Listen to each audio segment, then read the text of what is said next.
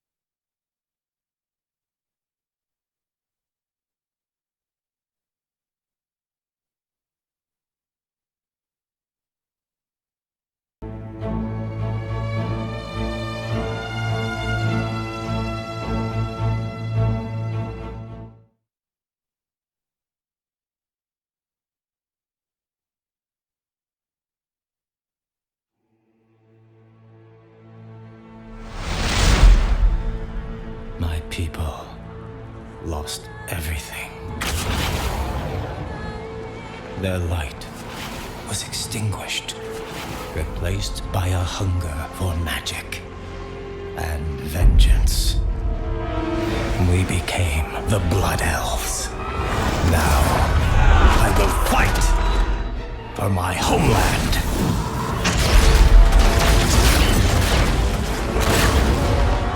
Selama Ashalanore.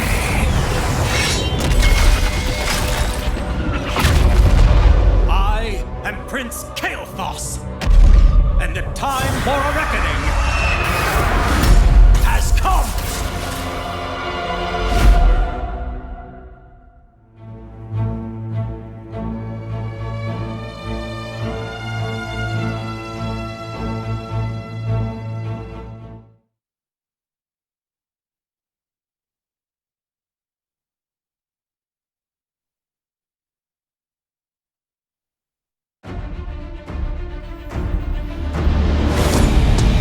It's not easy being queen. So many subjects to keep in line. So many scores to settle. I am the Swarm. And vengeance has never looked this good.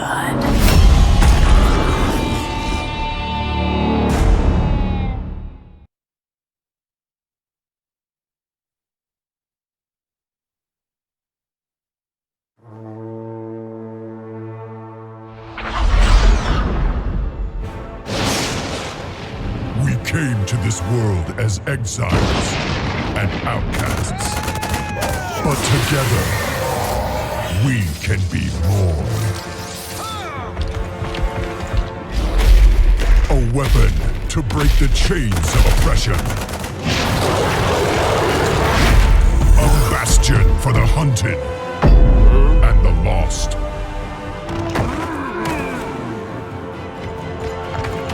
A family bound by blood and honor. And if our enemies do not give us peace, we will give them war! Victory or death! This I pledge as your war chief.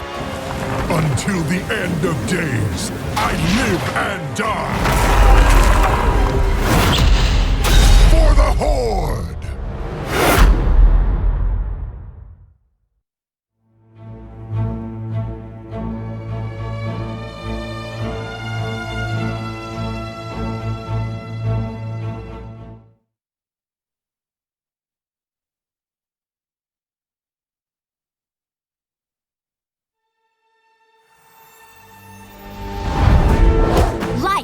An adventure. I mean, have you seen this Nexus place? There's limitless worlds to explore. Constantly new things to see. Ew! Sure, there's danger too. What's an adventure without a little action? Oh, I can help with that. I am a Storm Scout after all. And for Storm Scouts, life is an adventure.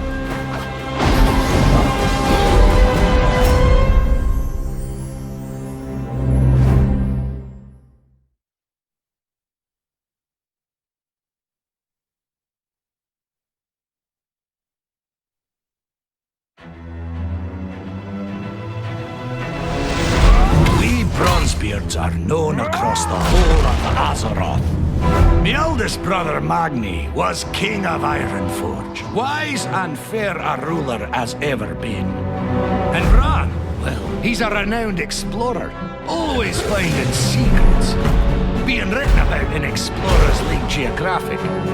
With brothers like that, I'd feel a wee bit overshadowed. If I didn't kick so much ass!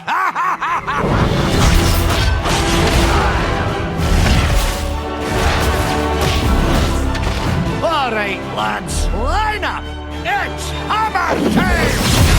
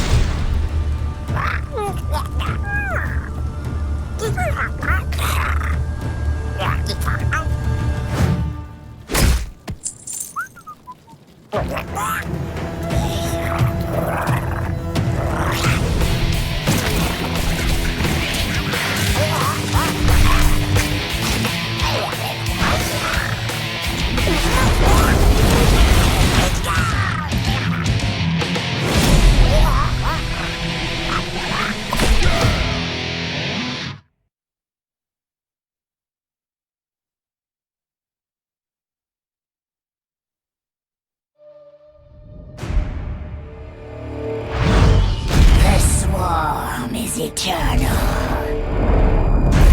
We evolve. We conquer. We will consume all within the Nexus. Your villains, your heroes will all become part of my brood. Okay, fine. You two. You will try to resist, but it is only a matter of time, for the swarm is eternal.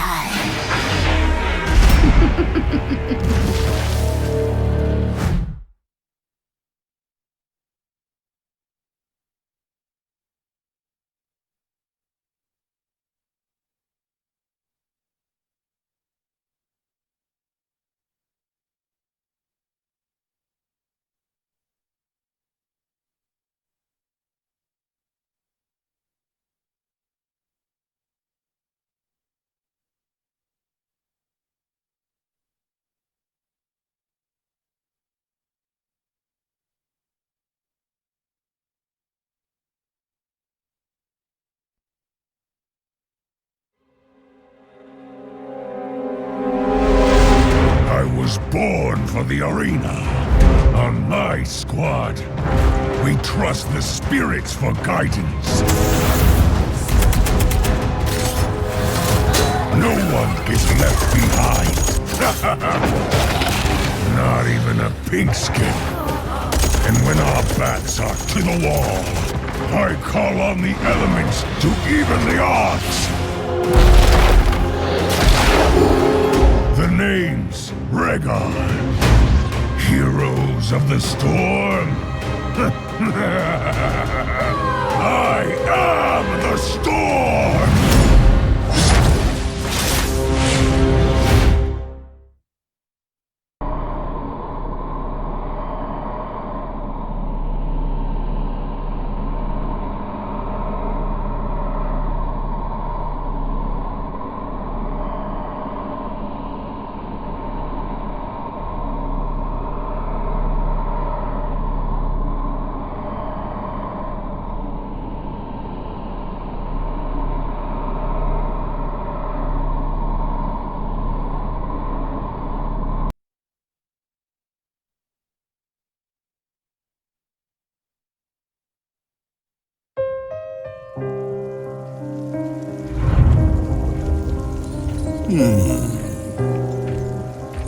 Stitches want shame.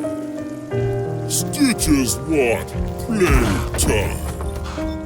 Stitches play too rough. No one play with Stitches. But Stitches found Nexus. In Nexus, everyone have to play with Stitches. So much playtime makes Stitches hungry.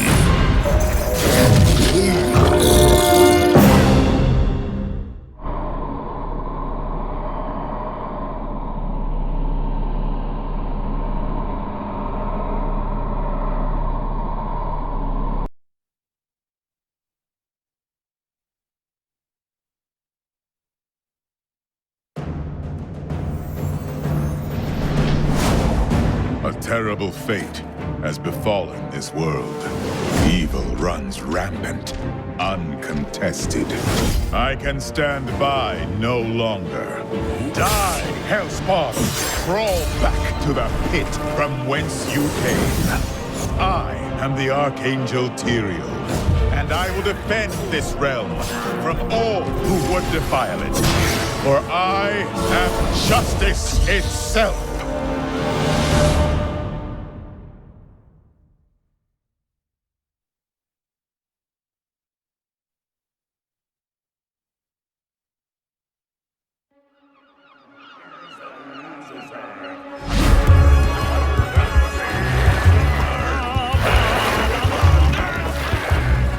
So, one day I wake up to find that me and my friends are lost. Again! No one said it was your fault, Olaf. But if there's one thing we're good at, it's... Getting lost? No, Baylog, we're good at... Now what? Listen, I'm trying to say that if we stick together, there's no obstacle. Oh no! Back up! Oh no! Like I was saying, if we work as a team, the three of us, we can accomplish anything! Don't mess with the Vikings! That's right! Eric, I gotta go, Ramona. Please. Now? Couldn't you have gone before we left?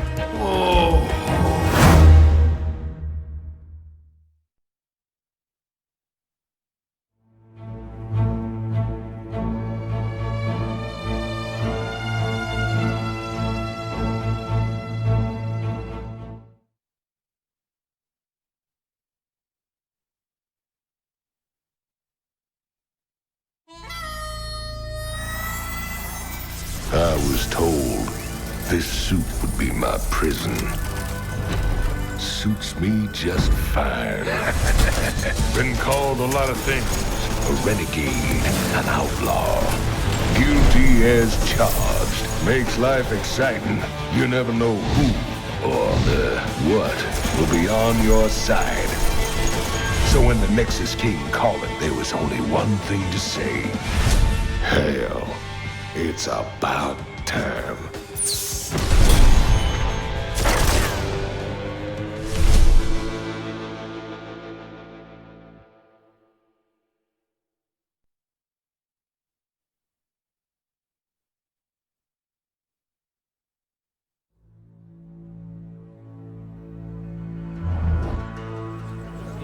I'm searching for an apprentice. Someone to train in the art of righteous warfare.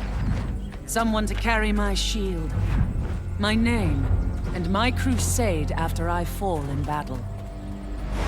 Not everyone is suited for this life. The crusade is a heavy burden, but someone has to carry it.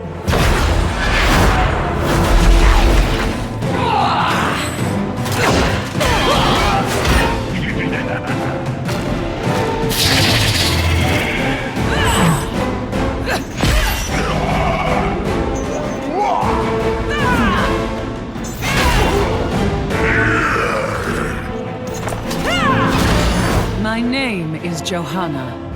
I am searching for an apprentice. Interested?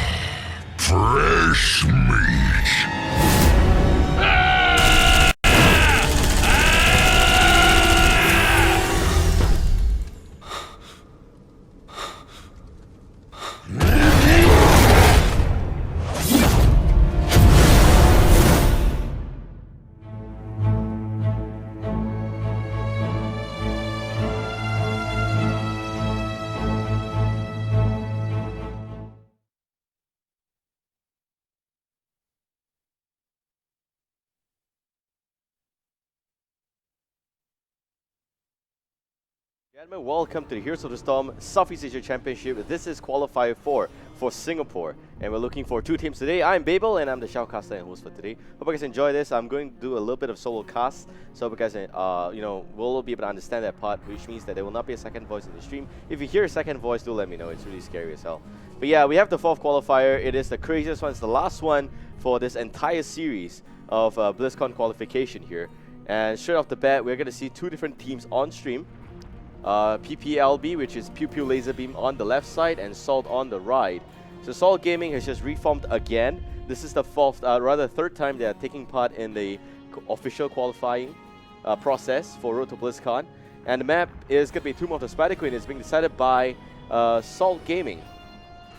We got PPLB on the left with the first pick and ban of Illidan as well as Anubarak, and on Salt Gaming side, banning Sylvanas. In terms of drafting here for Tomb, I would say that you have Anubarak, Vala, Brightwing, Muradin, Zagara on PPLB, which looks pretty okay so far. Dual tank for them, as well as Zagara for some extra split push action. You got Vala, which is one of the more consistent damage dealers, but consistent in terms of the fact that she can do a lot of AoE damage. But when it comes to burst, I'm not really confident in Vala bursting down any particular enemy.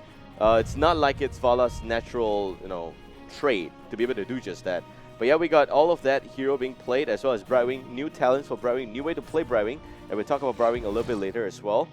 But still, Brightwing is still going to be the same old usual generic sustained healer.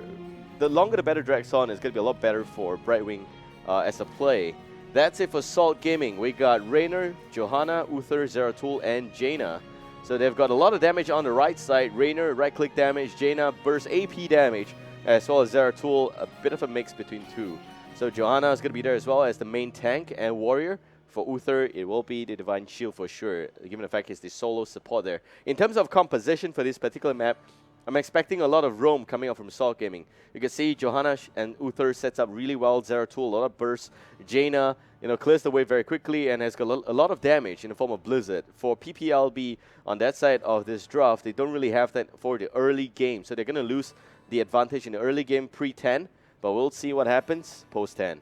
That's it. Without further ado, let's just go into this map here, Tomb of the Spider Queen. So the map itself has got 3 different lanes. It's a very small map. It has got very, very nice vents, air vents all around, which basically blocks vision, as well as the fact that we've got 2 turning points. Normally teams like to gank the mid and top, especially for a lineup like Salt Gaming. They want to gank the mid lane, the top lane. PPLB's focus should be staying alive in the early game and making sure that they get their level 10 that they need to make sure that they are on level playing field. For Salt Gaming on the flip side, ganking will be the name of their game here. And it's a very small map, although the map looks like it's kind of big, but it's actually very small. 2 turning points. Most of the action going to happen in the mid lane. And that's just that. So Tomb of the Spider Queen manager is going to have to collect gems, turn in those gems, and it will summon Web Weavers every single time you turn in gems. You will have Web Weavers coming down your lane, and it gets a little bit more expensive with the incremental benefits of this Web Weaver as the game drags on. So there's also a total of 2 Bruiser Camp at the mid lane, as well as 1 Siege Camp at the bottom lane, plus 1 Boss Camp at the top lane. So it's very easy. Most teams really have to pay strong attention to the Mercenary Camp timings. But now because of the change in this map mechanics here, it used to be the fact that the moment you turn in gems, you will have the ability to go for Mercenary Camps. But right now, Tomb of the Spider Queen doesn't allow that. So the moment you turn in the gems, the Mercenary Camps will go missing. And if that happens, you're not able to go for Mercenary Camps. So you need to invest resources to knock on the Mercenary Camps to keep them activated, to keep them engaged with your teammates before you turn in those gems. And that's the key part of this fight here. So yep, that's it. We're experiencing some technical difficulties on the side of the players. And we are also... Okay, I'm just getting information now that the headphones have some sound issues, but for all of you guys who are watching at home, this is the 4th qualifier, man. And it's going to be the most exciting one. We've got a lot of teams here today, 7 teams in total, and these 7 teams are all really, really strong. We've got some really good, fight that's going to happen. It's going to be one of the closest qualifier you've seen so far. The other 3 qualifiers, there's been, rumors of a very strong team and also the fact that they are kind of on a different level. But for this one here, It's very different. We've got Ingenium joining the competition today after taking a break for, I think, about 2 to 3 months now. And they're finally back in the scene. The last time they are the Heroes Community Cup champions. So really excited to see the new lineup and roster Ingenium has to provide. They're also on the bottom side of the bracket. If we can, we'll just show you the brackets right now. But yeah. So in terms of brackets for today, we've got 8 teams actually, not 7. We've got a random team playing off against Ingenium. I think we're going to try and see... Oh, sorry, the team name is called Random Team. Okay, so Random Team versus Ingenium, as well as One Last Chance versus 4 Pups and Kill. PPLB, which stands for Pew Pew Laser Beams. I know, I've said that before. Versus Salt Gaming. And MOG versus Malayan. So the game we're going to bring you on stream is going to be the game between PPLB and Salt Gaming. The moment we got clearance from that, we will start the game. But so far, this is already the quarterfinals. 8 teams, all here today in this offline venue. If you are in Singapore, do swing by to Colosseum at Bugis Plus. That's where we are all at. It's a small little Heroes gathering. We've got a qualifier going on. Everyone's really happy, big smiles. I'm not really sure if that's going to be the case at the end of the day, but right now everyone seems pretty happy. So that's it. We also have got a lot of things on hand here, and I would say for sure that we've got a double elimination or a single elimination bracket, and 2 teams will be looking to qualify today. First place gets 1,000 Singapore dollars and goes home really happy. Second place gets 500 Singapore dollars and gets also a slot in the national finals. First place gets the best seat in the national finals here, and 2 teams will qualify, the others will not.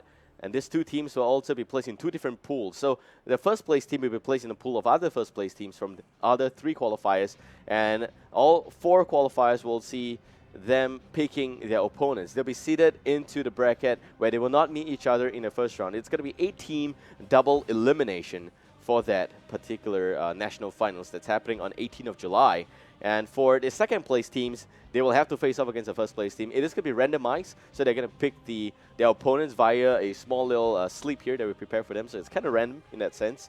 And then they will get the seeding done, and that's national finals for you guys, in which 8 teams will play for 15,000 Singapore dollars. That's on the line, as well as the right to represent Singapore in the regional grand finals. So the regional grand finals is going to be held offline in Bangkok, Thailand.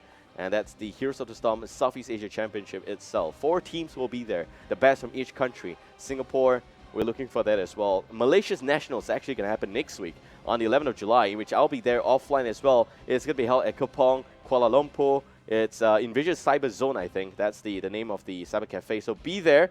If you are a tourist, you want to go for a bit of a holiday and enjoy some Heroes of the Storm while you're at it, just be at Kepong, at Kuala Lumpur. That's exactly where we'll be streaming the whole national finals offline. So we've got about 16 teams there.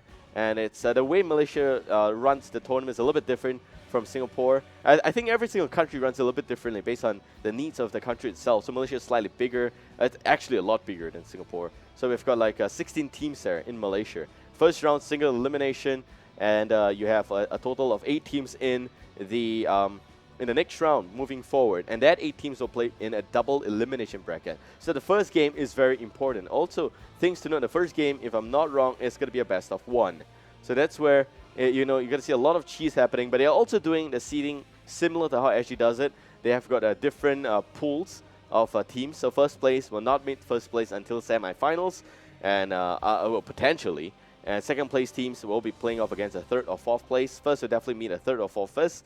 Then they'll meet the second place team in the top 8 if all things goes as planned. But yeah, so Malaysia's 16 teams. We've got a really, really good show there for you guys. I hope you guys tune in next week as well. This week is going to be qualifiers in Singapore as well as Philippines. So shout out to the other stream, twitch.tv/MinatskiTV. The class is not in English, it's in Tagalog.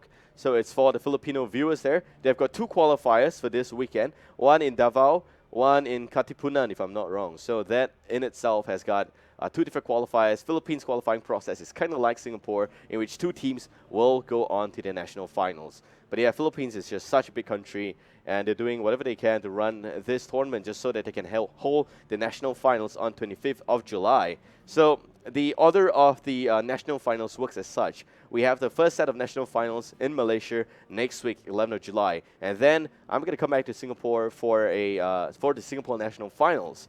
And the week after that, we'll be going to the Philippines for the Philippines national final, and then we'll be going to Thailand, and we'll be staying there for 10 days, I think. And that's the Thailand national finals plus the regional grand finals on 8th of August. So all of these dates, all of this stream, as well as coverage will be brought to you via this channel. So appreciate if you guys click the follow button below if you like to watch all of this Road to BlizzCon action unfolding here for SEA. The top team in SEA will walk home with $20,000 as well as the right to represent SEA in the Heroes of the Storm Americas Championship, and that's exactly where 2 teams will play for the slot at BlizzCon. And this, rather, 8 teams will play for these 2 slots at BlizzCon. 8 teams, 5 will be from Northern America, 1 from SEA, 1 from Latin America, and the last one from ANZ. It's really going to be a crazy fight there, a dog fight in fact. Some say that this is one of the harshest qualifying route to BlizzCon. But I guess this is where Americas will produce some of the best teams in BlizzCon. So really confident and excited for that series. I hope whoever represents SEA, I'm a native here in SEA, so I'm going to have to root for a native SEA team. Whoever supports, whoever qualifies from SEA should have the heavy duty of bringing the bacon home here. And we'll see. So that in itself, I think the Americas Championship has got $100,000 on the line. There's a lot of money as well. As a pride, it's the first ever BlizzCon for Heroes of the Storm. The game just launched last month, I think just about a month back exactly, and it's been a crazy journey. We've got a lot of teams here, we've got a lot of players playing this game, and it's really fun. So that's it. I guess you guys watching at home should enjoy yourselves. And also shout out, by the way, we're doing a little bit of a stream next day, which is tomorrow actually, at about 4 p.m. for the Masters Gaming Arena. If you are in SEA, please do sign up for that one. The qualifying route's a little bit different for that circuit itself. We've got 2 days, 5th of July as well as 12th of July. On the 5th of July is where the open teams will play. 4 teams from the open format will qualify to the second phase, in which they'll be playing off against 4 teams which are directly invited to phase 2. These 4 teams are Relics from Singapore, Team Potatoes from Malaysia, Bibinka from Philippines, and Play 10 Lose 11 from Thailand. So these 4 teams are pretty renowned in the SEA region. So really happy to see them getting a direct invite to the second phase. Shoutouts to MSI and ESL for doing that. By the way, the tournament's organized by ESL, and I'll be casting that on this channel as well tomorrow at 4 p.m. So tune in for that. Top prize for this entire SEA qualifier, 1 team will qualify, and they will fly down all the way to United States, Seattle, PAX Prime. That's where the grand final is going to be held. It's sponsored by MSI. Shoutouts to them for that.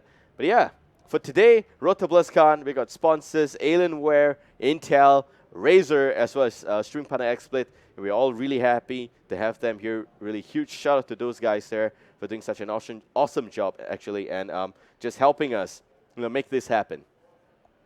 So yeah, if you do enjoy whatever you're seeing in this entire circuit, give me a like on Facebook, follow the channel. This is where you have all of these actions unfold for SEA. If you ask me what is the best team in SEA, I would say that it's going to be a pretty close fight, actually. We got Singapore being a slightly more mature gaming scene. We've been holding competitions since September last year. We've got a Lenovo Showcase. We've got Game Start. We had Heroes Community Cup in March. So we've been a little bit more esportsy in that sense, if that's even a word. So Singapore has got some of the more challenging teams. And we've got also a very strong scene here. We've got 3 strong teams, 4 even, right now. So hopefully after today's qualifier, you're going to see 4 teams come out and the play being very convincing. These 4 teams, as well as the other 4 from the second place, will be playing in the national finals. So I need an update from the game itself. And I'm waiting for the head marshal to get back to me. Zanden's on it already. He will let us know if there's anything. But so far, I would really appreciate it if we go for a break, actually. So I'll check back again with you guys in a while. And just waiting for Zanden to come back in so that I can get my face off the screen. But yeah, it's crazy. By the way, I have a production team. Yeah, I do. These are the guys that are behind the scenes here. They're really helpful with all the camera and everything. And a huge shout out to these guys. These are also the people that help the instant replay and all the other features that we bring to you, all the animated overlays. Shout out to XSplit for helping us with that. So I hope you guys enjoy all the coverage. And yeah, tomorrow is going to be really exciting.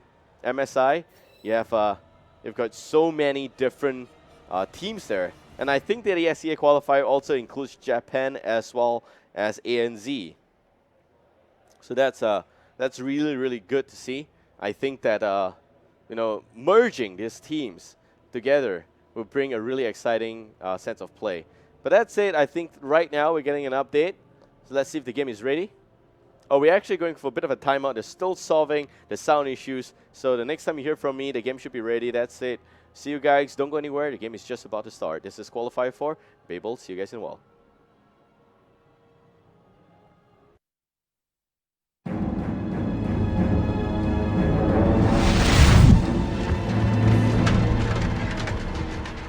I was once a far strider.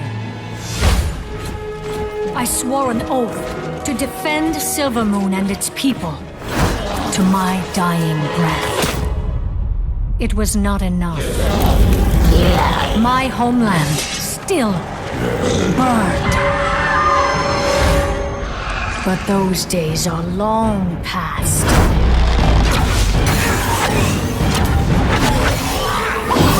And history will not repeat itself. I am Sylvanas Windrunner, Queen of the Forsaken. And if you will not serve me in this life, then you will do so in the next.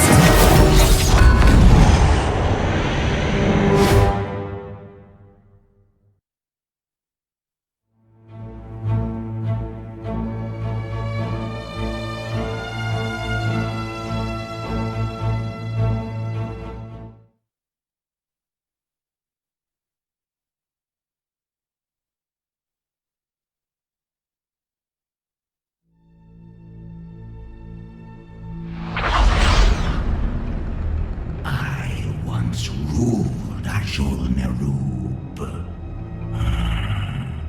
Then came a war I could not win. I was forced into servitude. But here, in this strange place, no one commands my power. I will conquer the Nexus. Those who oppose me shall embrace the web of death. I am a Nubarak. I ruled once before. I shall rule again.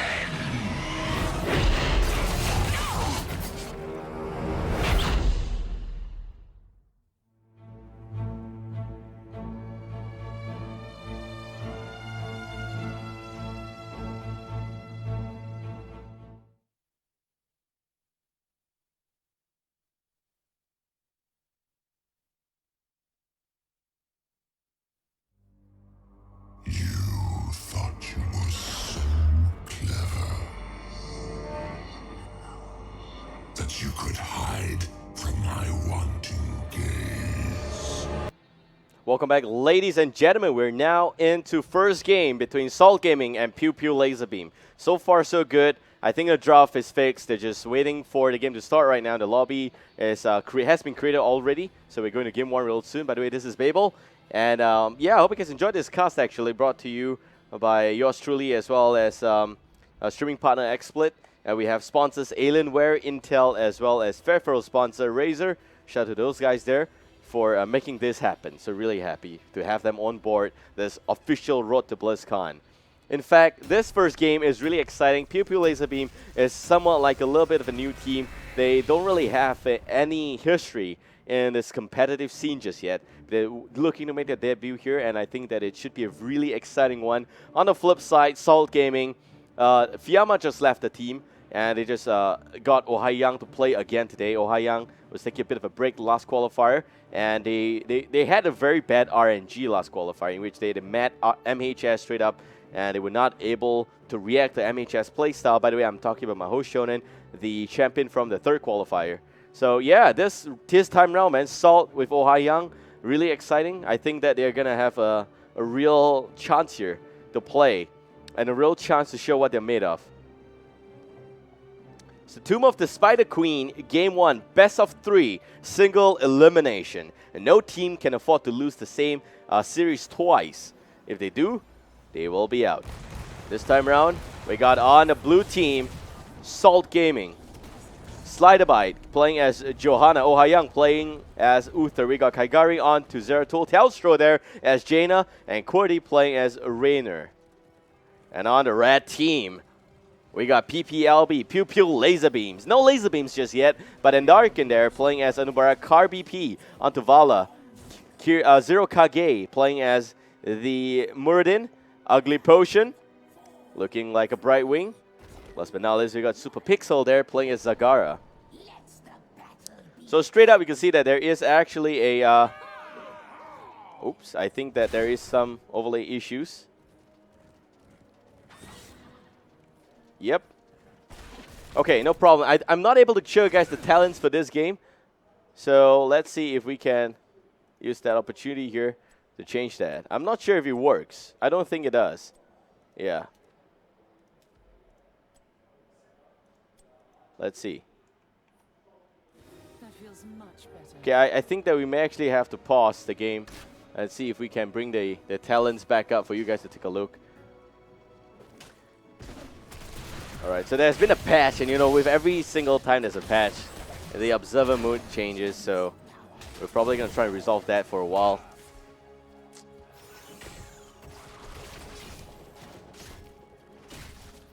Okay, so when the game pauses, we're probably going to restart the client, and we'll reconnect, and we'll see what happens from there.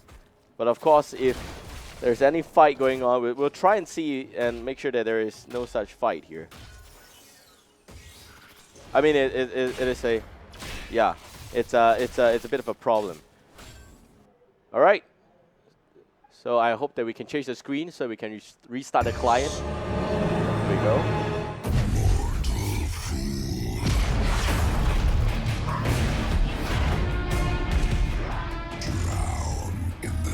Okay.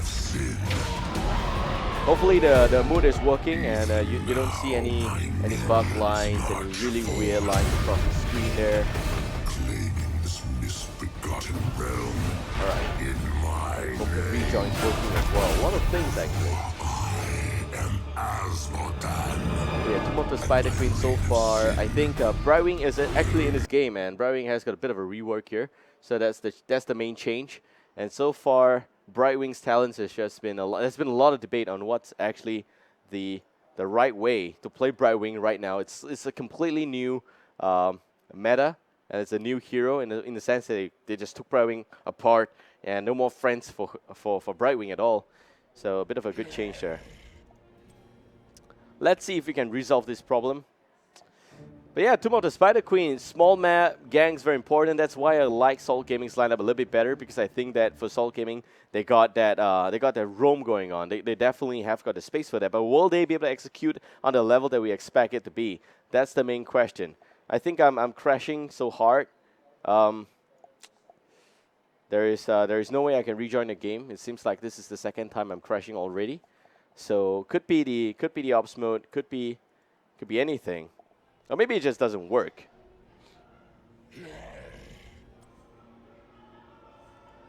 Okay, still gonna try and see what's the result here.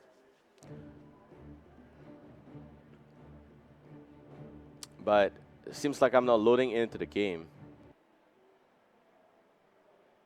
Okay. So yeah, they're actually in front of me. How nice. We probably need a remake.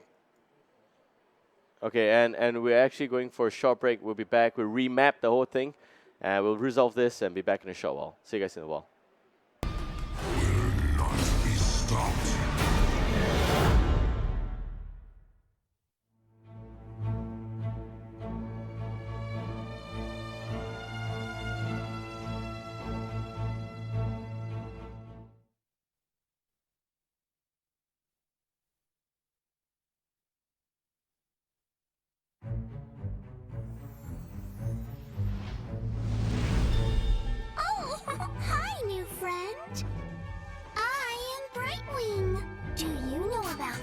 dragons?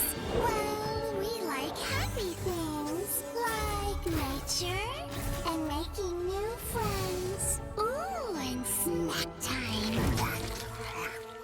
When playing with friends, the fun never ends. Hey! Come back!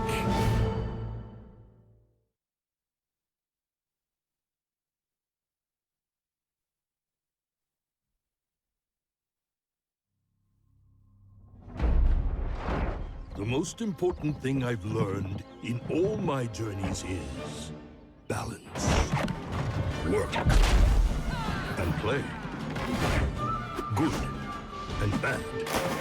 Right and wrong. Honor. Tradition. A good brew. And most especially, family. These are the things that bring me balance. These are the things I fight for.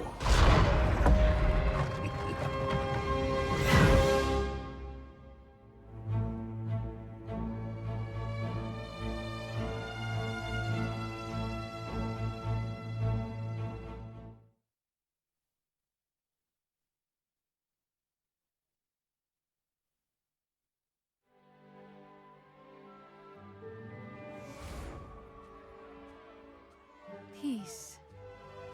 It has been my life's work.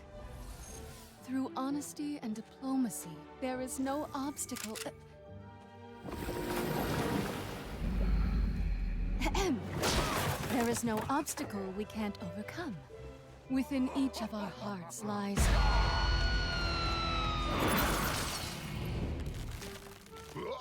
a yearning for peace.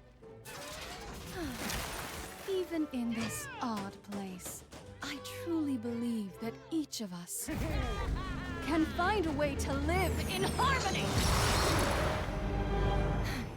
As I was saying, I am Jaina Proudmoore. We don't need to fight. But if you insist, so be it.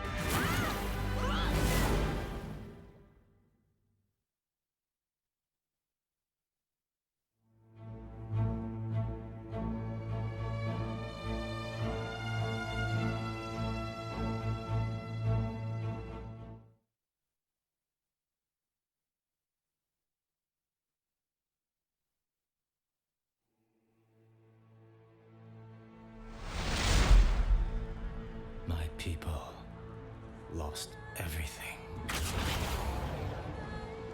Their light was extinguished, replaced by a hunger for magic and vengeance.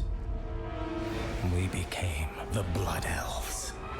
Now, I will fight for my homeland.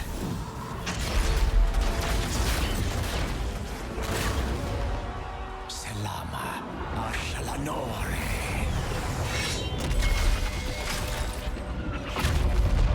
I am Prince Kael'thas, and the time for a reckoning has come!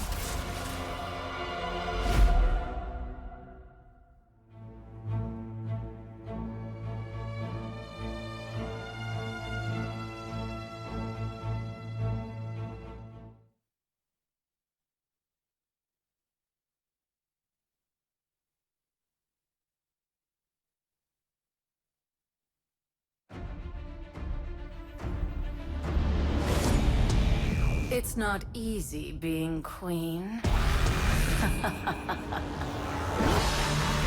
So many subjects to keep in line. So many scores to settle. I am the Swarm. And vengeance has never looked this good.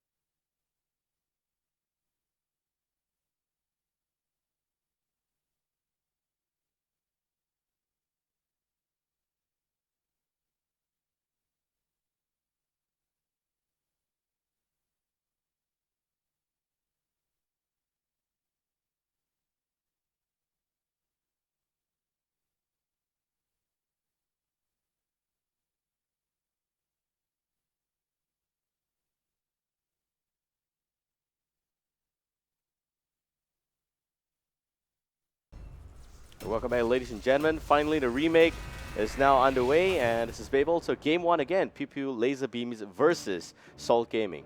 And so far, I think that we've covered the composition. We just mentioned just now that Brightwing is going to be in this game as well, and I'm really keen to see what's the build for this particular team here for Brightwing. There's not really a clear build so far, but some have really said that Brightwing is still very strong and sustaining in most of these team fights, and Polymorph is just you know, there's just been a lot of rework on Brightwing, and right now I'm just not able to really identify if a particular way to play the Brightwing is the preferred one, or if there is a viable alternative build that is competitive players in SEA can offer. But that's it on the blue team. We got what seems like Salt Gaming. And on the red team, we have Pew Pew Laser Beam. So we've done the introduction, but we're going to do it again. Telstra on Jaina. Sliderby playing as Johanna, Oh-Ha-Young as Uther, Kaigari onto Zeratul, QWERTY as Raynor. And in the red team, and Darkin there, playing as the Anubarak, Karbi as Vala. On the top lane, Ugly Potion actually playing as the Brightwing, and Zerokage as Muradin, last but not least, Super Pixel as Zagara. So the lineup is actually just the same as the draft previously. But yeah, so far so good. We have a proper lineup on both sides. I'm really keen to see how Zagara is going to play a part in this particular game. Although Zagara is not really preferred in a small map because of the fact that Zagara can push lanes really well, and you want to give Zagara that space for that. So we'll see if Zagara has got those space in the next few games here. Probably not going to be a Tomb of the Spider Queen again, but then again, there's still some area for Zagara to make a good play in this particular map. But really, just that, you know, the efficiency is not going to be there. And yeah, so far so good. In terms of laning, we're going to see Oh-Ha-Young top lane. Kaigari as well at top lane. Telstra is missing. By the way, we have Sliderby at the mid lane. And that's Johanna up against Anubarak as well as Vala. Bottom lane, it seems like it is going to be Zagara as well as Muradin. And Brightwing taking the fall there. Top lane, successful gank, actually. So the server is being held in SG, and the players are also in SG. Shouldn't be any ping issues here. And if you check in on the talent so far, hold that thought. Nice condemn coming in. Zerokage in some trouble. Muradin already using the Dwarf Toss. Should go down. Will be gone. And Darkin now pulling back 2 kills up for Salt Gaming already. PPLB. Some slight hassle here. Some slight trouble for them to be in. I think right now, like I said before, they just need to make sure that they soak the lanes really well. They don't have a superior ganking lineup in this particular game. Johanna, Uther, as well as Zeratul. All of those are great stunners, great gankers. And plus, you got that. You got Jaina. Jaina does a lot of damage. Has got slow as well, some form of CC, and that really helps a lot. That said, if you're wondering, the overlays are slightly different because there is an update in the observer mode that we are using here today. So yeah, if you check in on the talents as well, it's going to be Conjurer up on Uther and Knight takes Pawn for Johanna. Most teams don't really take Knight takes Pawn. But I think for Tomb of the Spider Queen, Knight takes Pawn is actually a very strong skill. It allows you to push the lane really well. Plus the fact there is a specialist on the red team, so you really want to make sure that you can do a lot of damage there. That's it, Brownie actually still dropping. And we got Give Me More, a bit of a debuff on Adrenaline Rush, as well as Deep Chill and Regeneration Master, so all so far so good. And also, we got Protective Shield, Loss of Hope up, Confident Aim, Snowstorm, as well as Focus Attack. So Snowstorm increases the range of Blizzard. I'm not looking for a... Oh, hold that thought again. Anubarak now going to barrel away. Will be fine. 4-man at the mid lane. A bit of a overcommitment in terms of resources. They're dropping in terms of level right now. Half a level down. Maybe 1 full level if they are not able to soak up this bulk of EXP at the top lane again. Oh-Ha-Young is here. And the red team is just not there. So that's it on the red team. We got Perfect Storm, Composite Arrow, Centrifugal Hooks, as well as Unfurling Spray. Now this is the one that's a little bit different for Brightwing. So once again, new build here. New meta, no idea how Brightwing's going to work out. Let's check in on the talents again. But it's going to be a Sledgehammer. So this is a little bit different. It's a bit too much in terms of buffing up the Storm Bolt. I think that giving this, it allows you to push a little bit better. But then again, it could be a bit of a weird strategy that PPLB wants to bring forth here by being very heavy in terms of pushing strategy. But I really want to see how that works well with Zagara, and it seems like Muradin's at the bottom lane, Zagara's here as well.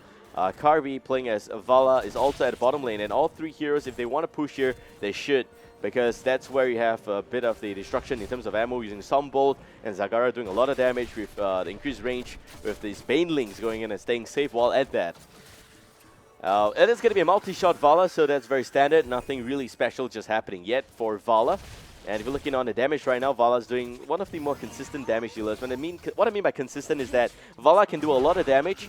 May not necessarily be all bursty and all, but still, I would say that this damage is very, very fair, and it at least helps your team, know that you have got a lot of consistent damage. Kaigari goes behind the gate there to pick up Zagara. Zagara goes down really quickly as well.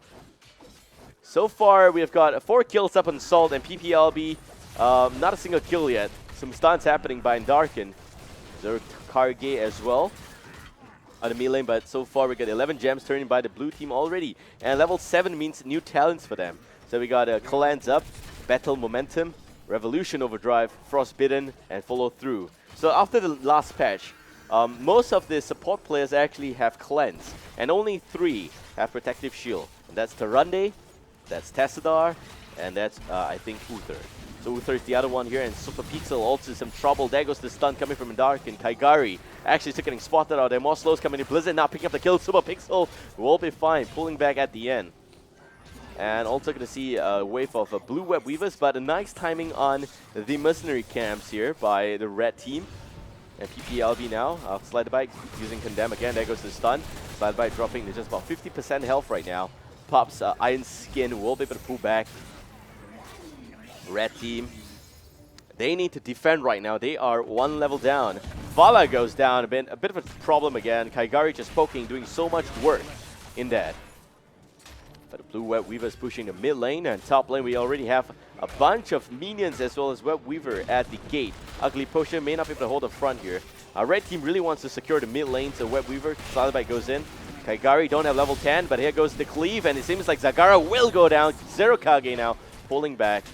Both are tanks, not easy to kill, but it seems like the Web Weaver is gone. Zerokage will pull back, and then Darkin will barrel charge away as well. Top lane, gate's gone. It seems like bottom lane, we still have a Web Weaver pushing down the fort here, so great utilization of map positioning by the blue team. And red team just not able to respond in time here. Punish going down, doing a lot of damage against Anubarak. And now we're also going to see some stun from Mohai Young. Meanwhile, Vala goes down again. Kaigari doing so much work. We jack in on Kaigari's kills. I think it's going to be quite a fair bit here. Let's look at that in a while. Zerkage dropping again. And the Darkin pulling back. The gate may not hold any longer. The tower's gone already. We also have Hyperion being picked up as compared to Reyna's Raider. And speaking of that, we have a level 10 talent picked up by the blue team. Divine Shield, Blast Shield, both of those twin shields there. Water Elemental, Hyperion, as well as Void Prison. So this is a standard push team coming up from the blue team. They've got a lot of damage, but generally just like to point out that if you pick Hyperion, you're really focused in pushing. Brightwing going down again, 4-man gank on the top lane. Well, if they can set up properly, maybe they can go for more kills right now. But top lane, Fort now in a lot of trouble. I think that we've got some range minions here and a lot of damage being dished onto the Fort. Meanwhile, Kaigari is not here. That's sign of a missing Zeratul. Super Pixel dropping. Super Pixel goes down. By the way, for you guys watching at home, there's actually a bit of a delay on stream just because we want to make sure that the team's not able to cheat. That's it. Anubarak, a lot of trouble, will also go down. And the red team there. Level 8. Seems like Salt is really prepared for this. Ugly Potion having some connection issues. We've been plagued by technical difficulties all day long. Hopefully we resolve this one as well. But meanwhile, it gives us some space to talk about the talent choices on the red team. We got a Piercing Bolt. So this is a full-on buff on this Storm Bolt here. And that's something that I think is not really needed. Sledgehammer is not my preferred talent pickup. I normally will go for the Thunderclap build. If not, maybe the tank build with Third Wind. I think Third Wind allows Mirror to stay alive a little bit longer, and that's very important. And you also got Searing Attack up on Vala. This is going to be good. Good for the multi-shot build. It's the only thing that I can pick at this particular talent level. Normally, if you go for the Hungering Arrow build, you would go for Repeating Arrow here, and the Repeating Arrow is really good as well. It gives you 1 extra charge, and you have some extra damage from Puncturing Arrow, the talent at level 4 for Vala, and that's really awesome to see. I think that standard Vala builds always have Composite Arrow because of the fact that it stacks well with the Frost Shot, actually, at level 13. So Rapid Incubation as well as Mystified and Leeching Scarabs. So let's look in on the Brightwing build right now. We got Manic Pixie. And I have to confess, man, Brightwing, latest changes are very confusing. Still viable somehow, but they made Brightwing a little bit more sustaining than the burst, than the ability to heal or pulse those extra heals in most team fights here. So we got a bit of extra stacking with Pixie Dust with Soothing Mist.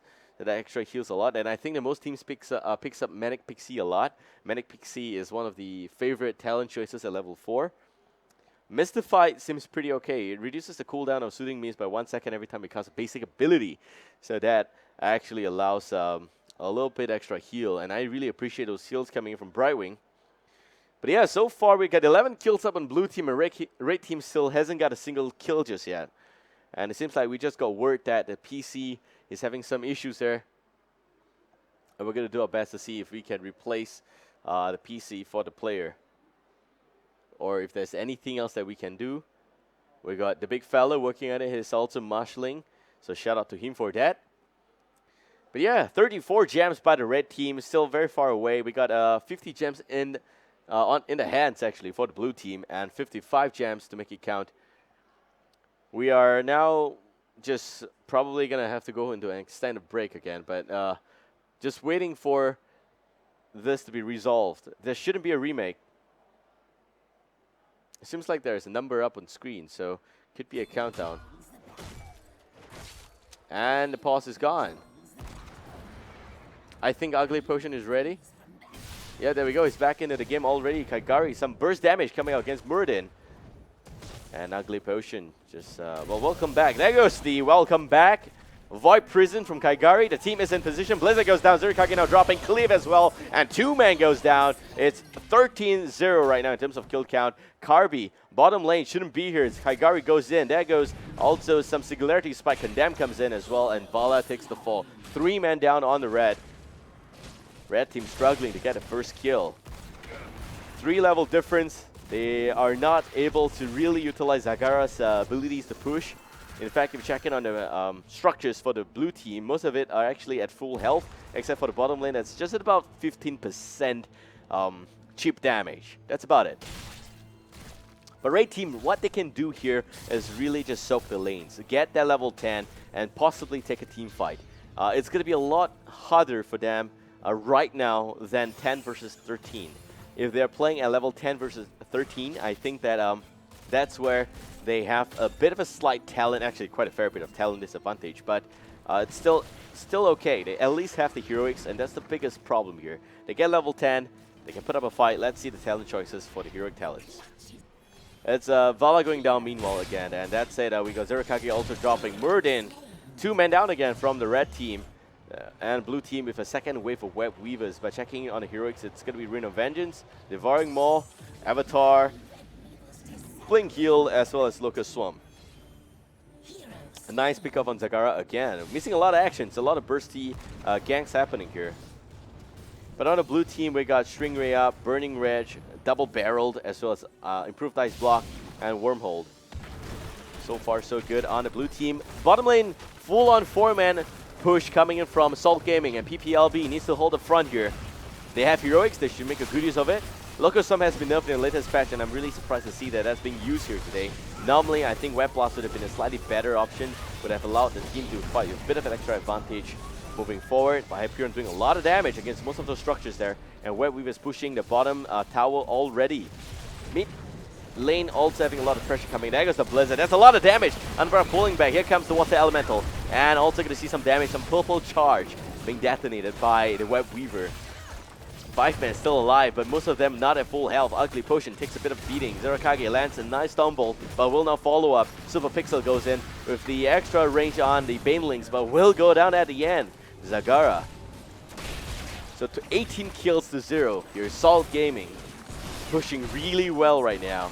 And PPLB just needs to hold the front. Mid 4 dropping really low. Mid 4 looking like it's going to go down. Zurikage lands a stun, but Fort's not going to be safe. It goes down. Ugly Potion is also healing Zurikage a little bit. Now top lane, we've got the structures at top lane pretty intact except for one tower.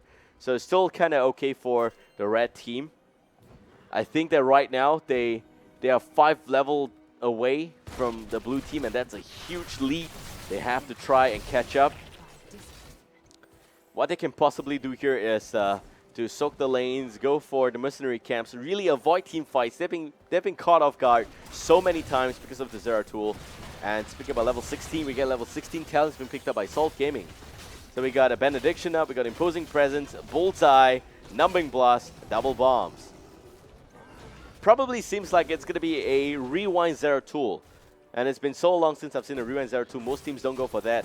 And hold that top. Brightwing, Blink Heal, not the furthest target. Will go down. Slider by now in position. Misses the Blast Shield. Unfortunately, Kabi with a 3-man Rune of Vengeance now, but will still go down. 2 men gone on the red team. Blue team now, 20 kills and still counting. There goes a Void Prison. Connects beautifully on 3 members. Hyperion comes out. More damage. Blizzard still on cooldown. Super Pixel goes down. Murding goes down. 5-man team wipe. Core in a lot of trouble. And Salt Gaming knocking on the core. Seems like it's going to be game here.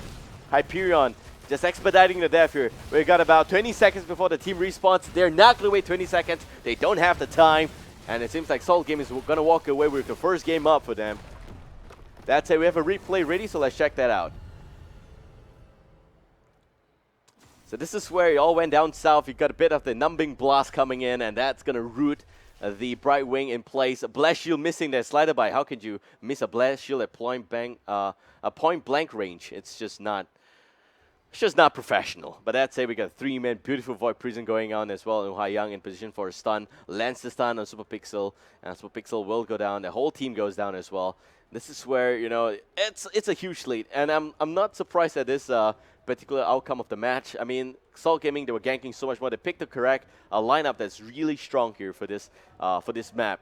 They rotated a lot more. They ganked a lot more. They were able to secure places in which there's a lot of lanes being ganked. And you have PPLB playing on the back foot the whole time.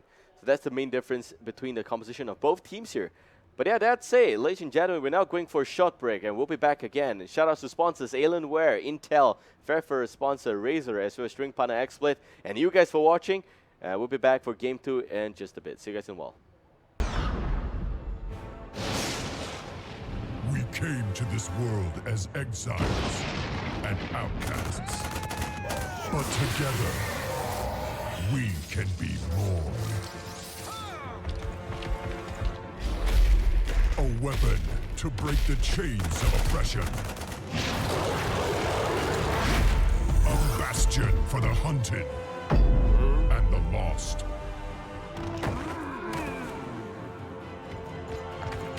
A family bound by blood and honor.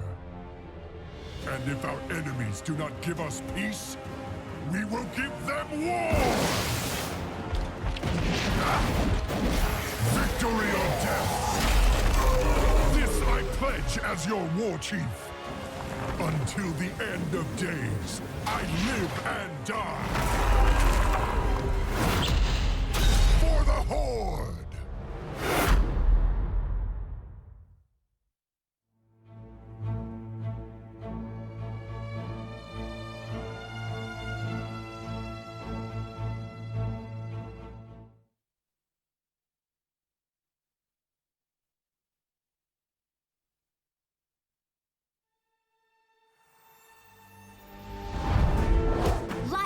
An adventure. I mean, have you seen this Nexus place? There's limitless worlds to explore. Constantly new things to see. Ew! Sure, there's danger too. What's an adventure without a little action? Oh, I can help with that. I am a Storm Scout after all. And for Storm Scouts, life is an adventure.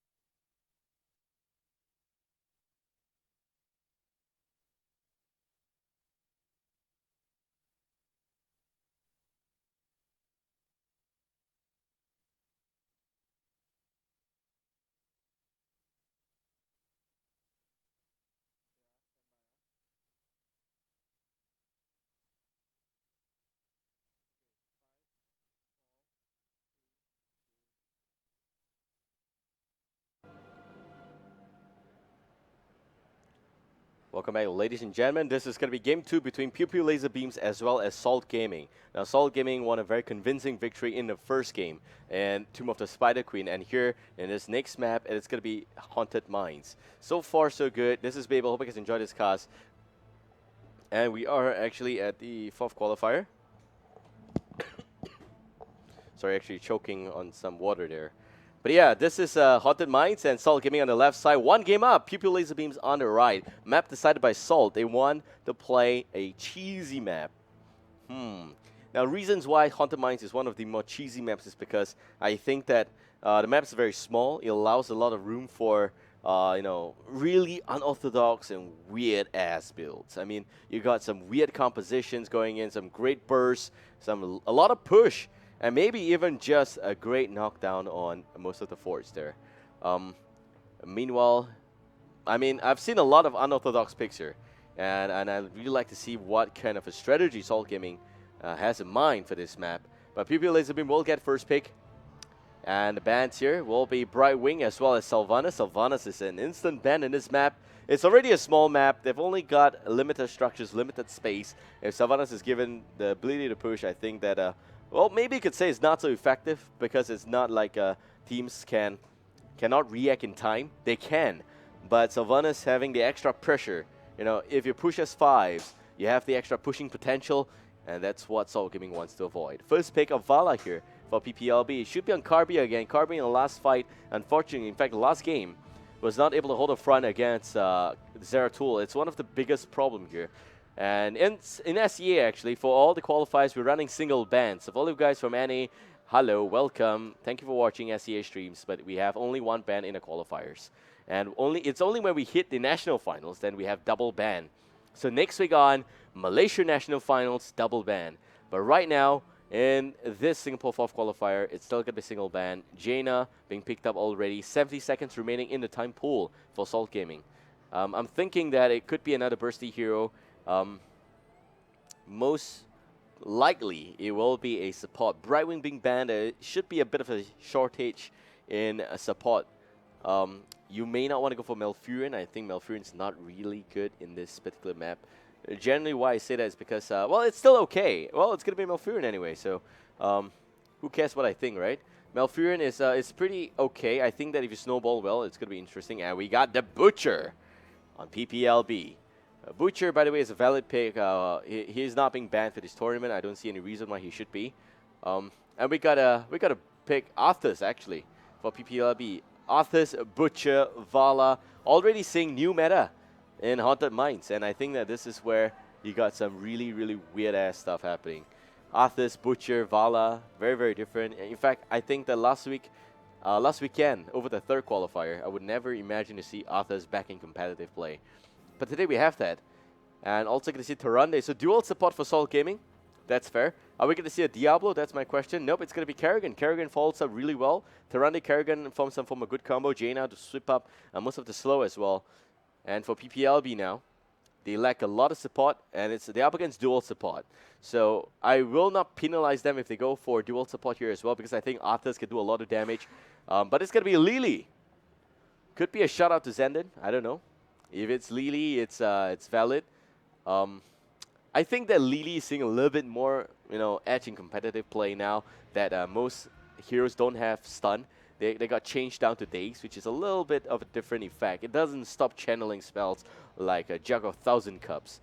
You know, it doesn't stop Lily's heroics there. And that's really helpful. So only stuff like Impaling Blades and stuff like Power Slide, those stuff with a straight out stun will cancel channeling. Stuff like Primal Grass that just pull you back, you know, like maybe Entangling Root. I think Entangling Root doesn't even stop Jug of 1,000 Cups right now. So yeah, that's only Impaling Blades and maybe Lunar Flare that can stop Lily's ultimate heroics rather. Here we got 50 seconds remaining for the last pick. They may want to go one more support. I don't think it's necessary. It's a small map. Come on. You can always push down lanes really well. We got Butcher, man. The Butcher doing a lot of damage. Vala as well. I don't really see a synergy. That's the funny part about this draft. There is no real synergy. I think that maybe Butcher with some extra charge could go in, do some damage, and Arthas could land what looks like a Syndragosa. Vala follows up with Strafe. I think it's going to be a lot of damage, but yeah. So Butcher, in case you guys don't know about this hero, it's a really strong hero. It's got a lot of damage. A melee assassin, by the way. Just because he's fat, you know, he's not a straight-out warrior. So Ruthless Onslaught, by the way, is the name of the skill that will allow Butcher to charge all the way in. It does a lot of damage. The Brand, the Hamstring, Lamb to the Slaughter, and Furnace Blast. The full set of skills. We're going to talk a little bit more about Butcher, but it's going to be Abathur. Abathur, Butcher, double clone. You just, you know, one guy chopping you up is really scary. Two guys just makes the nightmare perfect. And that's exactly what PPLB wants to bring about. For Salt Gaming, they got Tyrael there. That's the standard. I would have expected Tyrael anyway, because I think that they're going for a dive composition. You got Kerrigan to go in, you got Tyrael to go in, and you got Malfurion for sustaining the whole team while they're in a forward motion. Haunted Minds, ladies and gentlemen. Let's see if the game is ready. I need an invite to the lobby first. But until then, hopefully I'm going to get that soon. But yeah, Salt Gaming versus Pew Pew Laser Beam. Would say that in Haunted Minds, it's one of the crazy maps that this whole map pool provides. We've got two very cool layers here. So Ground Zero, okay? Level 1 is where you have the standard 2 lanes and a total of 2 camps. Actually, 3 camps. Forgot about the Bruiser in the middle there. But a 2 Siege camp, 1 Bruiser camp, and 2 Sentry points. And you have 2 entrances to the Mines Below. And the Mines Below is where you go to Basement 18. Alright, it's all the way down. It looks like it's Basement 1, but no, don't be fooled. It's all the way down there. And that's where you have got a lot of what we call undead in the basement. And effectively, there's also a golem all the way on the right side of this basement floor. And also that's where you have more skulls actually being dropped by the undead at the mid part. So it's at the mid lane as well as the lane on the left side at the basement area. So yeah, I mean, this is going to be really fun and exciting. I look forward to this. Haunted Minds, one of the shortest possible maps. Teams have ended games on Haunted Minds in under 6 minutes. I don't know how they do it, but they just steamrolled so hard that you could barely recognize yourself. It's like, wham bam, thank you, ma'am. And you just didn't even know what happened. It's like, hey, I came for a tournament, and you just left. But yeah, man, Haunted Minds. So the objective very simple. Go underground. It periodically opens. The first one, there is a little bit of a barricade there. After that, you know, the mines stay open. You can always fight in the underground. Anytime you want to do that, it's possible. All right? And you just collect skulls, a total of 100 skull. So at any point in time, there's only a maximum of 100 skull in this game. And each team can only get a maximum of 100 skull. So if the more skull you get, the stronger your golem's going to be. So I think about 2 patches back, they kind of nerfed the golem a little bit. So 100 skull count golem doesn't mean an actual all-win, all right? It only means that the golem's really hard to kill. But even then, it's been nerfed a little bit, so it's still fine. They didn't nerf in this patch. Don't get me wrong. They nerfed, I think, 2 to 3 patches before. It was way too OP. Then they decide that just because you look big, it doesn't mean you have to be strong, right? So they changed that. But yeah, and also just make sure that you take down the core and you win the game. Pajama Third, by the way. Shout out to that. Super Pixel. Nice skin, by the way. Butcher. I am very disappointed. This is not the Iron Butcher. I think that the Iron Butcher just looks so good. You can't even see his face. You don't know his emotion. You know, that's just scares the shit out of me. But yeah, the Butcher. I think Harvey's playing that. They're waiting for me. And so, yeah. This is where we've got a really exciting game. Flexing, stretching a little bit here, getting ready for this. Haunted Minds, Qualifier 4, ladies and gentlemen, the official road to Blizzcon. 2 teams today will qualify, and I think that I really hope it's 2 of the best teams so far. And it's going to be a really tight competition where you see close games. Right now, it's only the first round, but we got 8 teams today, and I think that that's a huge shout out to the community for supporting this event. And every single qualifier, we've got 8 teams back-to-back. I think a total of more than 30 teams taking part in the Singapore qualifier itself. For such a small country, I think we've got a very, very big playing base. So that's it on the blue team. Salt Gaming, Slideabide as Tyrael, Quiddy there playing as Kerrigan, Tealstro there as Jaina, Ohayang playing as the healer, Malfurion, last but not least we got a secondary healer, Kaigari playing as Tarande. And on the red team, we have Pew Pew Laser Beam. Still no Laser Beam, guys. Where are those Star War beams? And Darken playing as Vala, Karbi there playing as Butcher. We also got Lily being played by Ugly Potion, Zerokage onto Arthas, last but not least, and AFK Super Pixel. Okay, it's a joke. Really, it's just a joke. Abathur is a hero that doesn't need to go in the front line. He uses Symbiote. So for all of you guys who doesn't know that, half the time he's actually sieging. Okay, he's not sleeping. He's sieging behind the keep, and that's exactly where you don't want to be. Arthas, Lich King, dethroned. You know, this is like WOTLK actually again. I think it's Wrath of the Lich King, where you kill Arthas and you're really sad about it and happy at the same time. But that's it. Lily goes down. Butcher's gone. Getting chopped up there. Guess who's the fresh meat now, huh? 2 men down on the red team, and we got 3 kills up.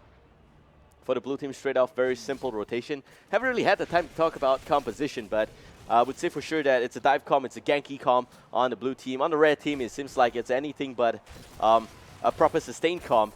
I know Lily's actually there for that purpose, but then again, Zerokage dropping again. And already level 2 for the blue team, but red team, 4 men down. So far, in just under 1 minute record time here, in terms of gank happening for the blue. I'm not really sure if Butcher has got all the space here for farming up his fresh meat charges. I think that Karbi needs to be very mindful of not committing. They look really sexy. By the way, Lily goes down and Butcher again will go down.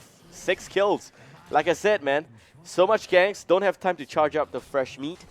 And that's where you get a lot of trouble for the Butcher. He's not going to be very happy. He's still going to stay very hungry for this game. But mine's going to open in just about 15 seconds right now. Blue team, great positioning all across this map here. Just rotating very well. And if we check in on the talent choices, we got Invigoration, which really helps a little bit. Hold that thought. Ugly Potion again. I have no idea why Lily wants to walk this specific path. Could be because of the fact that he wants to claim back the sentry point. But that's a little bit of an aggressive route to take. You know, you really want to play safe and go from behind. But even then, that's not happening here. The Tealstro already missing from the map. Ohayang as well as Quiddy, all 3 of them. I wonder where are they. This is Zerokage at a basement area now. 4 or 5 of them coming in here. And down goes Arthas another time. 8 kills for the blue team. Salt Gaming, 37 skull count. Red team now. Butcher's brand. There goes the Reckless Onslaught. Not going to be enough. Karbi dropping. And that's it. Vala goes down. Karbi now. Hamstring connects. Unfortunately getting rooted there. Will also go down. An Ugly Potion. Shouldn't be running that way, but I don't think there's any escape route left. That's it. 9 skull counts. It's going to be very challenging for the red team now. They are 1 talent down still. I will use this opportunity to talk about talents here. We got Elune's Grace, Moonburn, Sweeping Grass, as well as Fury of the Swarm coming in for Kerrigan. And that looks pretty fine so far. Pierce coming in for Sentinel. So this is looking like it's the Sentinel build. It's not so much on the Lunar Flare buff or utility Tarande. Not those builds, but it's going to be the Sentinel one. Quiddy, nice double stun from Impaling Blade. Karbi there, shouldn't overextend. Butcher may look like he's very tanky. No, a lot of meat. Like I said, don't discriminate a fat guy, okay? He's not tanky. He's actually very squishy. So that's the contradiction there. But yeah. Okay, Gary, nice stun, goes down. Vala will be fine. Also, Hunter's Mark connecting there. Sentinel, unfortunately, missing a little bit. But then we got Snowstorm, we got Deep Chill, we got Amplify Healing, Purge Evil. It's a pretty standard Tyrael build. Somewhere in the middle between tank as well as damage. And on the red team here, we got Flail Axe, which looks a little bit different here. Hold that thought again, Ugly Potion dropping. Lily just not level 20, don't have the Kung Fu Hustle. So extra buff to help Lily stay alive a little bit longer. But yeah, Flail Axe increasing the length of hamstring. I don't like this. I actually kind of like the second pick here in terms of talent. It allows you the charge to be on to have reduced cooldown if it connects. Invigoration is definitely the one to go for. It actually reduces the cooldown a little bit, which allows you to spam and allows you to chase a little bit better. But Karbi will be doing no chasing this game. Still goes down. I'm actually very interested to see the amount of deaths already on the red team. So Lily dying 5 times, Butcher dying 4. And really, really good pickoffs by Salt Gaming. And we have Arthas going for Eternal Hunger, which helps with a bit of a mana restoration. And you also see Frozen Waste coming in. Plus, you have Conjurer's Pursuit as well as Mending Serpent up for Lily. And that's it. This is actually going to be a right-click Vala build. And I don't think there's actually much space for Vala to right-click. Plus, you don't want to go in the right-click build here with Tyrael around. Hold that thought. Down goes Butcher again. An Ugly Potion now. Have to pull back. Some heals coming out. But that's not going to be enough. Abathur not doing a lot, actually, in this game. We'll see. We have got a Pressurized Glance as well as a Prolific Dispersal. And 2 men dropping in the red team in that small little exchange there. And Darken going down. It's not even an exchange. It's a one-side steamroll. We got about 14,000 siege damage. Not enough hero damage on the red team. And this lineup, very, very good. Creative lineup. Unfortunately, just not good enough. Let's check in on the replay. No, we don't have that. I thought we actually had a replay, but alright, just got trolled by Zen. That's it, Zero Kage now pulling back, and nope, it seems like we're not going to see a connection there on the Entangled Hero except for the one on Vala. Quiddy now, looking for a very quick push here. Actually, 5 minutes 50 seconds, they will not break the Guinness Book of Records here for the fastest game and on the Haunted Mines, but it seems like the fort will be in a lot of trouble. So they keep actually dropping to about 10%. Guys, do something, they keep dropping here. And we still don't have Arthas. Arthas respawns just right about now.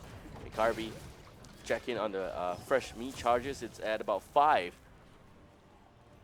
So this is where I think red team needs that level 10, doesn't have lanes to soak. Blue team just have superior rotation, and they know just that. They've been ganking a lot. They've been doing a great job at that. They've been killing a lot more members of the red team. So checking on the level 10 heroics here, we got Tranquility, Ultralis, Starfall, Water Elemental, as well as Judgment coming in. And plus the fact that we've got a level 7 talents being picked up, Enduring Growth, some extra duration there, better momentum up, Lunar Blaze, Frostbitten, and more better momentum. So far so good. In terms of talent choices, would love to say that, do note that I think that this Frenzy doesn't stack, so Quirdy knows that. He goes for a bit of extra splash on basic attack, which is kind of okay. C kind of likes that talent pickup. As his slider by goes in Judgment on to Butcher already, and a little bit of a choke point here. The 2-man goes down, Zero Kage is gone. Carby still wants to pitch a Siege Camp, will not get it, will go down. 4-man's gone. That's equivalent to a team wipe because Abathur is not very easy to kill, not very easy to find. Siege Golem made a spot of Super Pixel there, picking up some damage from the stones being thrown by the Siege Camp. Siege Golems at that. So level 12 against level 8, red team now. They came in looking for experience. I think that they're going to walk away with a lot more experience, that is, for sure. So, yep. Well, 2-man perfect. Lunar Flare, more on the stun. Kerrigan lands a perfect combo. Zero Kage, all that's left. They want more. They want a team wipe. But Abathur just healing up Arthas as much as he can. 25 kills against 1. Hey, guys, it's an improvement at least. They get 1 kill for this game here, and I think it's still good. That's it. We actually had a replay ready. I'm not sure if it's still ready. Let's check in on that. Seems like he's gonna. Okay, Xander's gonna prepare that. Meanwhile, Frozen Waste coming out, not really connecting. Carby with a hamstring connecting again. Lunar Flare on 2. That's it. There goes more stuns, and Carby goes down. Zero Kage is gone. 4-man still alive on the blue team. In fact, all 5 and 3 men up. Abathur's like half a guy here in this game. So it's really challenging to pick Abathur in this particular map. Haunted Mine, small map, not much space. Let's check in on the replay now while we still have the chance. This is what happened here. 4-man, they got choked really well. Look at that. Slider by going in. Some stun on the Carby. And behind enemy lines, you got Teltro landing perfect Blizzard Ohayang with some Momentua stun going down as well. And Quirdy doing such a great job with the Impaling Blades as well as the Primal Grass. I think that they were really well executed. Red team now seems like they're losing all hope. They're not even level 10. 5-level lead again in favor for Salt Gaming. And this is the second replay, by the way. They're just pushing the bottom lane. We got, yeah, as I was saying, 5-level lead now. Almost level 10 for PPLB. There we go. In terms of talent choices, Brutal Strike happening here for Butcher. Okay, he needs to start killing someone. And I think that this is just in the nature of Butcher. You know, you really just want to go in and just chop, chop, chop, you know. Just like dicing up some extra bato here, which stands for mincemeat anyway, in case you guys are wondering. But yeah, so 4-level lead. Lily now popping a Jug of 1,000 Cups, healing out, staying alive, and Darkin dropping really low. Arena of Vengeance going down, but not really doing a lot of work. That's Lily staying alive for a very long time. Judgment goes down. Carby looking for some extra damage. Furnace goes down, but not enough damage, and Carby will be gone. 3-man down on the red team. Blue team now with 100 Skull Gold and pushing the top lane. They will be knocking on the core. PPLB, they joined this tournament playing for fun, and I think they got a lot of fun. They got more than what they bargained for. They're now trying to save the core. I don't think if they can do that. Carby is going to do the last charge here. There goes the root. He's not even going to run. Maybe he's going to do some. Oh, there goes the charge going in. Some roots happening. Maybe they can pick up some guy. But that's the Arthas goes down. Butcher's gone, getting butchered as well. And 0% core. And it's game over. Salt Gaming, feeling very sweet about that one there, will win this series 2-0. So far, I think Salt Gaming convincing games for both game 1 and 2. And I know I started the stream saying that we're going to see close games. This is not exactly the closest one we have for you. But I guess PPLB, they just got a lot more rotation to work on. They got a lot more to work on in terms of draft as well. But they came in playing for fun. So shout outs to PPLB. No disrespects there at all. You know, Carby also just, he's actually a writer in on the official SEA website, heroesc.com. So shout out to Carby for taking part. And I think he's got a lot more things to write now about Salt Gaming. So Salt Gaming, just watch out. Carby's not really happy. But yeah, great game being played by Salt Gaming. I think that it sets the tone for the day. Salt Gaming as the hot favorite right now. They'll be playing the semifinals next, and we will have a next game for you guys soon. We'll be streaming both semifinals. That's a shout out to sponsors Alienware, Intel, and Fairfield sponsor Razer, as well as streaming partner XSplit for making all of this happen. This is Babel. Hope you guys enjoyed this. See you guys in the wall. Keep a like on Facebook if you do. We'll be back shortly. Don't go anywhere.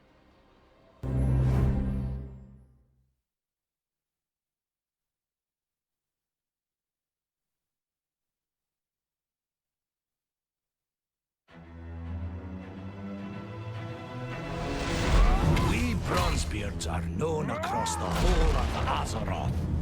My eldest brother Magni was king of Ironforge, wise and fair a ruler as ever been. And Bran, well, he's a renowned explorer, always finding secrets. Being written about in Explorers League Geographic. With brothers like that, I'd feel a wee bit overshadowed. If I didn't kick so much ass!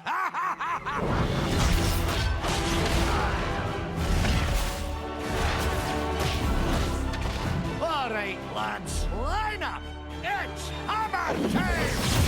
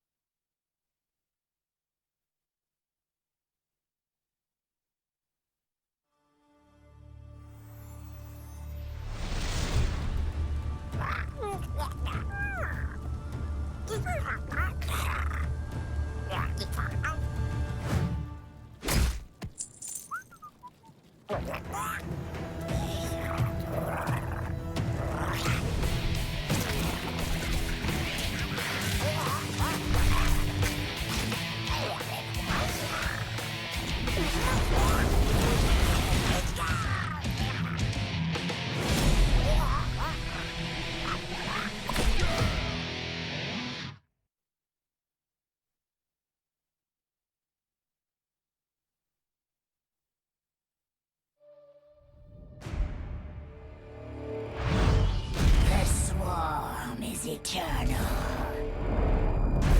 We evolve. We conquer. We will consume all within the Nexus. Your villains, your heroes will all become part of my brood. Okay, fine. You two. You will try to resist, but it is only a matter of time, for the swarm is eternal.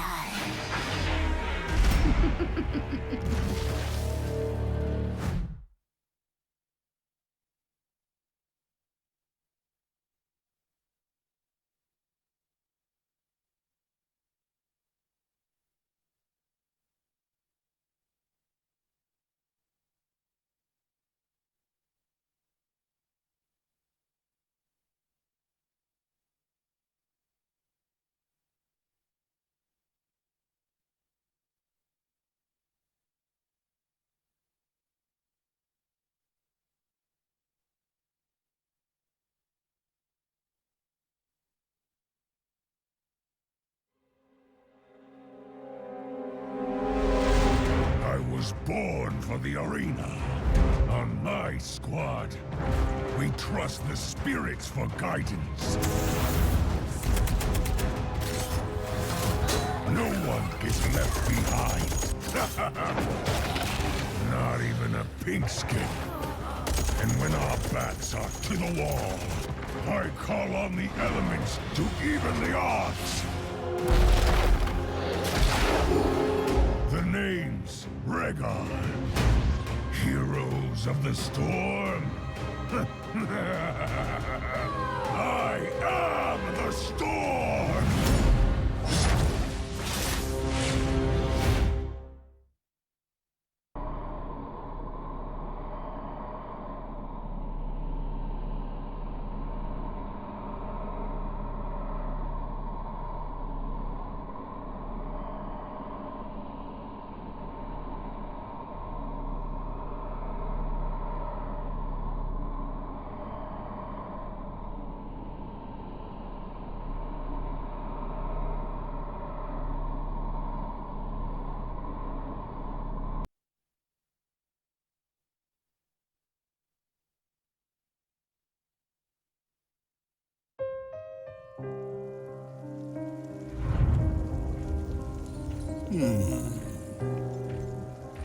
Stitches was shame.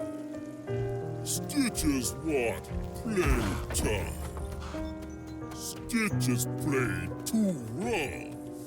No one play with Stitches. But Stitches found Nexus. In Nexus, everyone has to play with Stitches. So much playtime makes Stitches hungry.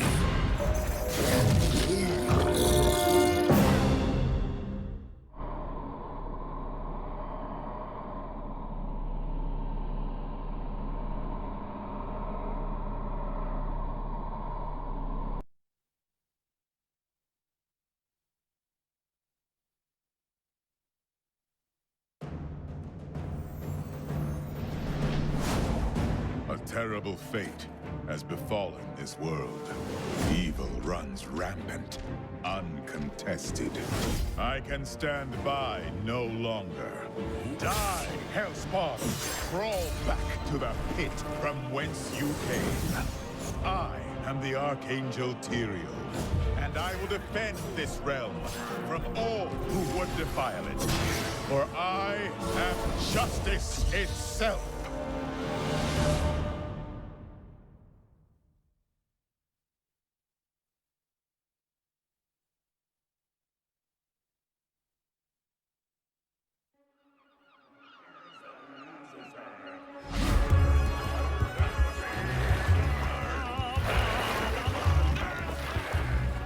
So, one day I wake up to find that me and my friends are lost. Again!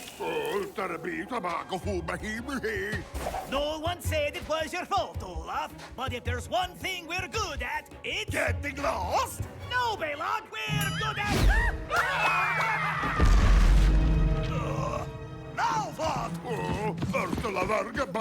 Listen, I'm trying to say that if we stick together, there's no obstacle. Oh no! Back up! Oh no! Like I was saying, if we work as a team, the three of us, we can accomplish accomplish anything! Good afternoon, ladies and gentlemen. Welcome back. We're still in the first round of the 4th qualifier for the official Road to Blizzcon. It is Heroes of the Storm Southeast Asia Championship Singapore Qualifier 4. This is Babel. Hope you guys enjoy this coverage. I'm going to be here for the whole day as well. And that's it. Going to do a bit of solo cast. So in case you're wondering where's my partner, there's none. It's me and the space behind me. So, yeah, how cool is that? So we have got a third game now between 4-Pack as well as 1C. So what 4-Pack stands for is 4 pups and kill. Kill as in kill faster kill, alright? And 1C stands for one last chance. So 1C has been playing under various team names of the last few qualifiers. They played as Defense of the Storm last week. They played as, I think, I forgot, man. But these guys are just very creative. So 1C, man. And this is the third game, by the way. Not the first, the third. We got 1-1, okay? And the map here being decided by 1C, it's Cursed Hollow. And on 4-Pack side, we got a ban on Zeratul.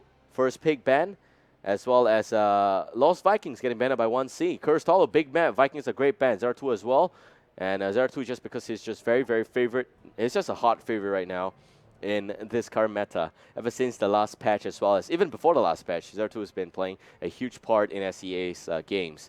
So 1C with Illidan, Vala, the Butcher, Rhaegar, Tyrael, and 4-Pack there with Johanna, Anubarak, Sylvanas, Uther, and Jaina. So far, I think that dual tank is dual warriors actually is kind of legit in this current meta. I think Anubarak, although some nerf there, not so popular, but Johanna, Anubarak still has got a lot of CC, and that's what they're going to offer the team. Sylvanas will be able to push the lanes really well in Cursed Hollow, and for Jaina, you just have the standard slow as well as burst. So that's a lot of damage on the side of 4-Pack. Not as much as pre-patch, but Anubarak, not my biggest concern. Sylvanas Jaina should still be able to do the majority of that damage. And for 1C, on this side of the store, we've got dual melee assassins. That's really rare. And only one support. That's Rhaegar. Tyrael also with the burst dive comm, I think. Tyrael should be able to go in with Illidan, Butcher, and I think that's a great synergy. Rhaegar can only heal one guy, but it seems like there is a bit of an upgrade on Rhaegar. Tidal Wave. A talent being picked up at level 16, if I'm not wrong, alright, level 16. Tidal Wave. It allows a bit, I think about 30% reduced cooldown on the healing wave, and that's where you're going to see, I think, 9-second intervals of healing wave that allows Rhaegar to provide a little bit extra, maybe you could say, sustainability in this fight here. But I just like to point out, Rhaegar, he is so far back in the meta because of the fact that he can heal a little bit better in terms of sustained heal. He used to be dropped because of the fact that you have a lot of you had burst first, right? So Rhaegar came in because of burst, okay? He can burst heal. He is kind of like the anti-burst for a while. And then people started playing a lot more in terms of wombo combo, in terms of AoE damage like Jaina, Kilthas, all those disgusting things around, right? And that's where Rhaegar kind of dropped out of favor, and teams started to go back to Malfurion, Brightwing. So now it's back to this, unknown era of whether you're going burst or you're going AoE damage. And it seems that for 4-Pack, they've got a lot of AoE damage, all right? And it's not like singular burst, but it's AoE damage. So Rhaegar should be able to feel the boots here for that. That's a, ladies and gentlemen, game 3, by the way, for between 4-Pack and 1C. We don't have the footage of the first 2 games, and it seems like they're talent locked. So they will go for a remake. Meanwhile, I will stare at AI form up a beautiful formation here. Hey, where are you going? But yeah, so far I would say that this new patch it's a new patch. They've got some bugs here and there, but we're just solving all of them as much as we can. So yeah, I mean, Blizzard's doing the whatever they can here. The game just ended, and we're going for a remake. So in terms of composition, I think Rhaegar can offer a lot more in most drafts. He can burst heal. He can also heal up, sustain, or rather a group of players or teammates there in most of that fight. So that's really good for the team there on 1C. Let's pull up the draft again while we wait for this next game to start. So we can talk a little bit more about that. All right, so we've got a lot of damage on 1C. Actually, I think that they got the sights wrong. Is that correct? 1C's on the left. Okay, so the overlays were wrong just now. Okay, we should feel sorry about that, but we are not. So Well, no, actually, the overlay now is wrong. Okay, the overlay just now was correct. Sorry. We were right all along. That's why we're not sorry, all right? So 4-pack is on the blue side, left side. And 1C is on the right. So this one is the wrong one. Okay? And I don't know, man. This guy is just confused. Dude, can you read, please? But yeah.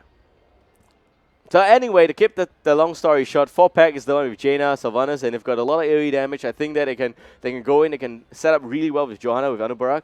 And for 1C, they got a lot of burst. So it's going to be between sustained heals. But the biggest problem I have with this draft here is that Uther, okay? Uther is not an AoE healer. You don't expect Divine Radiance to connect more than 2 targets at any point in time, unless they line up for you. And if they do line up, it's a big problem. So if it's Malfurion, I think 4-pack has got a slightly better draft. But Uther is good. Uther is good because of the fact that 1C has got burst. So Uther can save 1 target from Illidan. But the problem lies here. They've got 2 bursts. They got Butcher, they got Illidan, and they are hell as greedy, man. So those assassins, if they converge on the same hero, he's gone for sure. If you land Divine Shield on one, they're probably going to go on the other. And that's why you still have Tyr to set it up really well for most of the fight there. So this draft here looks really, really different from what I expect. But yeah, so now waiting for 1C to join in the lobby before we start this next match. But Cursed Hollow, big map. I think it's the biggest map if I'm not wrong. And Heroes of the Storm, we've got a really exciting objective. We've got a really, really exciting game. The objective is not so exciting, but it's really crazy. So the what I mean by crazy, it's kind of OP, snowballish, okay? So if you get the objective, you're in a huge lead. You'll be in a huge lead, so that's where I think that it's important. Some teams, the reason why they ban out Lost Vikings is because you don't want your enemy to soak up the XP while you're fighting for objectives, while you're fighting for tributes. So that's not what you want to see here in Cursed Hollow. But for this particular lineup, it's a big map. I'm not so sure if dive can really work out here. I think it will in the late game. But in the early game, personally, I think that there's going to be a lot more pressure from 4-pack in the laning stages. So if they can have the lead, and if they can, sustain the lead there, they should be able to hit level 10 first. And if they do hit level 10 first, 1C is in a lot of trouble. This is, by the way, the round of 8. It's the quarterfinals here in the Heroes of the Storm Southeast Asia Championship Singapore Qualifier 4. And we're looking for 2 teams. It could be either one of this. It could be neither of this. But it will definitely not be both of these teams here. Match starting. Here we go, the countdown. Yeah, so far I think that Jaina is still a really crazy pick here. And I think that getting Jaina as a last pick is a really, really lucky thing for 4-pack. I mean, definitely Jaina would have been an instant first pick for most of these top teams in SG that have qualified in the last few qualifiers, like Mahou Shonen. They picked Jaina, snap pick. Without a second thought, it's Jaina. Okay? Relics, I think they don't go for Jaina, but if they do, they will also snap pick that. I hope that there is no talent problem. All right, ladies and gentlemen, on the blue team, we have 4-pack, and that is 4 Pups and Kill. Playing as Anubarak is Kietz, other dude on to Sylvanas, CWJT as Uther, Bakatora playing as Jaina, last but not least, we got Daniel Law playing as Johanna. And on the red team, 1C, one last chance in a best of 3, third game for them. Drunk, actually, also playing in this team, but we've got Viviera onto the Butcher, and Clutch playing as Tyrael, Unitiers playing as Vala. We got Drunk playing as Illidan, last but not least, we have also got Rhaegar being played by Lunacy. So this team is a team of friends. They are very, very committed to the game. They've been playing in most of the qualifiers, actually. And one last chance. Hopefully they get it here. Hopefully they do. 4-pack, 1C, game 3. No room for error. This is the ace match. We got with the win up on Sylvanas as well as Deep Chill. Assault Scarabs. It's a little bit outdated because I think that the Scarabs have been nerfed a little bit too much. Again. And that's where Anubarak is, again, not really strong with the Scarab build here. It was a little bit disgusting back then, but I think now it's a little bit too much on the nerf again. But yeah, Scarab build, I would have preferred if Anubarak went for CC, like increased range on stun on the first talent. That's really important for Anubarak. But hold that thought, we got a bit of a blind action here. Shield Glare coming from Daniel Law. But yeah, we also got Reinforce up. Reinforce is definitely the pick here. We got Butcher. I mean, are you kidding me? The Butcher as well as Illidan, they're going to go to town on anyone with the right click. And Daniel Law is there to make sure that he has got those extra blocks up. Conjure is going to be up on Uther. And on the red team, we've got Healing Totem. We've got Rancor, which is, again, a right-click Vala. And that goes Condemn. Shield Glare, buying more time. Well, the tower's going down for sure. It's down to about 30% right now. It's only a matter between this particular push or the next one. Ammunition's gone. The tower's gone as well. We've got 3 men there getting blinded the whole time.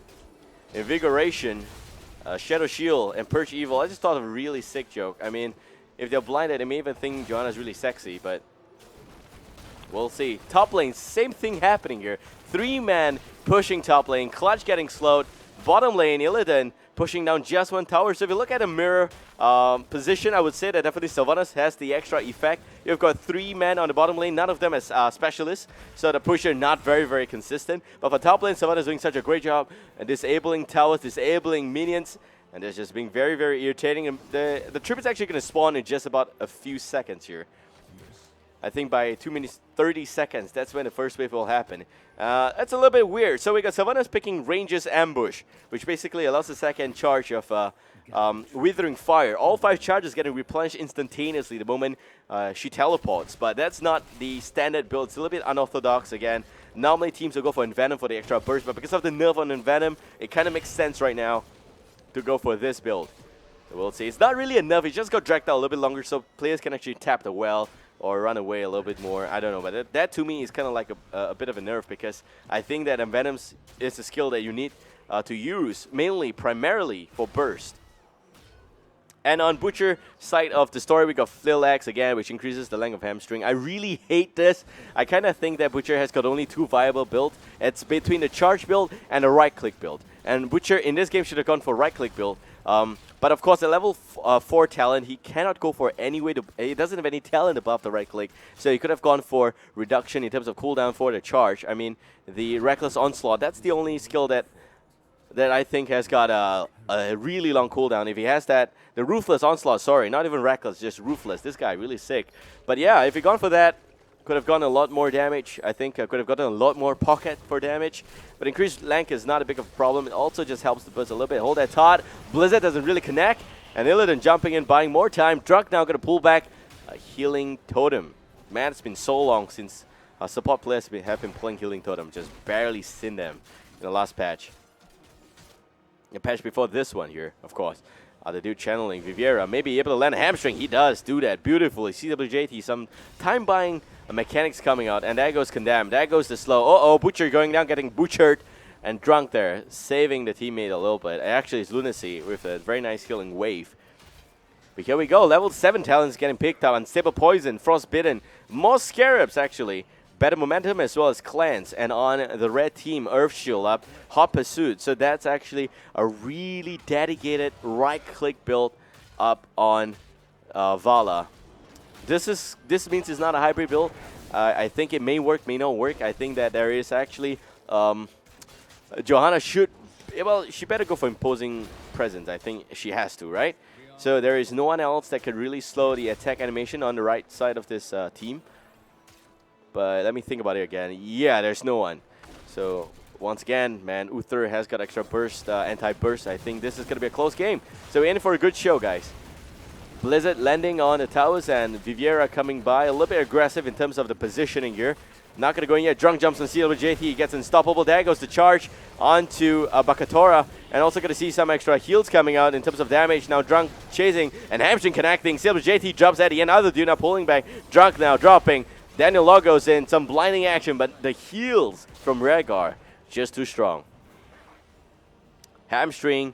The chopping action. It reminds me of Diablo 3 actually. You know, I think in Act 1 you've got a really big, bad chopping blade that just doesn't kill you, but does a lot of damage, nearly kills you. I think that's the point, right? The chopping action there. So Butcher is also in Diablo 3, by the way. It's just really, I'm just really happy to see him in this game, really. Brings back a lot of fond memories. I'm kind of old. I think Butcher was featured in Diablo 1. So That's where, yeah, it brings back a lot of fond memories for some of the older players here in Heroes of the Storm. Which, of course, in this game, he's actually very painful. So that kind of is expected. So we got 1 kill up on the red team. This is much closer game than the first series we brought you. But level 10 up on the blue already. They are slightly behind in terms of kill, but they are ahead in terms of level. And we are going to see Willing Arrow, Water Elemental, Locust Swarm, Divine Shield, and what it looks like a possible Bless Shield. Let's see. I think it is Bless Shield. Yep, it is. So the Captain America want to be here on Johanna. Level 10 soon on the red team. They get level 10. So this is where they can pick a fight, actually. And the blue team cannot afford to lose this tribute here, but they've only got 3 members down south. There goes the Judgment. Illidan, Metamorphosis connects, but now beautiful Divine Shield saves the day. There goes Water Element, and a 4-man silence by Underdew. Perfectly played. More damage. There goes Jaina with the Blizzard. 4-man now still alive. 5, actually. And it seems like they're just sticking really tight. Healing with doing a lot of work. Daniel Law goes down. 3-man down. Underdew pulls back. And 4 kills on the red team. 1C doing a great job there with that fight. Anubharak soaking the top lane, but I don't think he's going to get even more EXP. And this is where you don't want to soak because this is the clutch tribute. You really want to make sure that you pick that 3rd tribute and you don't give it so easily. But of course, great positioning by the red team. Let's check in on the replay to see what exactly happened there. Uniteers, channeling, Shield Glare. You know, Shield Glare just to disjoint is a little bit of a waste in this particular team fight, but there go Jaina in a lot of trouble. Divine Shield connecting, JT pulling back, 4-man silence, but they just don't have the burst. Blizzard connecting, even more AoE damage actually, but just not enough at the end, and that's the problem there. So we have got members dropping from the blue team. Anubharak just not there. If Anubharak's there, you have got a lot more setup. They were in a choke point, they were in a lot of trouble, but I guess it's just not good enough. And that's it. We've got a blue team now, level 11. And Lamb to the Slaughter connects on Bakatora, but it gets cleansed. And here comes Illidan again, the second Metamorphosis. There goes the Judgment onto the man behind. Seems like Jaina gets Divine Shield up, and also more damage coming. But where is Anubharak? Still not here. Actually, he's here. Underdew is the one that's missing. And that's a 5-man still pushing the bottom lane. And there goes the silence on 4, a little bit uncalled for, but Underdew wants to pursue a little bit too deep. There goes the jump, losing the Haunting Wave, not able to do anything more than that. 4-man still pushing, CWJT goes down, Daniel Law now. And a lot of trouble, a lot of screams actually. These guys are real butchers, man. They're killing my ear. And I'm doing the same for your ear as well, I know, but I'm sorry. I'm in a really close room here, really small and all. I actually have to crawl under the table to get off of where I'm sitting, so cut me some slack, man, guys, please. 1 level up on the red team so far. They've got a lot of space here. They actually went for Bloodlust. So that's actually very good of them. I think that never expected Bloodlust. I thought that it's actually going to be another Ancestral Healing. I thought Ancestral Healing is going to be really strong for this team. It saves some guy, but looks like they're not interested in healing anyone up. They just want to kill the enemy. It's really good. Rain of Vengeance as well. Not strafe, by the way. So we are also going to see a Lamb to the Slaughter, Metamorphosis. I think Lamb to the Slaughter is not really good right now. You've got Cleanse up on Uther. You've got Divine Shield. He can easily save 2 targets, even at level 20. Okay, so Vivera, a little bit greedy on a lamb to the Slaughter. I think that he could have picked the other one. Furnace would have been a little bit better build here, personally, just my preference. Metamorphosis up on Illidan as well as Judgment up on Ethereal. We also see Feral Lunge, which has been a little bit nerfed, I think. Giant Killer up, Cough Flash going on. So basically that gains extra movement speed for chasing, which makes Butcher all the more scarier. But personally, I think level 13 is where you pick for a right-click build. This is not really the ideal build for me. I think that Hamstring for more damage, Hamstring for more range, as well as the increased cooldown, plus you're also chasing. This is actually a chasing Butcher. So yeah, we got double Giant Killer on both Vala as well as Illidan, and Feral Lunge plus Angelic Absorption. And on the blue team, just hitting level 13 barely, we got Evasive Fire going on, Ice Block, Burning Rage, hold your ground. Okay. Reduce cooldown on Iron Skin, that's what it is, and Shrink Ray. So Utility Uther, and they've got trouble staying alive right now. There's a lot of damage on the red team. Another tribute spawning. They are so far ahead. Kids now, full 5. They have finally joined together. This is where you see Power Rangers, you know, all 5 men coming together. I really don't think Kiet's build is kind of updated. I think that the Beetle build is not really viable right now. It's not to say it's bad. It's just not as good as pre-patch. So a lot of skills being used. Daniel Law should really stop using the shield glare as this trying. There goes the jump on Sylvanas. There goes Unstoppable as well. And here comes more silence. There goes Willing Arrow connecting on 3, maybe even more. And that's 8. Red team's Tyro dropping. That's going to be a lot of burst. They're going to be careful. Tyro's going to burst them down. And red team now all of a sudden in a lot of trouble. Unity's going down. Unicy is all that's left. They got to pull back 4 men down. Archangel's Wrath not to be messed with. Tyrael doing such a great amount of damage there. But 4 men still going down at the end. Oh god, that's where you just expected it the least. You thought Tyrael was going to do a lot more burst damage. Unfortunately, it just wasn't enough. So 2 versus 4, or rather 2 for 4 exchange. Let's check the replay right now. And this is exactly what happened.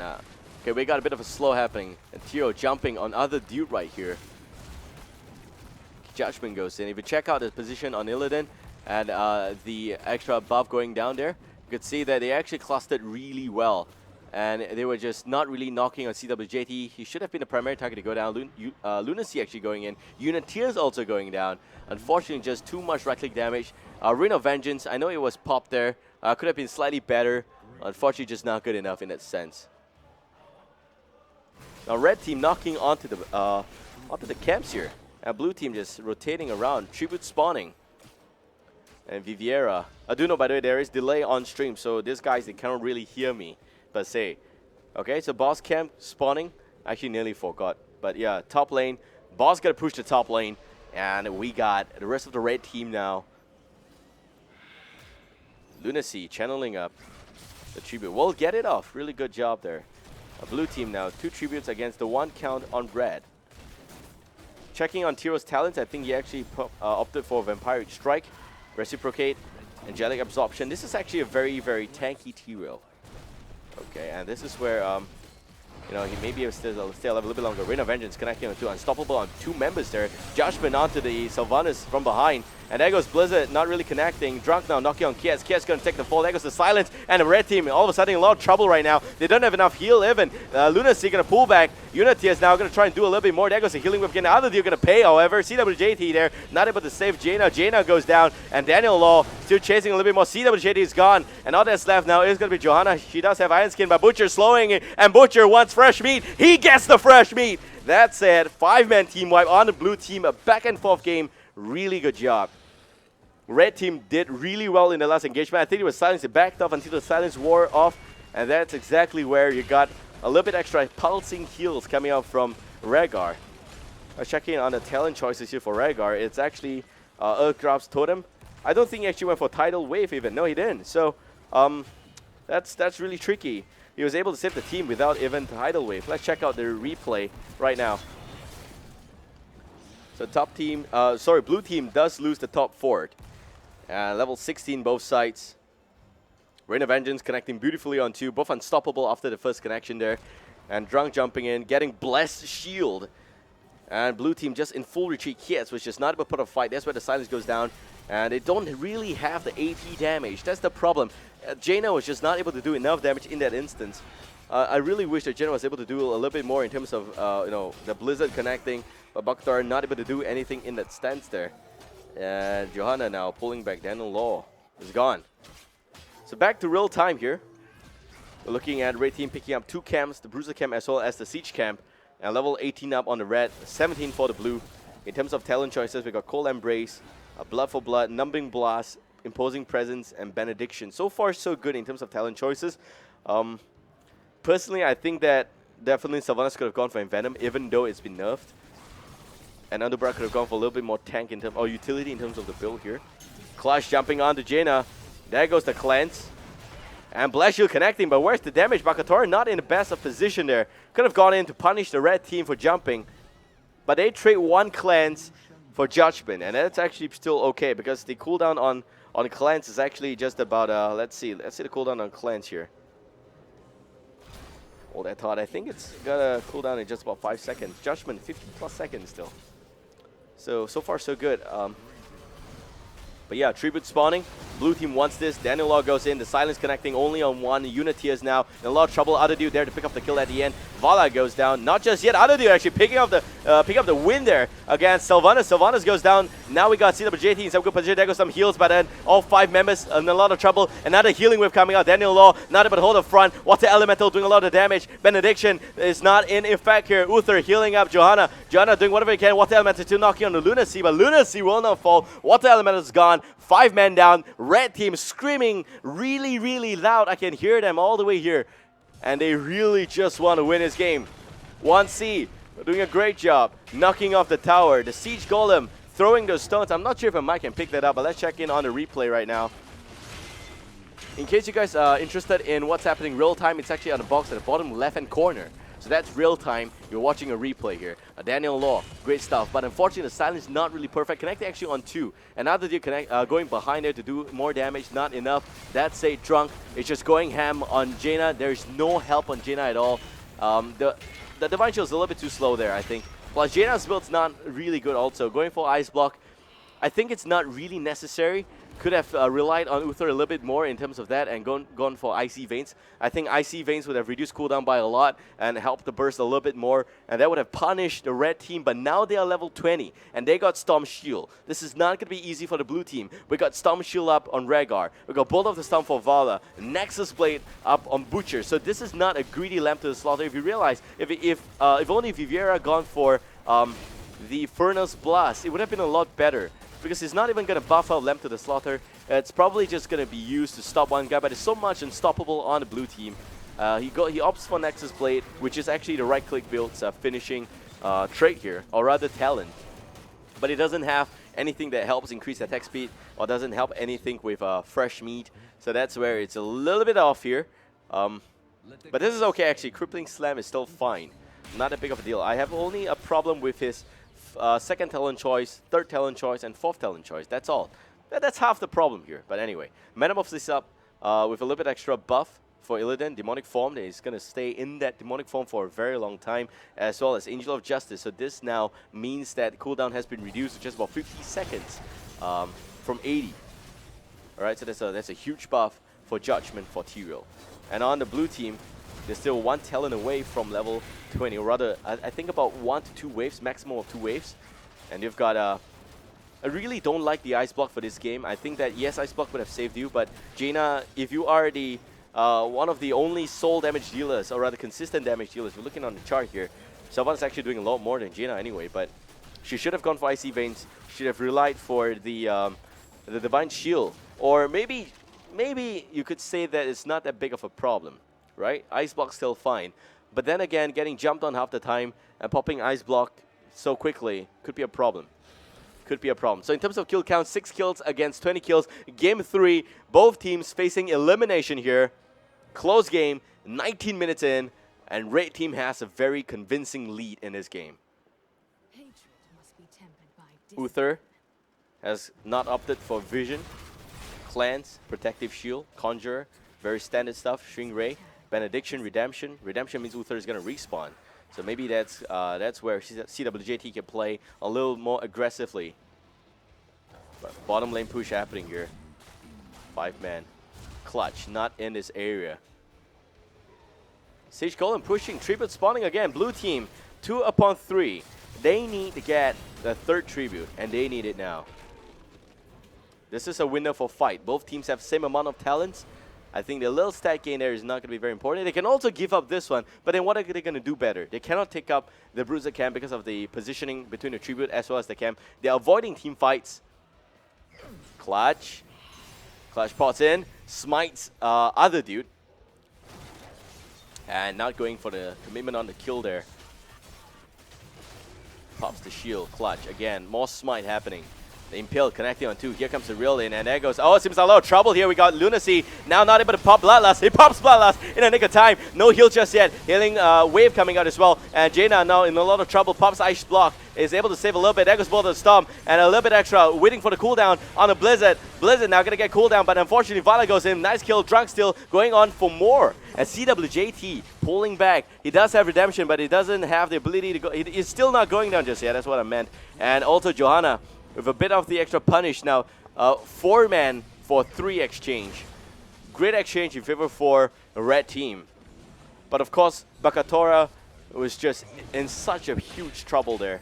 You have Unitiers going ham on Bakatora. That's the problem. Vala just spotted Nyx to, I think, Jaina. I picked up the kill. Let's check out the replay while red team confidently picks up this tribute.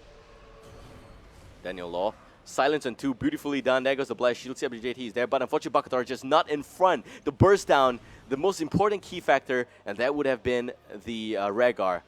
A lot of damage coming. Kiet's there dropping. There goes Blood for Blood again, and Kiet's doing such a great job already, but he doesn't have rewind. So Hardened Shield, the main reason why he's alive for so long. Would have been a draw fight here. Unfortunately, CWJT just went down at the end, and that's not good enough there. But yeah, you could see, man, Unitiers jumping behind the gate, behind all the action, just to pick up the kill quickly against Jaina. So in this instance, Ice Block seems to have paid off a little bit, I know. But his positioning was off a little bit. It would have been a little bit better if he... Well, you could say that if he played aggressively, you know. Instead of... If the fight's happening here, he could have potted in this direction. Continue the Blizzard onslaught here. Take down Lunacy. He needs to make sure that... He knows he's the main burst damage dealer, right? Jaina's the main burst damage dealer. So that's where Jaina needs to work with the rest of the team. If they're jumping on Lunacy, you're going to have to burst down Lunacy first. He doesn't even have much heals. Okay, this guy has got Storm Shield, has got Bloodlust. This guy Healing Wave, and Healing Wave actually heals for a lot. A Chain Heal, actually. I call it Healing Wave because it looks like a wave, but Chain Heal here. Heals an ally for 706. And then 2 others for a little bit more. A little bit less, actually. 353. So that's half the amount. Tribute spawning. The 3rd one. They cannot afford to lose this one here. Shield Glare again being used. Viviera poking with Hamstring. Chopping. Over and over again. Clutch getting spotted out. Other dude now going to pull back. Clutch with a bit of a pot and a Druin stuns onto Jaina. Jaina now going to try and pull back. There goes the Ice Block and the silence on 2. That's it. Tiro's gone. There goes the burst. May just pick up the kill. And Bakatora dropping really low. Lunacy now going in. And CWJT goes down. But there goes the Divine Shield up on Other Dude. He's going to buy even more time. Other Dude is going to pot all the way out of that fight there. That's it. Daniel Law, a bit of a reeling. Kiet's now dropping. Daniel Law's gone. Sylvanas all the way down to just about 150. Will not be able to do anything. Viviera channeling up. Daniel Law pulling back. A curse is happening here. And it seems like Uther does not have his redemption. He was killed slightly earlier. Oh god, this is a problem. Drunk is knocking on the core. Core doesn't have shield. Unitius is there as well. Other can he buy some time? Let's see. 50%. Ace game here. Butcher charges Other Dude. He goes in. Core, 10%. Core goes down. And 1C proceeds on to the next stage of this competition. 4-pack unfortunately will drop out here in the run of 8. What a close fight happening there. I think we've got a replay ready. Let's see if we can bring that up for you guys. So Other Dude spotted out Clutch. Clutch noted that Bakatora's positioning was really off for this fight here. And there goes the silence. I think that the burst is doing a lot of damage there. Great job. 1C knocking on. Daniel Law pulling back. In fact, Lunacy, unorthodox Bloodlust. That was so effective. Everyone went on right click build. I think if Viviera went right click would have really paid off. But Butcher, he's got a big badass, cleaver. Just needs to chop. Chop, chop, chop. That's the new chop shot. But alright, so ladies and gentlemen, we're now going for a short break. We'll be back with the next semi-finals. And this is where the competition is going to get a lot more intense. Hope you guys enjoyed this cast. If you do, give me a like on Facebook at fb.com/BabelCast. Do know there is a limiter already in place in case you're wondering about the volume. I have to tell you guys to turn the volume down a little bit as a bit of an advisory here. Because I actually had the mic all the way here and I'm just loud. This is a very small room, so it could be also be of the effect as well. Some echoes going to the mic. It's a really sensitive and good mic. So yeah, that's a shout out to sponsors Alienware, Intel, and Fairford sponsor Razer, as well as the String Partner XSplit, and you guys for watching. We'll be back real soon. And don't go anywhere. Semi-finals next. This is Heroes of the Storm Southeast Asia Championship Singapore Qualifier 4. See you guys in a while. Don't mess with the Vikings. That's right. Oh, Eric, I gotta go, Ramona. Please. Now?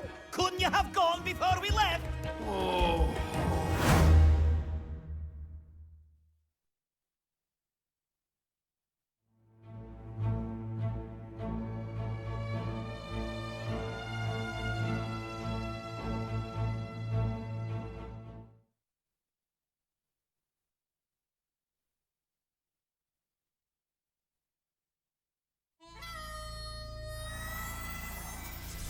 was told this suit would be my prison.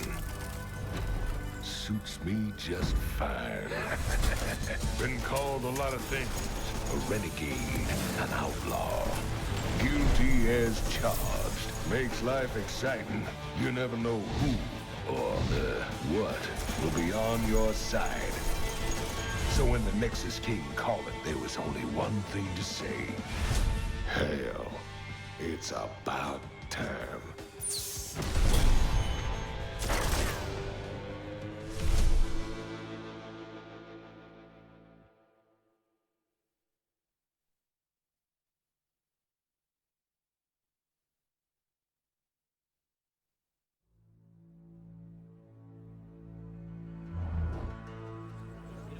I'm searching for an apprentice.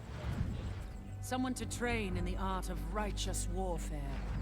Someone to carry my shield, my name, and my crusade after I fall in battle. Not everyone is suited for this life. The crusade is a heavy burden, but someone has to carry it.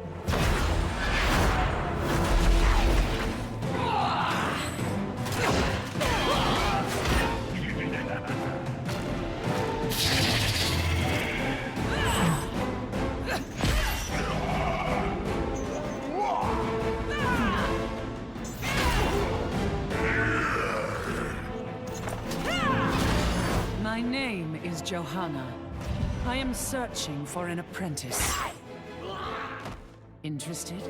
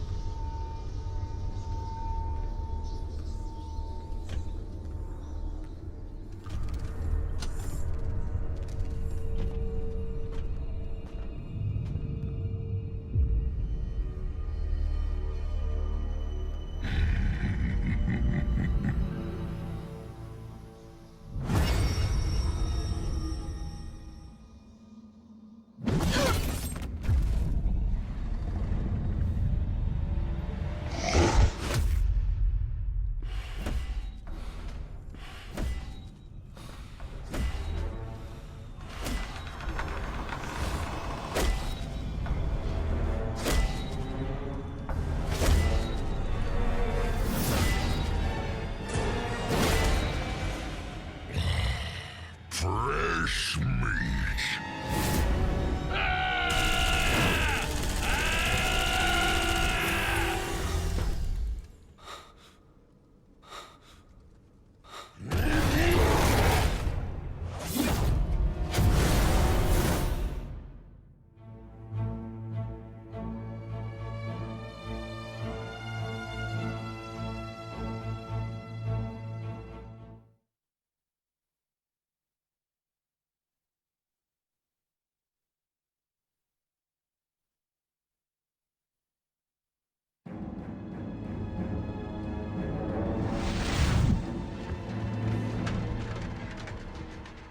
I was once a far strider.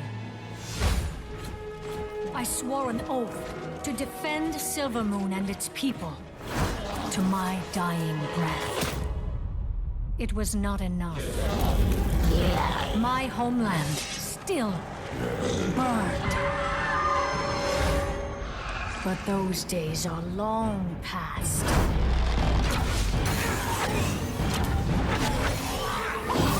And history will not repeat itself. I am Sylvanas Windrunner, Queen of the Forsaken. And if you will not serve me in this life, then you will do so in the next.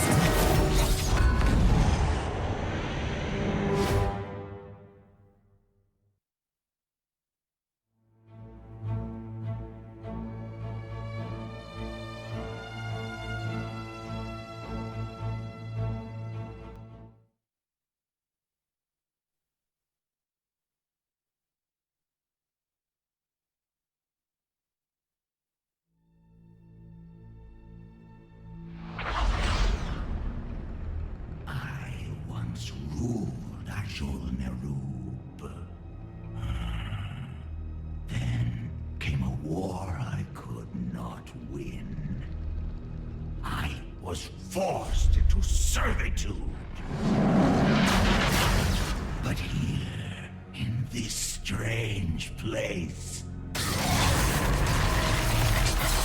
no one commands my power! I will conquer the Nexus! Those who oppose me shall embrace the web of death. I am a Nubarak. I ruled once before. I shall rule again!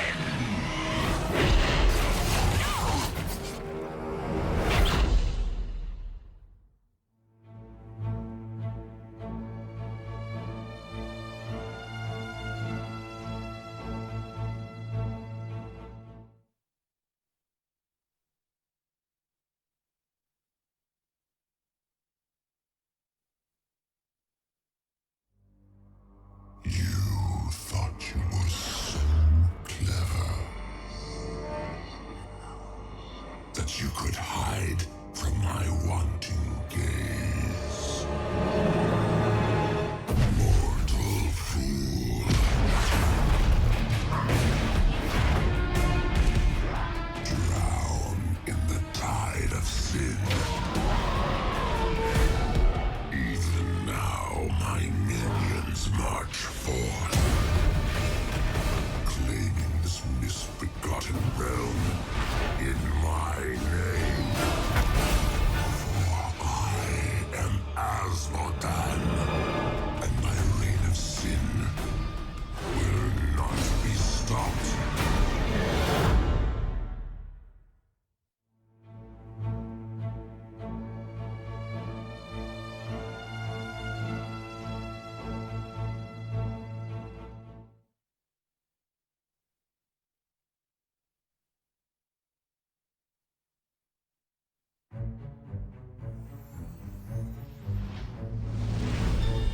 Oh, hi, new friend.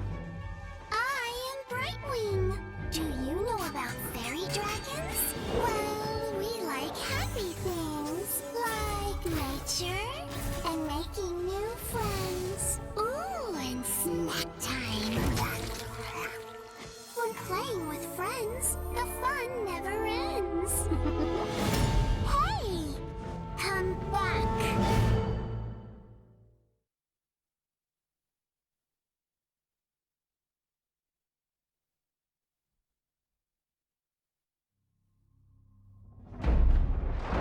The most important thing I've learned in all my journeys is balance. Work and play. Good and bad. Right and wrong.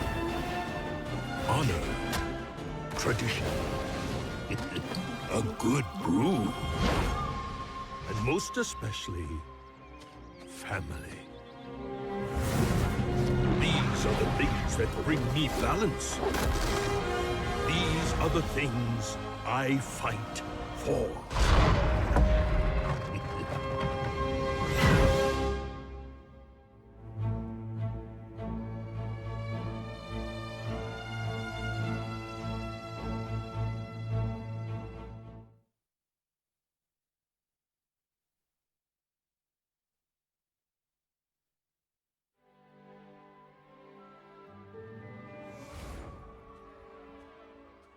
Peace.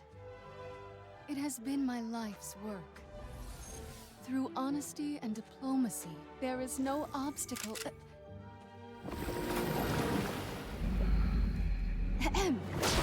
There is no obstacle we can't overcome. Within each of our hearts lies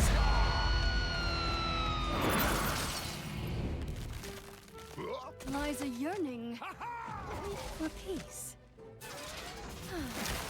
Even in this odd place, I truly believe that each of us can find a way to live in harmony. As I was saying, I am Jaina Proudmoore. We don't need to fight, But if you insist, so be it.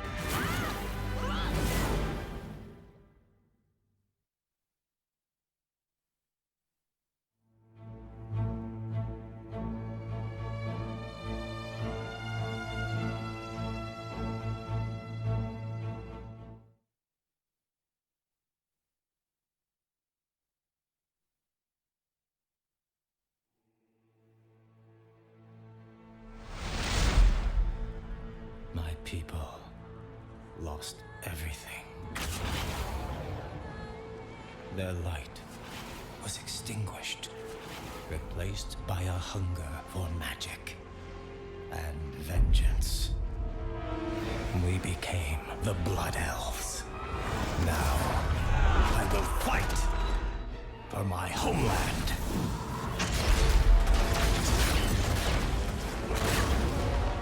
Selama Ashalanore.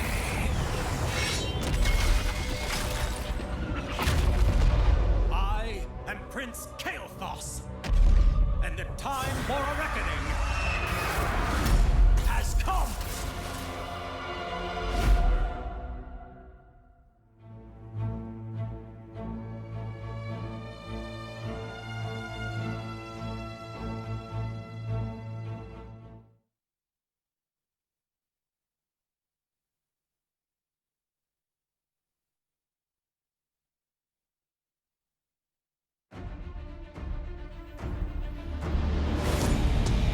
It's not easy being queen.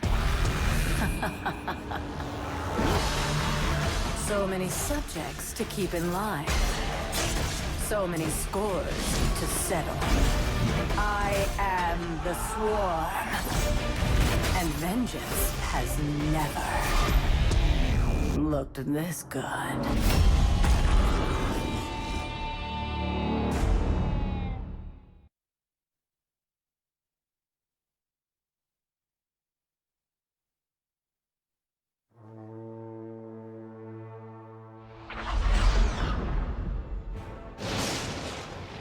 We came to this world as exiles and outcasts.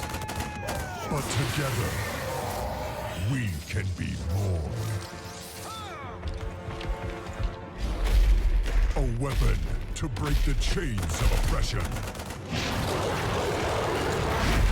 A bastion for the hunted and the lost.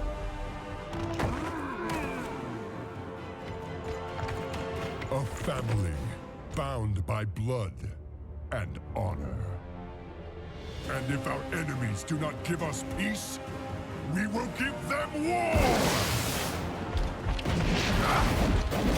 Victory or death! This I pledge as your war chief. Until the end of days, I live and die. For the Horde!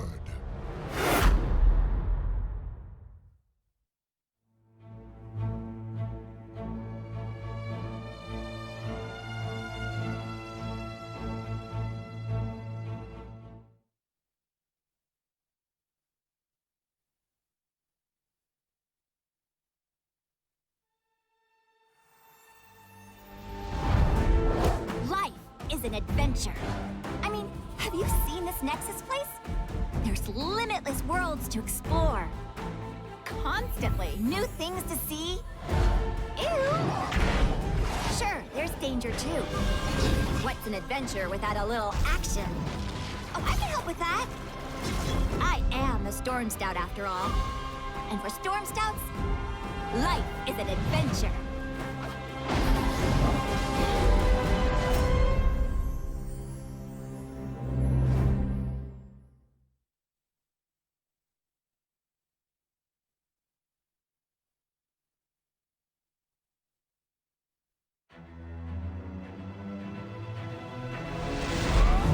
Bronzebeards are known across the whole of Azeroth. My eldest brother Magni was king of Ironforge, wise and fair a ruler as ever been. And Bran, well, he's a renowned explorer, always finding secrets. Being written about in Explorers League Geographic. With brothers like that, I'd feel a wee bit overshadowed. If I didn't kick so much ass!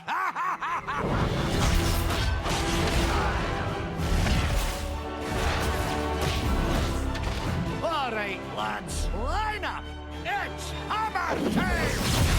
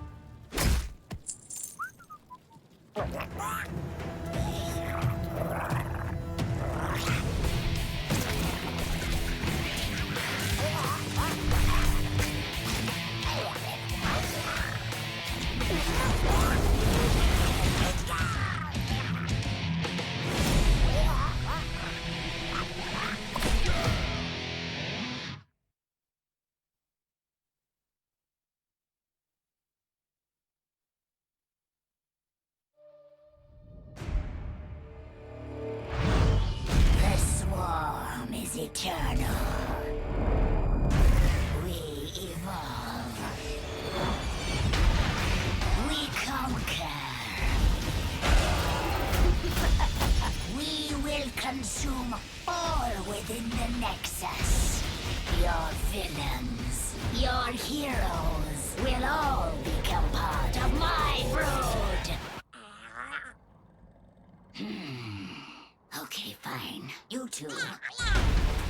You will try to resist, but it is only a matter of time, for the swarm is eternal.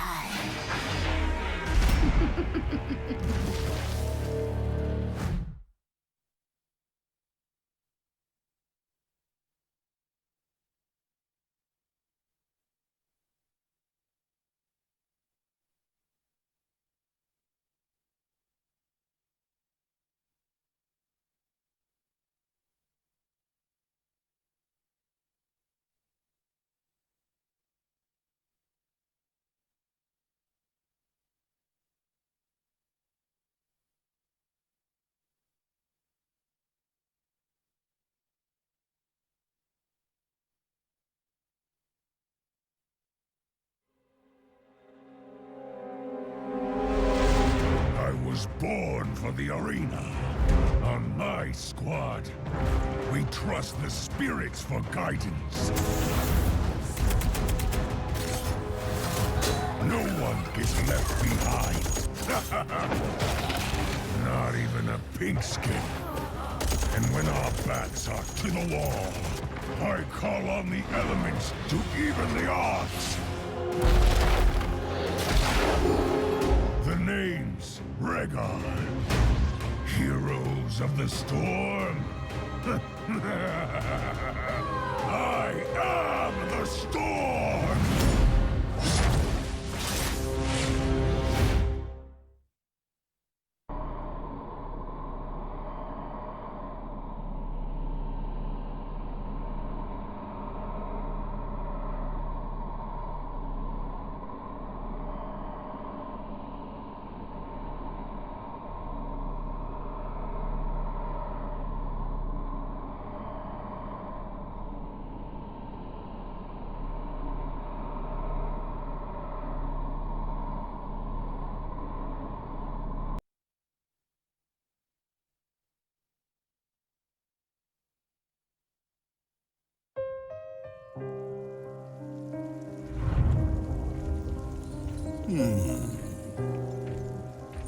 Stitches was sad.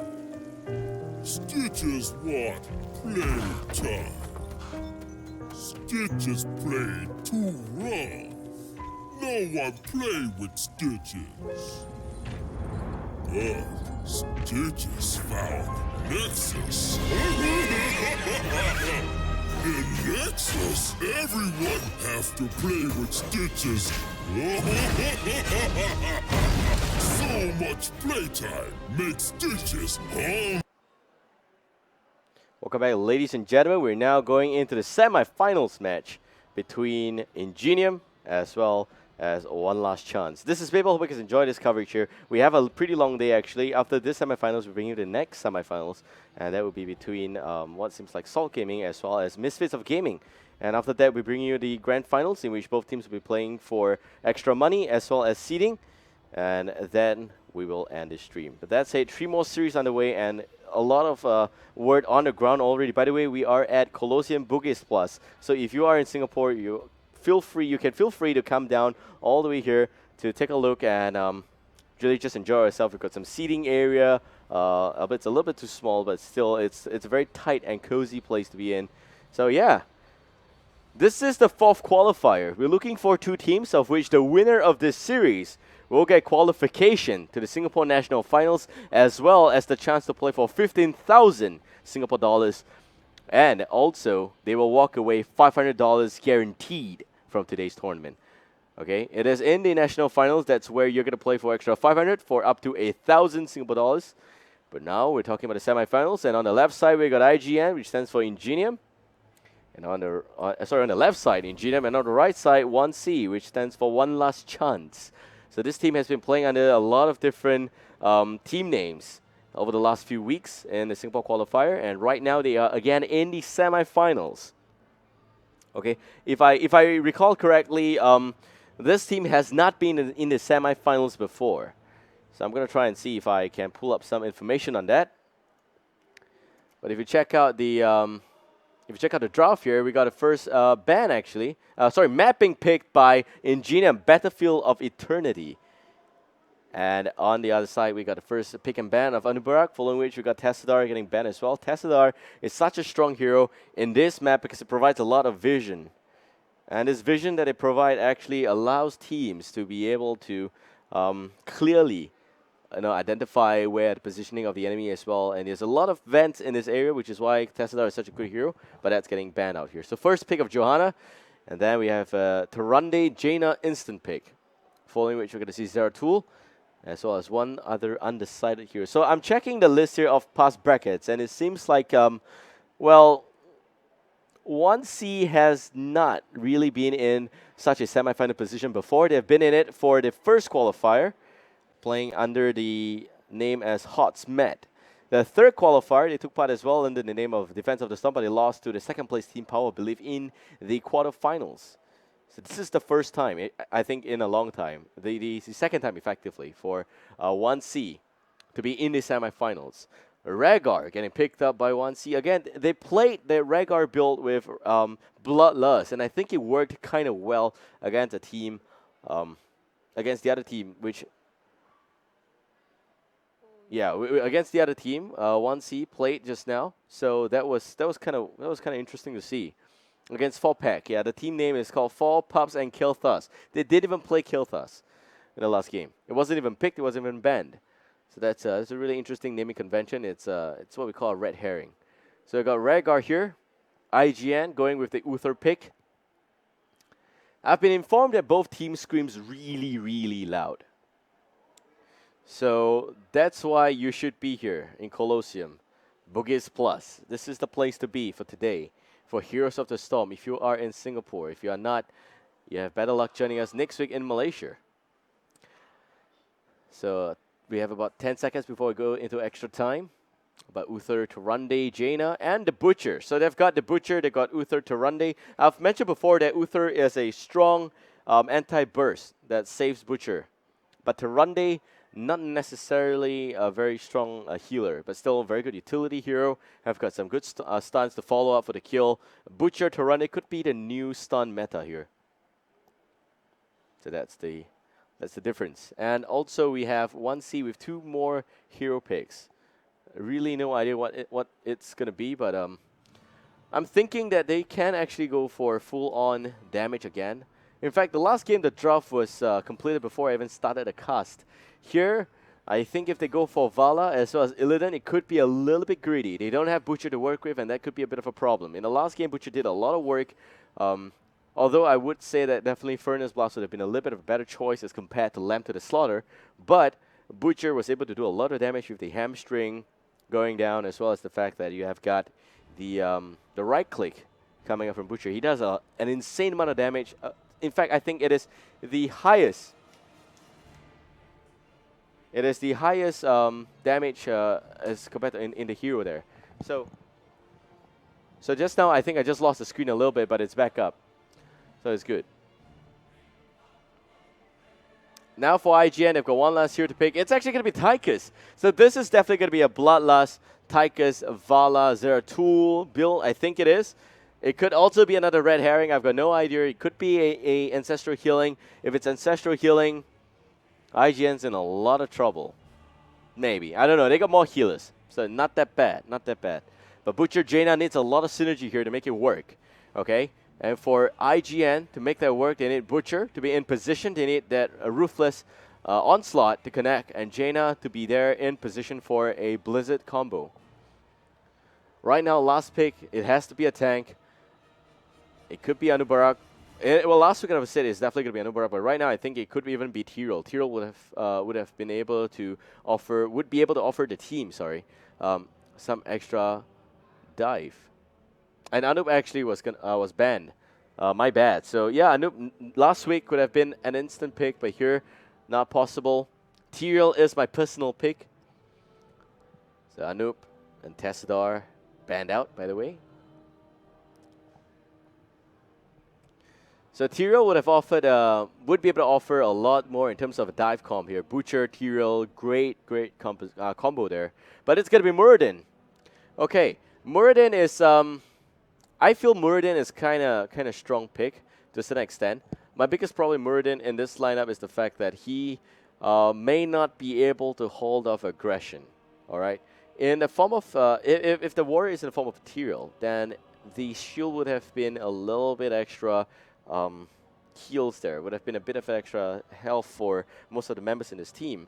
If it's Muradin, unless he has got rewind at level 20, and if the game drags to level 20, most teams actually play this map for under 10 minutes. So that's a record time again. Here we go. So the draft is complete, and I'm waiting for the invite into the game. Once I get that, we will be able to start this series. Vala, Tychus, Zeratul, a lot of damage on 1C. Johanna's going to set it up for them. Unlike the last fight, I think in the last fight they had Tyrell to set up. But in this particular one, 1C don't have Tyrell. And IGN now. I've got a Muradin. So maybe they can still hold some form of aggression. They've got 3 stunners on the lineup. They've got actually 4. Butcher also can stun with Ruthless Onslaught. So that's 4 stunners. Uther, Turande, the Butcher, Muradin. 4 of them can stun really well. So 1C may not be able to hold on to all of those damage positionings that they want.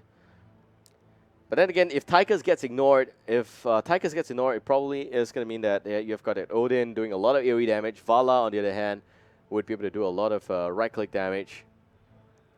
If also ignored, I'm kind of inclined to think that this Rhaegar is not going for Bloodlust. But they get that Tychus and Vala, things will change. So I'm just saying that there's 2 very viable builds here for 1C. If they decide to go for Burst, that's a lot of squishy heroes on IGN's lineup. There is no one that could really stop them. Jaina can help with a little bit of slow. But Jaina is probably going to be the primary target. This time around, they don't have Tyrell. That's the biggest problem. If once they don't have Tyrell, they don't have the instant jump on the enemy. They have to rely on Zeratul. Zeratul needs to put off the Void Prison. And if it's Void Prison, it can hold the enemy in place. But then again, how are you going to kill them? It's not really the best of... it's very execution reliant, and I think that's the biggest problem I have here. Plus, the map is Battlefield of Eternity. I'm thinking that 1C has got a lot of space to flank IGN. And that's exactly where IGN wants 1C to be. But still, Tyrande offers a bit of a Shadow Stalk as well as what it looks like Starfall in this next fight. So Battlefield of Eternity, ladies and gentlemen, Game 1, Ingenium versus One Last Chance. They're asking for it. They have the last chance here to qualify. Ingenium, on the other hand, has been missing since the Heroes Community Cup, and the team split up into two. We've got Julian as well as Virgilus with a bit of a spin-off to form their own team called Mahoshon, and that is actually a first-place team right now in the third qualifier. They're seeded nicely into the national finals. But Ingenium here with Captain Seti and Exquisite. They also have Yang, a lot of G behind there, as well as... okay, we're actually going to look through the full lineup, so let's go. So on the blue team, it's Ingenium. Playing as Murden, we got Exquisite, Captain Seti there, playing as Uther. Fantastic. Gonna be playing as the Butcher. Yang, with a lot of G behind. I've got a personal friend, Yang. Is a very, very good friend. He also plays Tyrande, but it's not that good. So Yang here, hope to be a lot better. And Saint Mara, he'll be playing as Jaina. And on the red team, we got One Last Chance. Clutch there. We'll be playing as Johanna. Viviera onto Vala. Lunacy playing as Rhaegar. We also got Drunk playing as Zeratul, but known as Unitiers onto Raynor. And immediately Sentinel is going to spot out some movements from the red team. If it's 5 from bottom, it could mean that the blue team's actually at bottom. And they are. Checking on the first batch of talents. There may not be any introduction. I don't think there's going to be a gang happening here. But it's going to be Rancor, Reinforce, Regeneration Master, Dash, as well as Healing Totem. There goes the charge, and it seems like Raynor's going to... Actually, Tychus going to be in a lot of trouble. Tychus is the first target. Actually, it's not Raynor. He looks like Raynor in a spacesuit, but it's Tychus. It's my bad, alright? It looks like Raynor, but it's actually the badass version of that. So yep, it seems like it's going to be Dash. Unfortunately, wasn't able to dash out of position there. And Healing Totem coming out. And again, another dash onto Drunk. Drunk there with a clutch pot back out. Zeratul, the samurai version. Really, really nicely done by Drunk. He's not drunk yet. It's a little bit too early to get drunk. And on the blue team, we got Conjure Up, we got Reverberation, we got Ranger's Mark, Deep Chill, Invigoration. Drunk there, doing some damage on the same Mara. Pots back out. Here comes Unitiers. And there goes the Ruthless Onslaught. And fantastic dropping. Fantastic major stick to fall. Viviera goes in. Hungering Arrow on cooldown. Viviera not able to do anything in that instant. Multi-shot also not available for use. That Fantastic would have dropped. But Yang was able to heal up the Butcher. Immortal spawning in just 10 seconds. The Eternal Conflict is in the game. Holy cow. So 1 kill up on Ingenium so far. Top lane's really boring. We got 2 tanks making out. Not very exciting. Meanwhile, we got the blue team knocking onto Belef already, and that's actually Immortal for the red team. And High Heaven's also going to be in some trouble here. In terms of damage, you can see that the health is dropping really, really low. And it seems like we're going to have a bit of a slight lead for the blue team in this phase. They're going to relocate. And there's some really cool animation happening in the mid lane here. But nobody really cares. So there we go. So this positioning is a little bit off. If the blue Angel's on the left, that means the red team needs to be in this position. It calls for a slightly more aggressive play. Red team all of a sudden doesn't want to engage onto the Angels here. Not able to do that. Immortal's still going to stand. The blue team also not providing pressure will pick up the camp first. Let's say we got 1 kill up and level 4 up for the blue team. It's Protective Shield, Thunder Burn, Pierce, Arcane Intellect, Flail X for the team. Also going to see some Holy Radiance coming out from Uther. And Holy Light, actually, I think that Uther's Bolt so far so good. Maybe could go for Cleanse next one, but we'll see what happens. Blue team, Ingenium now knocking on the red Immortal. Red team in the vicinity, swings by. There goes a beautiful Condemn. And that's a Jaina, a lot of trouble. Jaina goes down, Lunaflare actually connecting. And Uniteers in a great position. And Taika is doing a lot of damage there as the overkill. Exquisite now dropping. That's it. It seems like Zeratul the first one got the stun may connect. It will not. The stun also missing the Lunaflare. Here comes the charge by Fantastic onto Viviera. Viviera pulling back. Lunacy healing a lot, but still not enough. Will take the fall. Clash now dropping. A lot of scrims behind. That said, red team, 2 men down. 3 in fact, actually 3 men down. And Ingenium's gonna get the first Immortal for themselves. Unfortunately for the red team, they have to work with the mercenary camp. Let's check in on the replay right now, see what exactly happened in that last fight. So the right click build not so strong in the early phases here, but they got 3 very good damage dealers. Sadie was alive the whole time. That's a bit of a problem. They kind of stuck a little bit too close, and all of them got stunned by the Immortal. That's the problem there. 5-man stun, lots of damage going down. Viviera dropping, Lunacy dropping. Actually, Viviera didn't go down here, but that's fine. So Clutch gone as well. Let's check back in on real time. Ingenium deciding for a bit of a split push action, and red team defending the Immortal at the bottom lane, avoiding the stun this time around. And top lane, Ingenium knocking down the gate. The tower's gone. Clutch is there to apply Shield Glare just to buy more time. And look at the damage done here. It seems like we've only got 1 gate demolished on the bottom lane as well as 1 tower. For the top lane, it's gonna be the full package in front. So it's the towers, it's the gate, it's the whole thing. The fort's still alive there, so it's good. That's it. Some pings happening on the map already, and we are gonna see the siege camp getting picked up here by Ingenium, pushing the top lane. Well, we gotta see also the Clairvoyance peeping a little bit into the shower here for the red team. Lunacy in a bit of trouble, but got to pull back just nicely. And also going to see Piercing Bolt up. So this is going to be the standard Reverberation, Piercing Bolt, Muradin utility built here. For Tyrande, it looks like it's still okay. We have got Pierce going on as well as a Luna Blaze that increases his range a little bit, so that helps with lending the skill. And for Jaina, seems pretty okay as well. For Butcher, it's the standard hamstring build, which is not a big of a deal actually. It's pretty popular amongst competitive play in SCA. Personally, don't like it. I kind of like the auto attack a little bit more because I think that it actually provides a little bit more damage. As also the charge build is also really good. Clairvoyance by the blue team there. That's it. Oh god, this is good. Rhaegar going down. Great burst from Ingenium. 5-man still pushing and applying pressure on the bottom lane, but top lane we've already got some mercenary camps pushing for Team 1 last chance. And there goes Condemn. Jaina, a little bit of trouble. Will be fine. Punish. Applying some slow, but not going to be good enough at the end. 1 kill versus 5. 1 last chance in a bit of a trouble here. Game 1 still.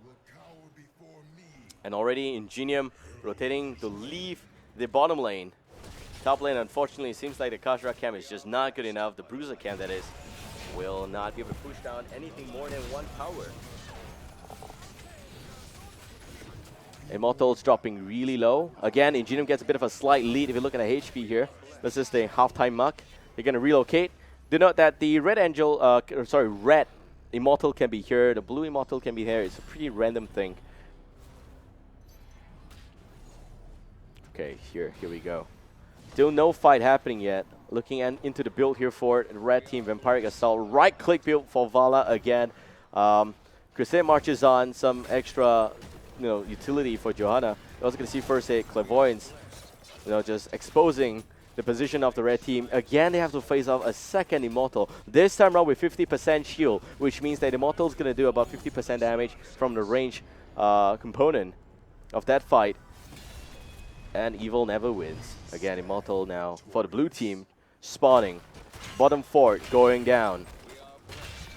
Seems like 1 last chance. If they don't get level 10, they're not able to pick a fight here. Stun connecting from Muradin. Johanna popping the unstoppable Iron Skin. They need to get that EXP. They really need their level 10 before they can put up a good fight. So Zeratul pushing the top lane, soaking a little bit. And now Ingenium pushing with the Immortals here. Probably going to destroy the entire front defense and this tier 2 component. Iron Skin popping. Johanna pulling back. Viviera a little bit off position there. Needs to be careful. Blast Shield not up yet. We don't have Blast Shield. Another stun coming out. The healing well's gone. Not that it really matters, but blue team just pushing a little bit here. And Immortal now going to go into melee combat mode. Shield Glare buying more time. Johanna getting some stun. But finally, I think that red team's going to have some space to get level 10. They need 1 more wave here. But the blue team falls back. They lose the fort at the bottom lane. But that's the problem. So we've got level 10 on the red team. They can finally put up a fight. Ingenium is having a lot of a lead here. They are looking at 2-level lead, in fact, for the red team. Just defending the fort takes a lot of effort. It's just barely level 10. Eugenium should be soaking to get level 13 right now for the extra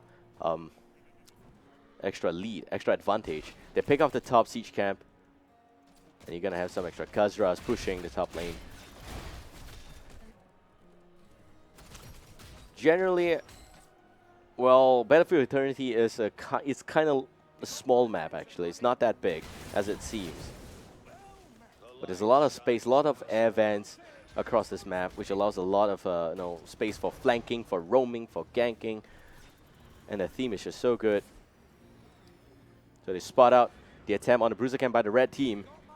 If you check in on the heroics, it's actually going to be Divine Shield, Avatar, Shadow Stalk, Water Elemental, Furnace Blast. And for the red team, we've got Ring of Vengeance, Blast Shield, Void Prison, Commander Odin, as well as Bloodlust. So it's still the Bloodlust build. Can they win a fight here? Void Prison connects on 3. Clutch there. Missing Condemn. Unfortunately, Viviera in position for the Ring of Vengeance. Connects beautifully. There goes Shadow Stalk. May not be good enough. Here comes a little bit more in terms of Water Elemental. And we got it. Commander Odin behind doing some damage. Down goes Butcher. They want more. Exquisite. Not a primary target, but he is just buying a lot of time for Saint Mara to pull back. And Jaina now. We've got Zeratul on his ass. Missing the stun. Exquisite. Not able to do anything. That's it. Here comes a little bit more. Blizzard second charge connects. And red team dropping very low here. Needs to be very careful. They don't have a very viable healer. So they're done. 1 kill, that's it. But they do get a lead right now. Blue team will tap the well. They will be back for a fight. They gotta be careful. Uniteers kneeling, getting stunned there by the Immortals again. Disastrous outcome of the first engagement was due to the Immortals stunning 5 members of the red team. They gotta avoid that right now. Well, we have a replay ready, but we're not going to go to that. We're going to wait first. It seems like this is going to be a close fight. Most members are still alive. Multi-shot from Viviera doing minimal damage. More stuns from the red Immortal. They don't have the heroics to work with for both sides. Butcher does have his heroic up. He didn't use it in the last fight. Same goes for Johanna. But seems like, again, Ingenium has a slight lead. Exquisite spotting out Johanna, not able to do anything in that instant to pick up the fight there. Exquisite now going to get reeled in. And it's the Blue Angel that's here. There goes the stun. Down goes Johanna. Iron Skin not enough to save her from that stun, that fatal death there. Blue team now seems like they're going to get yet another Immortal. Red team just were not in position for that fight. Blue team seems to have a better understanding of the map, better rotations, was able to stay alive a little bit longer because they went for full-on double support. This is actually double support versus 0 healer. Alright, so you got 2 healers on the blue team and no healer on the red. When I say no healer, I mean Lunacy actually opted for Bloodlust. He doesn't go for full-on healing build. Yep, it's basically just healing totem and no buffs on healing wave. Or rather, the chain heal. Blue team pushing here. Viviera getting stunned already with the Ruthless Onslaught. Getting cancelled as well. And that's it. It seems like Rhaegar is going down. Uniteers popping. Odin now. Looking to do some damage. Zeratul defending the bottom lane.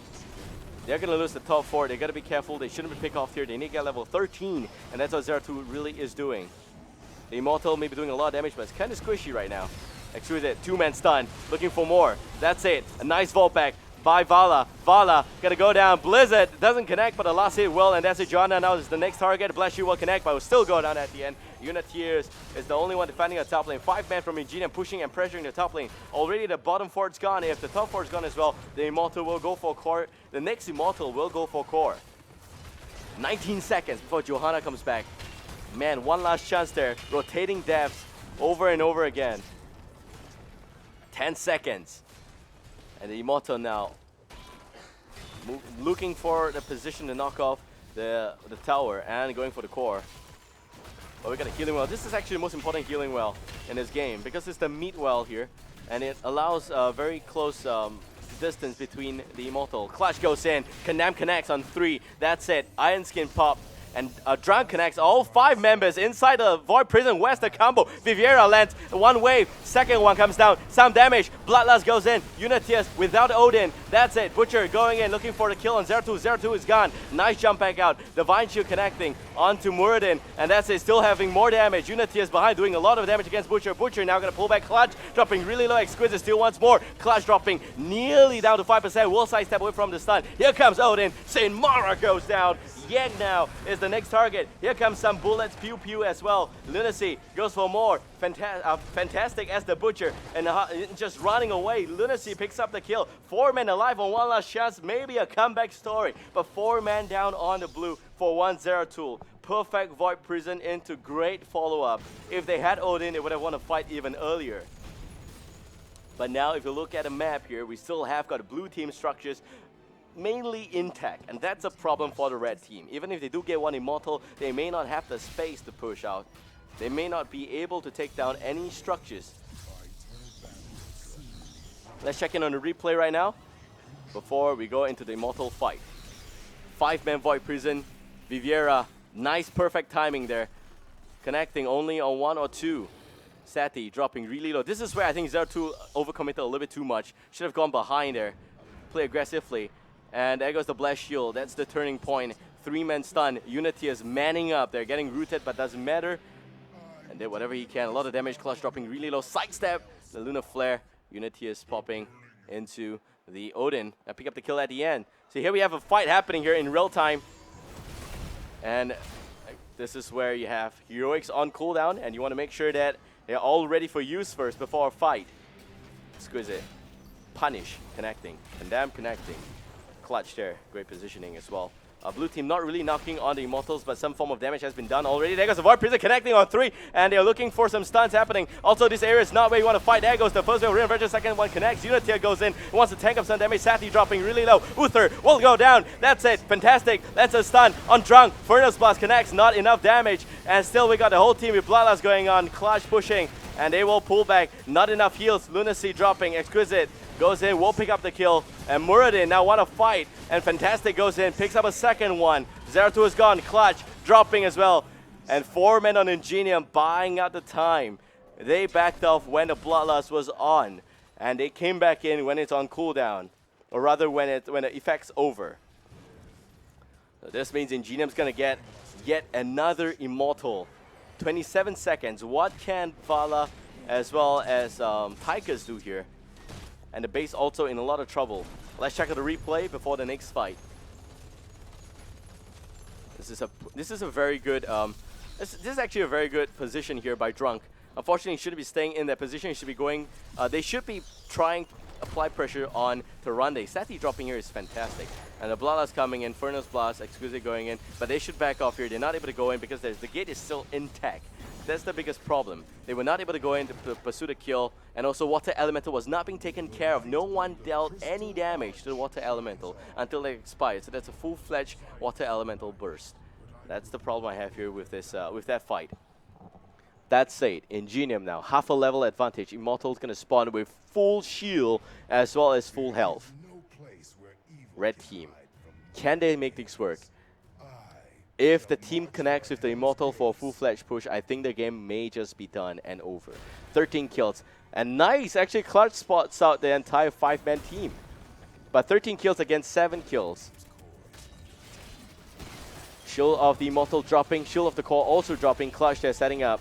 Avoids the stun. 2-man stun by Exquisite.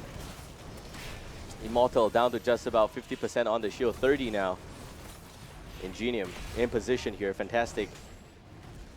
I think Drunk can actually afford to poke Fantastic a little bit because that's where you really want to do some damage. But that's a core down to 60%, and a fight's going to happen here. And also a 4-man Void Prison from Zeratul. The Immortal's still not going to core. The core now in a lot of trouble. Here comes the Rain of Vengeance. That's it. People dropping on the blue team, but core down to 28%. Red team, 5 men still alive. Fantastic goes in. Furnace Blast connects. Core, 7%. The Immortal, somebody killed that Angel. The Angel has gone out. Ingenium wins this one. Game 1's done.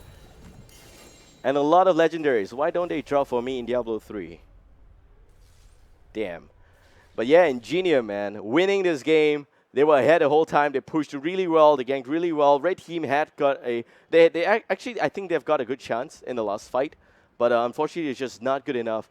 And we actually have a replay of the last fight, so we're going to bring you that. Okay. So this is the biggest mistake. They allowed the team to push together with the Immortal. And a 4-man Void Prison, Unitius, Viviera, they're both knocking on the Immortal. Lunacy's not doing anything there. They were not able to burst down anyone. Here comes the Bloodlust. So some damage coming out. Yang goes down. And Fantastic takes up the kill quickly on Rhaegar. But Unitius, at the end, the blue team wins just like that. But of course, it's always about the objective, and this map, it's very important that you win fights around Immortal, and that's exactly where you want to make sure that your Immortals push as much as possible. Ingenium did just that, and they won with style. So we've got about 38,000 hero damage up on Jaina, and I think that Viviera did a pretty good job, 45,000, and one of the more consistent damage dealers. This is exactly where you have that evidence. But that's it. We're going for a short break, and we'll be back with Game 2 in just under 5 minutes, so don't go anywhere. Hope you guys enjoyed this cast. Shout out to sponsors Alienware, Intel, as well as Fairfair sponsor, Razer, and Streaming Partner XP for making this whole circuit happen. Hope you guys enjoyed this cast. Give me a like on Facebook if you do. We'll be back in just a while. Don't go anywhere. Just hungry.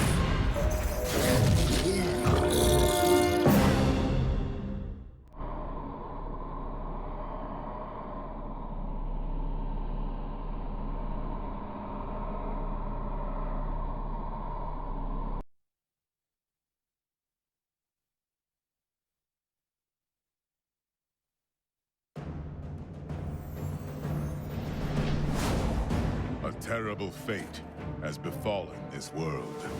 Evil runs rampant, uncontested. I can stand by no longer. Die, Hellspawn! Crawl back to the pit from whence you came.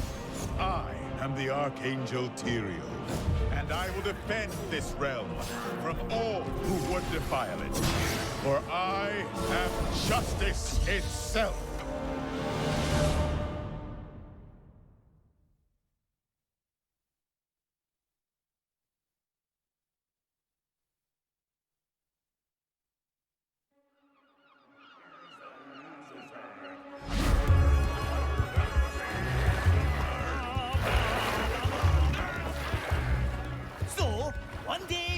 Up to find that me and my friends are lost.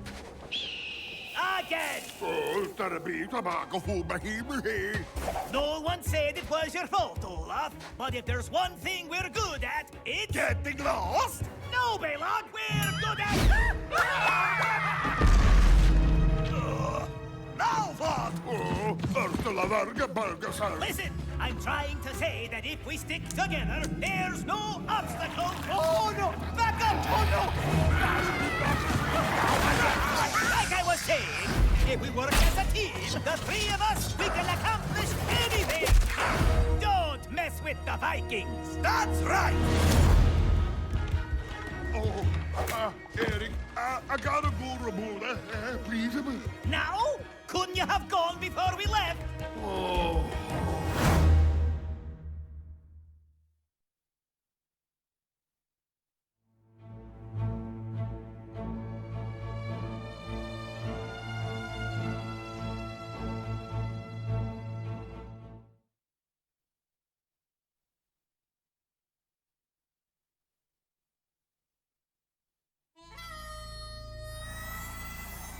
I was told this suit would be my prison.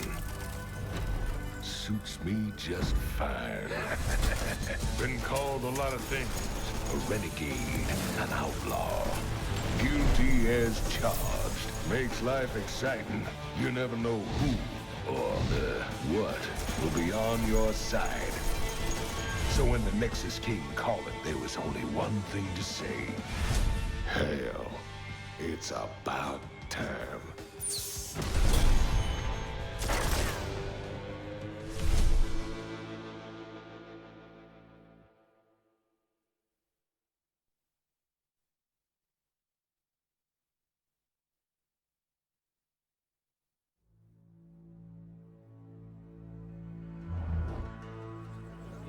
I'm searching for an apprentice.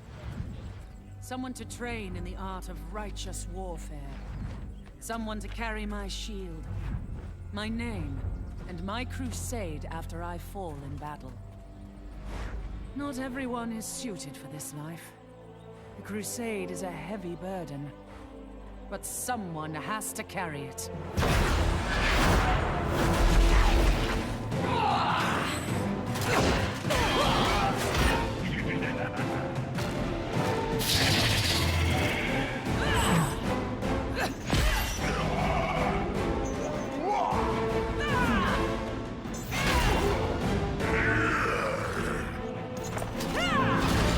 My name is Johanna.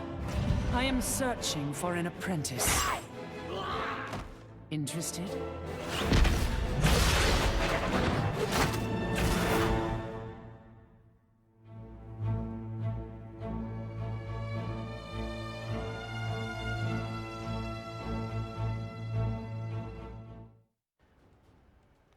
Welcome back, ladies and gentlemen. Now we have a second game between Ingenium as well as One Last Chance. And in the semifinals, only one team will qualify for the Heroes of the Storm Southeast Asian Championship Singapore Grand Finals. And that's going to happen on the 18th of July. The other team, unfortunately, will be kicked out of this tournament and competition. And that's exactly where they don't want to be. Also, the team winning this series will be guaranteed 500 Singapore dollars in the finals of this qualifier. So that's it. I'm Babel, and I hope you guys enjoyed this cast. We've got a draft on the way here. On the left side, Ingenium. On the right, One Last Chance. Ingenium again with the map pick, and One Last Chance with the first pick here. Cursed Hollow is the map decided by Ingenium. So in case you guys are wondering why Ingenium can pick the map twice, this can happen in SEA because the way we decide first pick and map pick is we allow teams to do a coin toss. The winner of the coin toss will decide if he wants map or first pick, and the other team will get the other choice. However, in Game 2, the decision will switch sides. And that's where the team that lost the coin toss will decide if they want first pick or map pick. So for example, in the first game, if you decided map pick and you won the coin toss, in the second game, if your enemy pick first pick, you get map pick for 2 games. So that's it. We have a first ban of Lost Vikings as well as Tessadar getting banned out by Ingenium again. First pick of Zeratul coming up from One Last Chance. But Cursed Hollow is going to be the map here. So the merits of allowing the players to decide between first pick and map pick, and the decision being rotating, or rather the decision rotating between 2 teams, that's very important to allow teams to have the ability to train on specific maps, and it becomes a viable strategy. But that's it.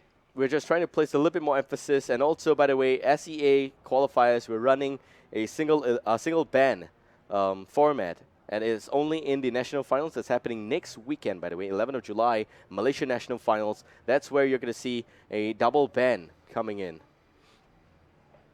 So IGN versus One Last Chance. First pick Zeratul, and IGN first to pick Jaina Uther. We got One Last Chance here with 2 more picks. I'm thinking that it could be it definitely should be a support as well as a tank. But then again, if they really want to play the Zeratul Rhaegar combo in Cursed Hollow, to be very fair, I think that One Last Chance didn't really lose the last game based on team fights. They kind of lost the last game based on objective. They were not able to win the team fights at the right timing. And they soaked up a lot of EXP already, but unfortunately, they're just not able to win the Immortal fights. That's the problem there, and Immortal pushed the lanes too much for them to salvage and make a comeback. But here comes Vala. And what seems like it could be a Rhaegar here. If it's Rhaegar, they're looking for yet another Bloodlust composition on One Last Chance. IGN now. With Jaina Uther. And the clock is ticking, but we have got just about 15 seconds before we go into extra time. Cursed Hollow is a very big map. You want to make sure that you have enough strategy. It's also one of the most complex maps in my opinion because it's a big map and you've got objective spawning across a big map, and also laning is a huge problem. You want to make sure that your whole team can soak up EXP. So if it creates a lot of viable strategies like 4-man, going for tribute, 1-man soaking, or ignoring specific tributes and then soaking as well. So that's the main difference here. But yeah, One Last Chance will decide to go for the Butcher. So the Butcher is the latest addition into the heroes list here. And he's got a lot of damage, plus the fact that we also have got Butcher with a Ruthless Onslaught that has got a momentous stun. And we've got Hamstring going down, some slows, as well as some damage. Plus, you've also got the other skill there that allows him to, well, the trait first that gives him fresh meat. And Butcher also has got the brand that allows him to stay alive a little bit longer. So here we've got Uther going to IGN. We don't have Uther as well as Butcher on the same side, but Uther Jaina seems to be a pretty viable build here. But Ingenium now with 2 more picks, and we're just deciding what it's gonna be. They have got some form of damage in the form of Jaina. They probably want to go for dual damage dealers and nothing more than that. Seems like ever since the last patch, most players and teams kind of like to play a double tank, and I think double tank is kind of fine. We've got Sylvanas, Uther, Jaina, as well as one more pick here. But Sylvanas in Cursed Hollow is just very, very beneficial. It's a big map. They've got space to push, and also they can also do a lot of pressure here. So Johanna will be able to do some great position there for. I think Johanna sets up the fight really well for Jaina. Johanna should be able to land Condemn well, and then you got Blizzard coming in. Sylvanas with Whirling Arrow can actually turn a team fight around. But one C here. They have got Butcher, Zeratul, Vala, 3 damage dealers. That's a lot of assassins there. 2 melee as well. And 1 ranged, of course. So this is where, if it's Rhaegar again, I will not be surprised, but they got to make sure that Butcher goes for the right-click build. And I don't think that there's anyone on the blue team that can stop Butcher's right-click build. It is still going to be Jaina. Rhaegar. And that's probably going to be the Bloodlust composition. So one last chance with Bloodlust in the first game. Didn't win Ingenium. Was a close fight, but unfortunately Ingenium just won it at the end for them for one last chance. So here we go. We have got the last pick. Should be a Warrior. I'm thinking that if they go for Warrior, they should try and pick a CC. They don't have Johanna, and Tessida is banned out. Lost Vikings also being banned out. Lost Vikings is such a legitimate ban here. Although most teams don't really play them in SEA anymore, Lost Vikings has got the ability to soak up lanes really well, and more players actually more and more players like to play again as compared to picking Longbow Raid. But still, Vikings, pretty viable. I think that just not a hot favorite anymore. It's going to be Anubarak. So Anubarak here is more like a CC damage dealer. Or rather CC, okay? Not so much damage dealer because the Scarabs have been nerfed already. But Anubarak should be able to land some good stunts. And I feel that this is okay for a dive comp. Maybe Tyrael slightly better, because Tyrael would be able to lock down one enemy in position. But they have the Uther, which is why they're not going to pick Tyrael. That's the main reason there. I mean, I'm checking through the list of warriors here that can do a lot of damage, and Tyrael is definitely one of them. We've also got Sonya, Arthas, and all 3 of them are pretty viable. Does a lot of damage. Here we have the last pick for Ingenium. Not really suggesting it should be a damage tank, but it could be a secondary support. We'll see what happens here. 40 seconds remaining for Ingenium's last pick. Cursed Hollow, big map, Sylvanas is already a huge advantage for Ingenium. But for one last chance, I think they've got a pretty good shot here. Well, they just need to execute it slightly better, as well as burst down the right target. The problem with the lineup for one last chance is that they don't really have any way to lock enemies in place, and it's gonna be a Feldstad. So Feldstad, Sylvanas, Jaina, all 3 of them. Damage dealers, 1 support. Ingenium won the first game because they've got a lot of support in that series. But here, they've only got 1, Uther. Uther is not good with AoE heals, not good with sustaining team fights. So one last chance may have that to their advantage. Vala should go for strafe this fight. But then again, maybe Vala wants to set up with Zeratul, in which Ring of Vengeance connects for a lot of stun there. But we'll see. So still very viable options available. And I'm waiting for the invite before we can start this next game. Game 2, Cursed Hollow. And one last chance versus Ingenium. 1 game advantage for Ingenium already.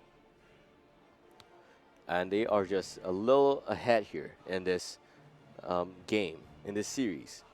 By the way, Ingenium, 2 of the 5 members today, they are winners of the Heroes Community Cup that happened back in March. So this is a champion team. And now Cursed Hollow, big map, biggest map I think.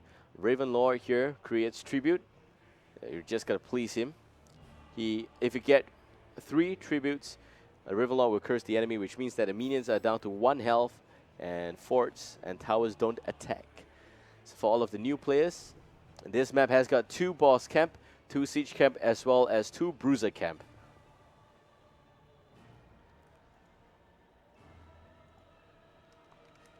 So I'm in the lobby right now. We're just waiting for them to reconnect. It seems like they've got some connection issues. One guy just left the lobby. But yeah, Cursed Hollow. So Cursed Hollow has been played by competitive teams just to test the enemy's ability to react and to come back from a snowball. It's not really a 5v5 map in a sense that you don't really see a lot of 5v5 choke points or action happening, but there's a lot of crooks and crannies in this map, a lot of choke points. So combos generally being played on this map, they're very much favorite, a hot favorite here. Cursed Hollow also has got, I think, one of the strongest mechanic, because you want to make sure that you get both golems.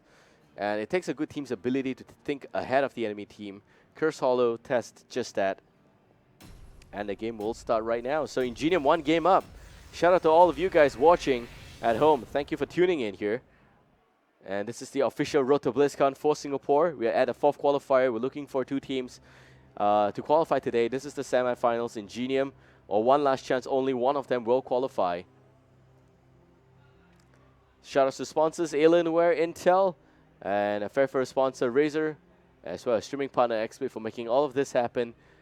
So yeah, qualify 4, man. It's been 4 weeks of back-to-back action, and we're finally here, the last one of all, for this year's BlizzCon. So on the blue team, we got Ingenium playing as Johanna, Exquisite, Sadie on to Uther, Fantastic playing as Jaina, Yang there will be playing as Sylvanas, last but not least, because Saint Mara playing as Felstad. And on the red team, it's one last chance. It's literally the last chance for them here. They're going to have to win this just to qualify. It's also game 2 and they are 1 game down. Maybe they came out a comeback story. We'll see. Lunacy on to Rhaegar. Viviera on to the Butcher. And Unity is playing as Vala. We got Clutch onto Anabarak. Last but not least, Drunk playing as Zeratul. Already not going to see a close fight happening here. Ingenium splitting to 3 discipline lanes. They got a really good combo here. The composition on the bottom lane is really awesome. We got Jaina and Sylvanas. Both of them push so fast. And they got Sadie there as well. 30 seconds. And still no fight. So let's look into the talents here. On the red team, Invigoration, Assault Scarab, Regeneration Master, Healing Totem, and Rancor. So right-click Vala, as well as a Beetle build-up on Anubarak. I realized that most of the teams today really like to pick the Beetle build. It's not as valid as it was last week, but I think that teams don't really want to go for the full-on CC build with increased range on the Impel, as well as the bit of buffs for the slow. Plus all the other buffs to Burrow Charge and stuff like that. But for the blue team, it's going to be Conjurer. We got Power Throw, a bit of a buff up on Hammerang, as well as Deep Shield. And with a win, a standard stuff, Night Take Spawn is a good talent here for this map, because it is a big map, and if you are able to push the lane effectively, maybe the enemy is not able to respond in kind. Big map has got a space for that strategy. So top lane Felstad's here up against Anubarak. Mid lane we got Zeratul as well as Vala up against Johanna. Bottom lane used to be a 3-man red team, but Viviera and Lunacy is going to solo this one here up against Sylvanas, Jaina, as well as Uther. So far so good. We got that. We got 1 tower down to about 50% health already. But level 3 both sides. And Lunacy with the Healing Totem again.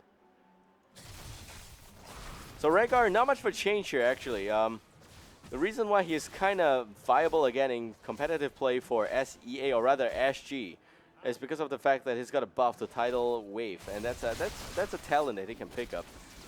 But unfortunately for this team, or maybe fortunately, they're just not going for that build. So there's not a lot of heals here up on Rhaegar, and I have to stress that. It may be a support player, but this is this looks like it's Bloodlust again. We got Manticore up on Vala. Focused attack. Yes, it looks like it's Bloodlust.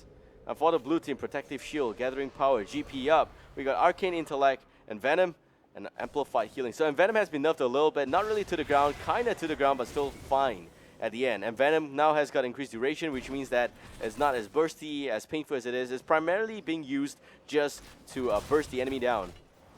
But that's not the case here. So blue team, not really wanting to contest this point here, but that's it. It seems like we're going to see Jaina dropping. And red team in a good spot to channel up the tribute. Lunacy gonna get cancelled there by Shield Glare. Jaina respawning in just 1 second. Viviera boxing out the enemy.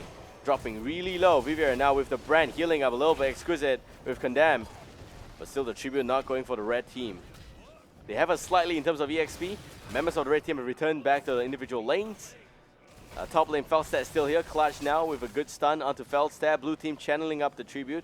Viviera needs to be very careful. Sadie looking for the stun, connects it beautifully. Druk now with a cleave onto Exquisite, looking for a bit of a blink. Will run away. I think that if Druk wants to play this build, he shouldn't be playing Regeneration Master. He should be playing for the reduced cooldown on blink. It's very important that he play that just to make sure that he can poke a lot more. Viviera again riding the pig in. I think he rode a pig in, but it's a hamstring. It connects really well. The 4-man now on the bottom lane. Both really wanting to soak the bottom lane. The tribute not going to any side just yet. Viviera dropping a little low here. Exquisite goes in. Tries to box out the enemy. Hamstring connecting again. This is mainly the reason why you have Fill X, because you want to increase the length of hamstring just to make sure that you're not overextending and you can still join the channeling here.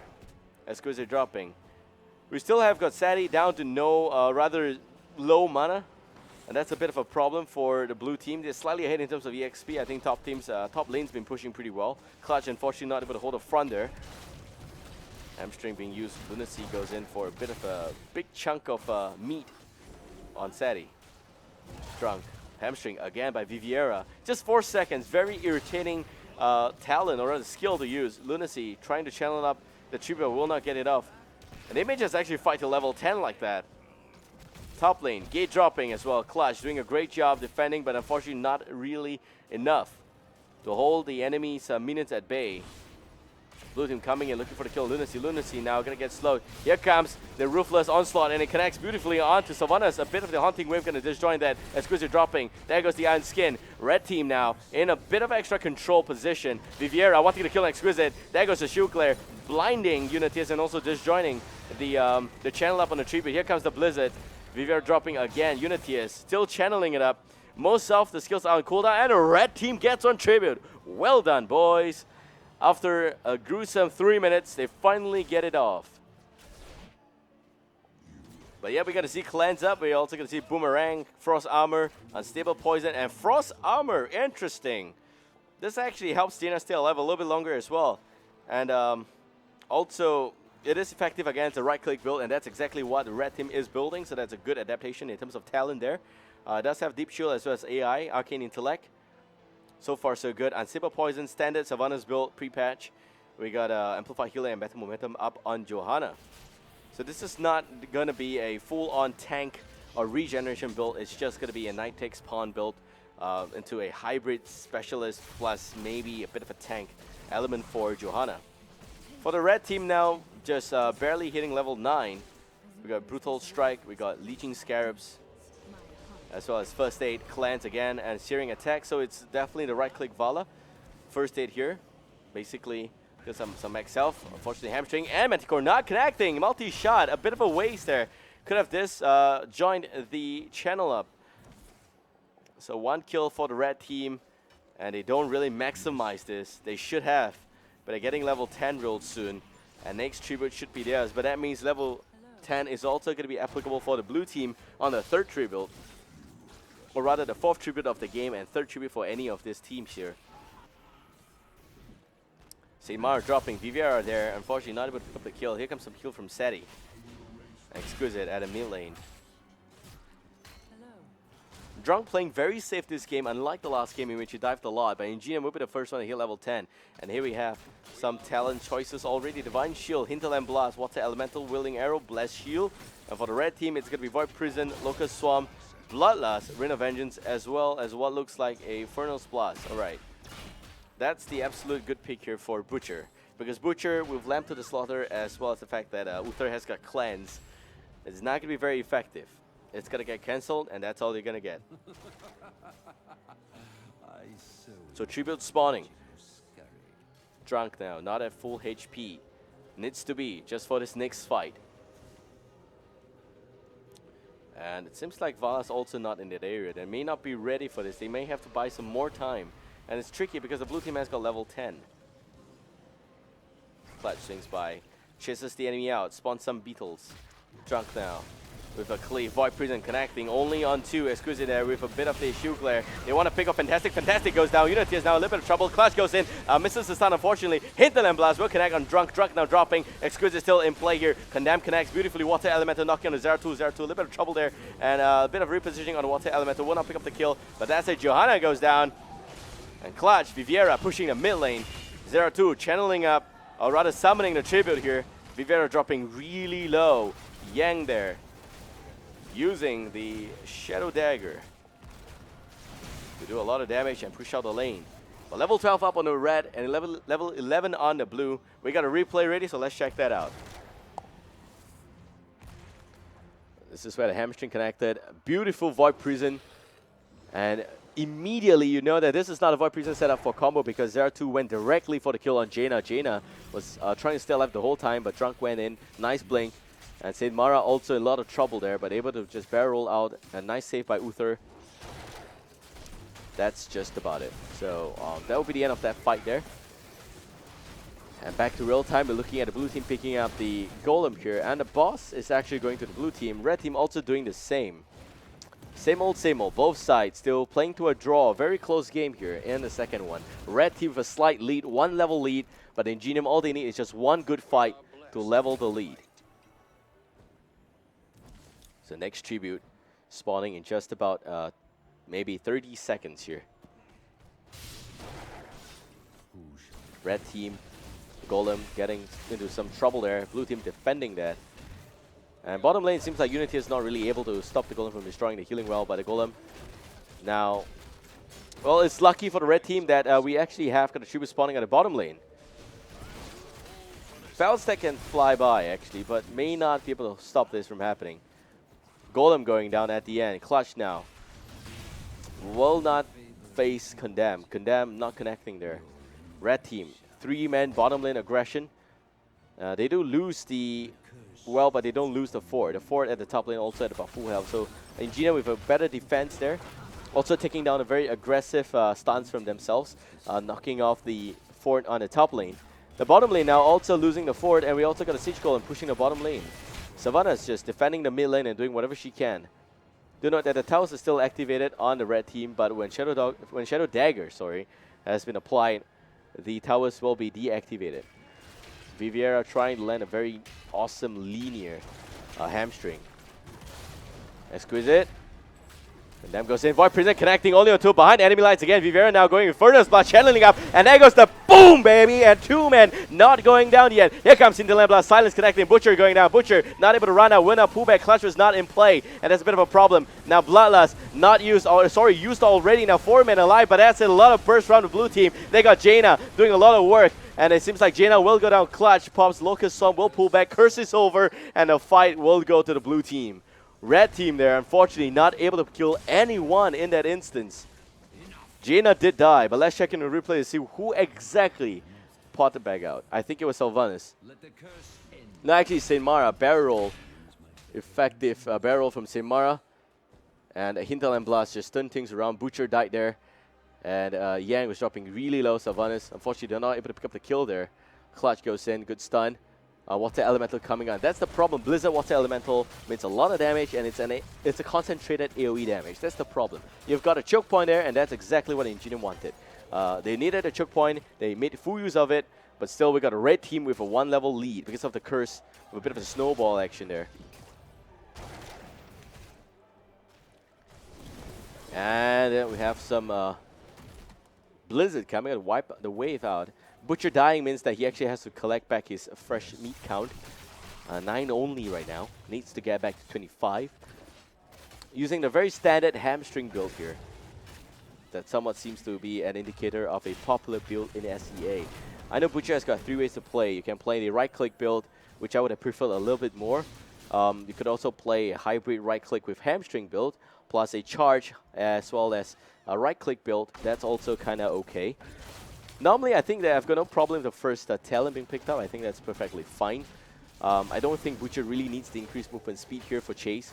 Normally, you just want to make sure that Butcher stays alive in most fights. And that's where I think, you know, having the increased count of fresh meat really helps. Plus, you only lose half the amount of fresh meat as compared to losing every single count there. So here we go, level 16. Let's look at the talent for both sides. We got Benediction, String Ray, Crippling Hammer, Overdrive, which basically increase AP, so this is definitely AP felt stat. We got Numbing Blast, some extra CC coming in. Cast range of Blizzard increased by 100%, so Jaina's going to stay all the way behind. And having a Frost Armor keeps her alive. Remember, Frost Armor slows the enemy by a lot.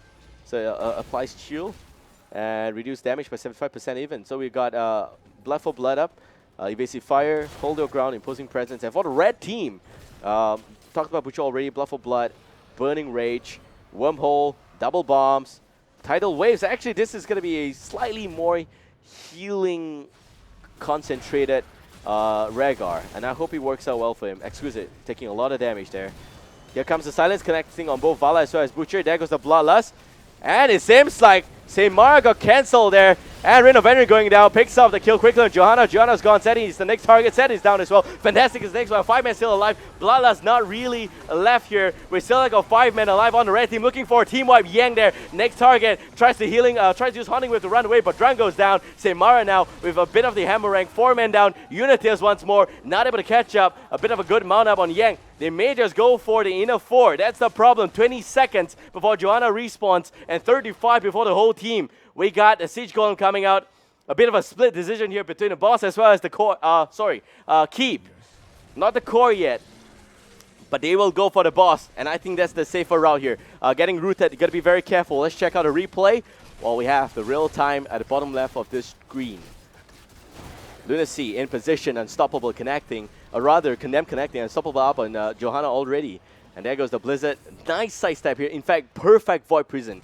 They were sidestepping the damage. Uniteers got in position for a really good Reign of Vengeance. Just connected 1 charge, but that's exactly what they needed. There's also Divine Shield up quickly on Clutch. Sorry, not on Clutch, on St. Mara, which is why Felset was alive for that fight there. Unfortunately, they do drop 1 guy. I think it's Drunk here, yeah. And that's expected. Oh, Exquisite now caught out of position. Seti trying to save his brother there, but Viviera not able to do anything. Also the stun from Clutch missing. That's a bottom lane. We've got the boss pushing, and they get themselves 1 free tribute, but that should just be it. Blue team forced to tap the wall. Exquisite may go in for another fight. Ooh, something really bad happening. Getting rooted there is the least of things you want to face in this fight. The boss goes to red team. Clutch off position there. Anuparak in a little bit of trouble. Does have that burrow charge run away. Needs to stop getting stunned. There goes Cinderblast. Connects on 3 really well. Here comes the Silence. Also going to see a bit of Blood for Blood. There goes the Reign of Vengeance. They want to pick up Yang first. Meanwhile, Viviera dropping. This fight being split into 2. Red team loses 2 members. Shouldn't have fought like that. And here comes the flyby. St. Mara throws out the Hammerang. Will not pick up the kill. Tribute spawning. Boss pushing. Maybe blue team's actually going to get this one. Big fight there. Not good enough for the red team. Perfect Hinterland Blast by St. Mara. Have to say, that's really good. Let's check out the replay right now while they channel up the tribute. So they got the boss. Viviera positioning was off. Clutch is the problem here. Should have just backed up a little bit. And they just formed a nice 1 line here for everyone to get silenced, for everyone to get that damage in. Drunk there, unfortunately not able to pop the Void Prison, deciding not to do so.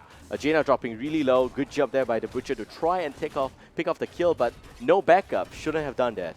That's a blue team getting cursed, but this is a problem because the red team getting cursed, and it's a problem for the blue team. Why? They're not really capitalizing on this push here. That's my problem. We have got the lanes getting pushed out, but it's not enough. Red team picking off the siege camps to defend the lanes, and the blue team, all 5 members there, still half a level down. They got the keep at about 60% health right now. And no one playing the... Actually, nobody here has got Mule. So the curse is going to expire in just about 15 seconds. Exquisite getting some slow from Hamstring. More slow coming out. Clutch landing some stun. Sends the Beetle forward. More chopping action again from Viviera. Just want to chop Joanna up. Be really yummy. Uniteers there. Unfortunately, well, if the fort goes down, it will still be something for the blue team. They're pulling back now.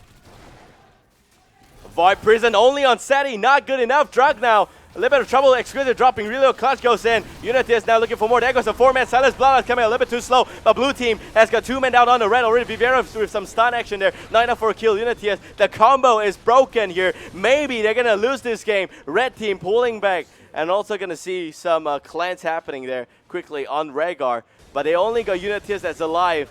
Bad Void Prison by Zeratul. May just threw this game away. They're going to lose the mid fort. Blue team now has got EXP lead. And if you look in on the talents now, you'll see Redemption Epic Mount, which basically reduces cooldown of flight, by the way. And Bolt of the Storm up on both Jaina as well as Sylvanas, and Indestructible up for Johanna. And on the red team, we got Fires of Hell, which is a second explosion. Don't like this, but I think it's okay for his build. We got Rewind, we got Nexus Plate, we got another Rewind up on Rhaegar, which basically helps him heal a lot more, as well as Bolt of the Storm up on Vala. Level 20, this fight is very important. He may lose both forts here, top and mid. It's a big mistake by the red team. Shouldn't have fought like that. Now they're paying. 9 kills against 9 kills. Number of kills is really even. Oh, the stun connecting on Vala. Nice vault there. Wasting Blast Shield. 1 second before Butcher respawns. Viviera comes out. And I think that this is where they got to play very carefully. Bottom lane getting pushed in here. 2 Siege Golem. What can they do? A lot of damage. But they're going to have to focus on the right targets first. Red team actually not doing anything but clearing the waves. And the blue team now pulling back. One more mistake by the red team and it's core for Ingenium. One last chance. It really is one last chance right now. Drunk should stop drinking beer. He needs to stay awake for this fight. But we got about 1/3 in terms of tribute count for the red team. And tribute spawning on the bottom lane. If Red wins the team fight, they can actually go for core. Exquisite getting spotted out a little bit earlier. A little bit early, but Exquisite is not very easy to pick off. And members of the red team not in position even. Clutch, lens is stun. Nope, doesn't connect. My bad, I lied. Hammerang coming out. And positioning of Fantastic is pretty good. Is always within reach here. Blizzard connecting on Clutch. 2 counts, in fact. Well, cancelling the shield there. Viviera with a surprise hamstring. Unity is channeling up the tribute. Both team playing it very safe. Shield Glare buying more time. Saint Mara now with Hammerang. This is a choke point. They don't want to fight here. And the tribute goes to red team. Close fight. 2/3. Next one is going to be Curse. Top lane pushing out. They need to defend. Oh boy, they should be able to take down this keep just now if they went directly for it instead of the boss, but they decided to go for that, and the boss didn't really accomplish anything except taking down the gates on top and maybe doing some damage here, but that's all. So no more talent analysis. We are at the end of the road there. So I think that we will have to see more fights now. 9 kills each side. Both teams systematically rotating to the bosses. I think that this is impeccable timing. By the way, there's a live audience and the players can hear me, but there is delay, I think. Good delay. Awesome delay. And it's more than enough. It's 2 minutes. 3 minutes. 3 minutes delay. So there's no way they will know this is happening. Unless they use Clairvoyance, which Uther doesn't have. Triple spawning top lane, one last chance. Have got a chance for a steal here. Lunacy channeling out 50%, looking for more. Maybe the Blizzard gonna stop him. Yes, it will. Clash now. Needs to be careful. Drunk looking for. This is a choke point. Maybe it goes down. The Void Prison connecting. Zeratul will go down. That's not gonna be good enough. That's a red team looking for the kill damage. There goes the Bloodlust. Silence on 3, and also gonna see Rain of Vengeance. Furnace goes down. Second one not gonna pop. Seems like Indestructible, gonna buy some time. Unitius, more right-click damage, but Anubarak dropping really low. Lunacy not healing enough, and down goes Anup. This is a huge problem. Unitius actually picking off most members behind, and the Vala spots out Sylvanas again. They will get one tribute, but what they really want is the core. Felstad flies all the way down. There's a boss here, and Samara just pushing along with the boss. Unitius needs to be very careful. If he die, it's cycling death. We've got about 30 seconds, and one guy still alive. Felstad now realizing can go for core. Ingenium now knocking on the core. One last chance, losing that last chance even. Zeratul unfortunately not getting the perfect Void Prison ever since the 10-minute mark.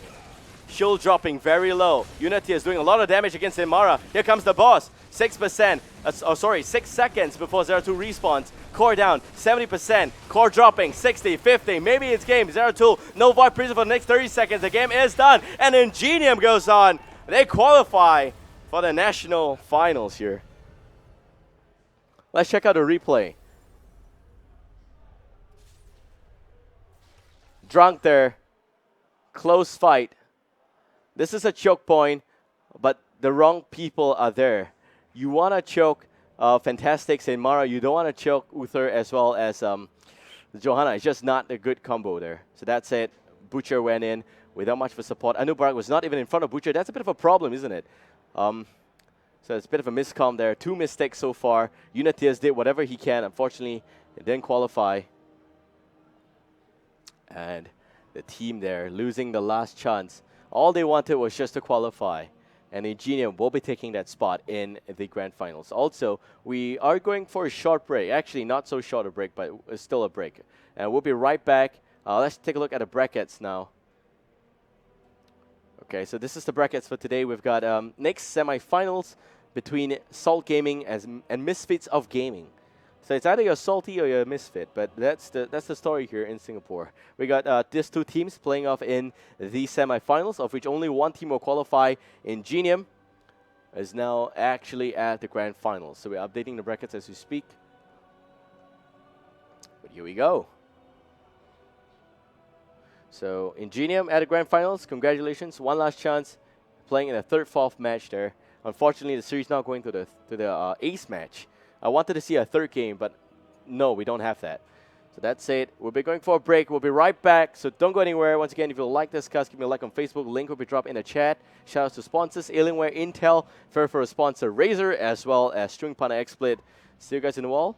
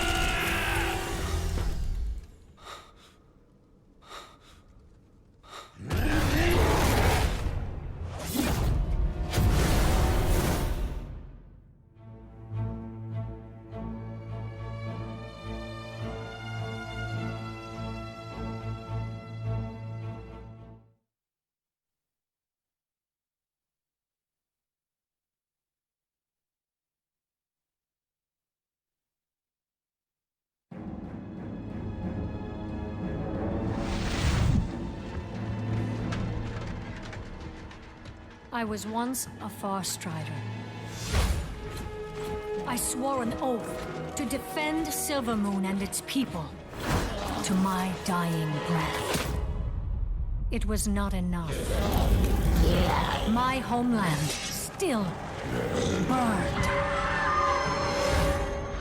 But those days are long past.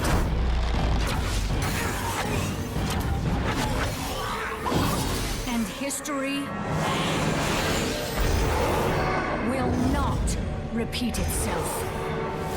I am Sylvanas Windrunner, Queen of the Forsaken.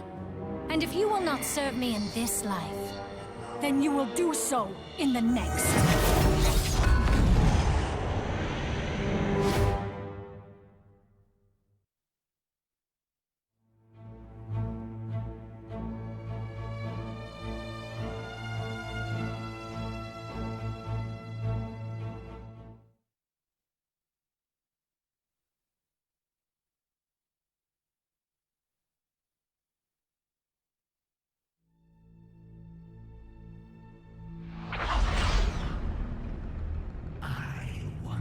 Ruled Ashul Nerub.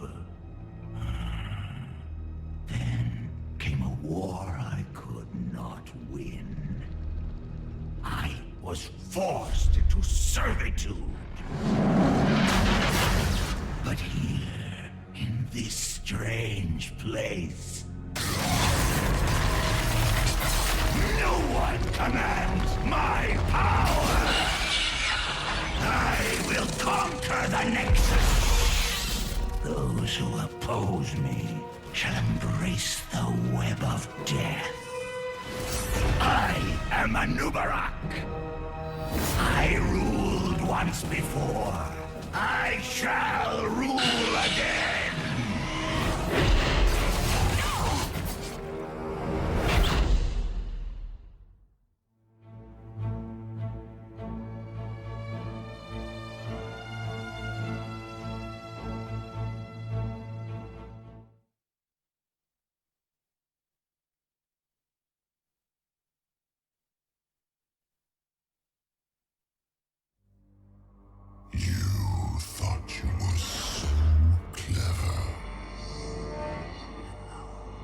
That you could hide from my wanting gaze. Mortal fool. Drown in the tide of sin. Even now my minions march forth, claiming this misbegotten realm in my name. For I am Asmodan, and my reign of sin will not be stopped.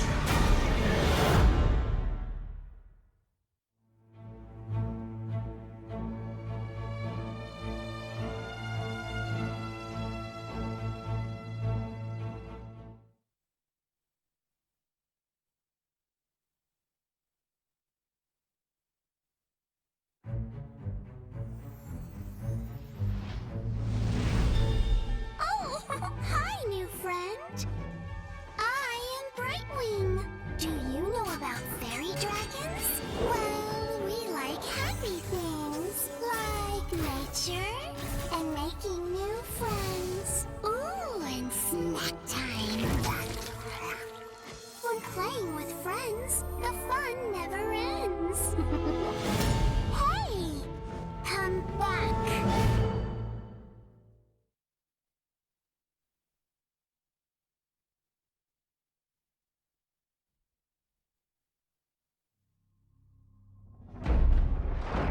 The most important thing I've learned in all my journeys is balance.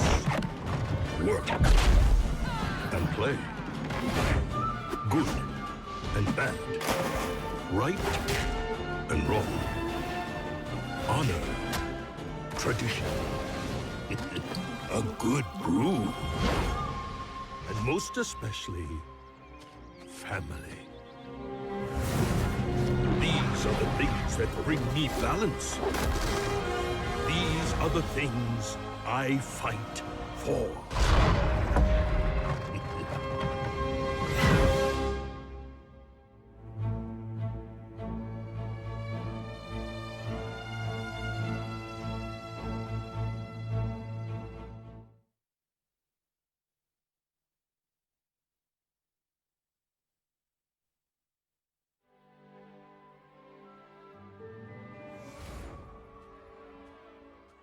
Peace.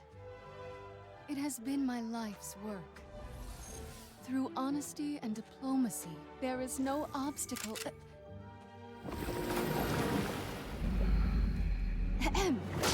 There is no obstacle we can't overcome. Within each of our hearts lies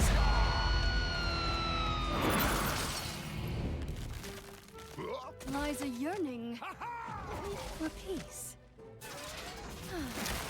Even in this odd place, I truly believe that each of us can find a way to live in harmony. As I was saying, I am Jaina Proudmoore. We don't need to fight. But if you insist, so be it.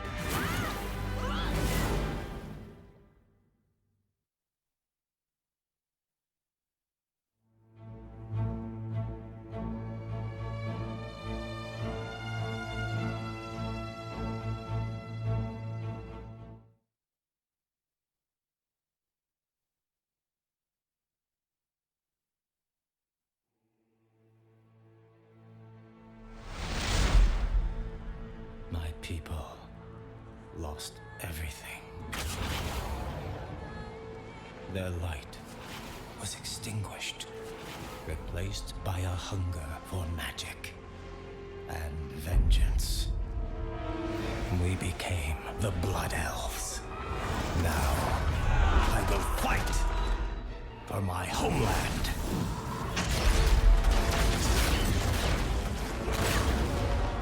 Selama Ashalanore.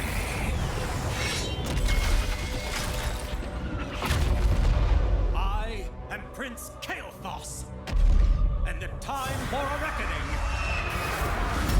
has come!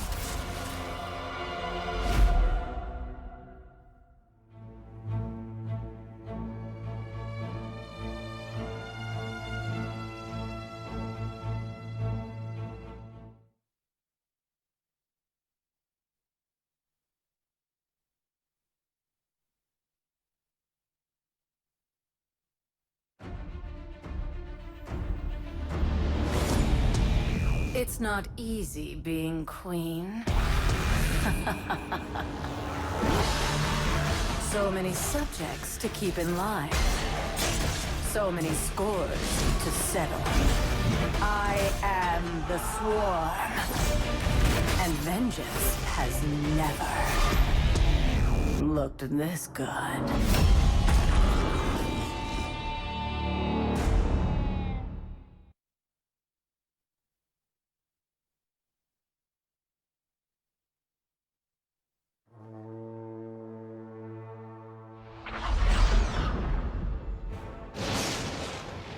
We came to this world as exiles and outcasts. But together, we can be more. A weapon to break the chains of oppression. A bastion for the hunted and the lost.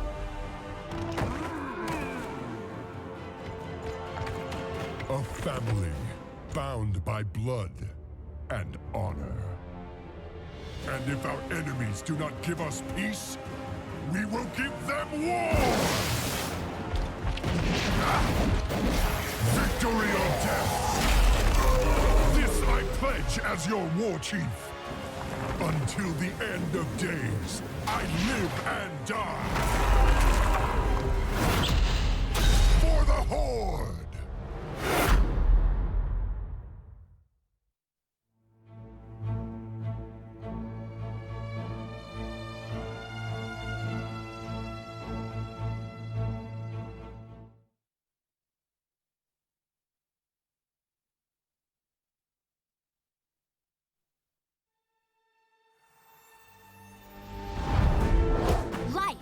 an adventure. I mean, have you seen this Nexus place? There's limitless worlds to explore. Constantly new things to see. Ew! Sure, there's danger too. What's an adventure without a little action?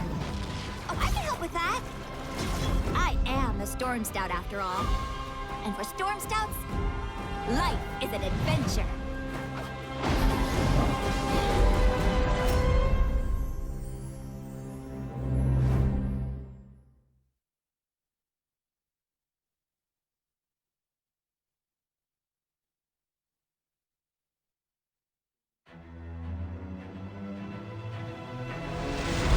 We Bronzebeards are known across the whole of Azeroth. My eldest brother Magni was king of Ironforge, wise and fair a ruler as ever been. And Bran, well, he's a renowned explorer, always finding secrets. Being written about in Explorers League Geographic.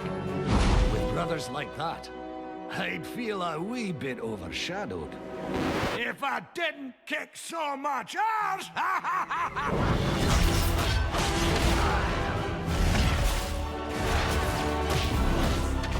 All right, lads, line up! It's hammer time!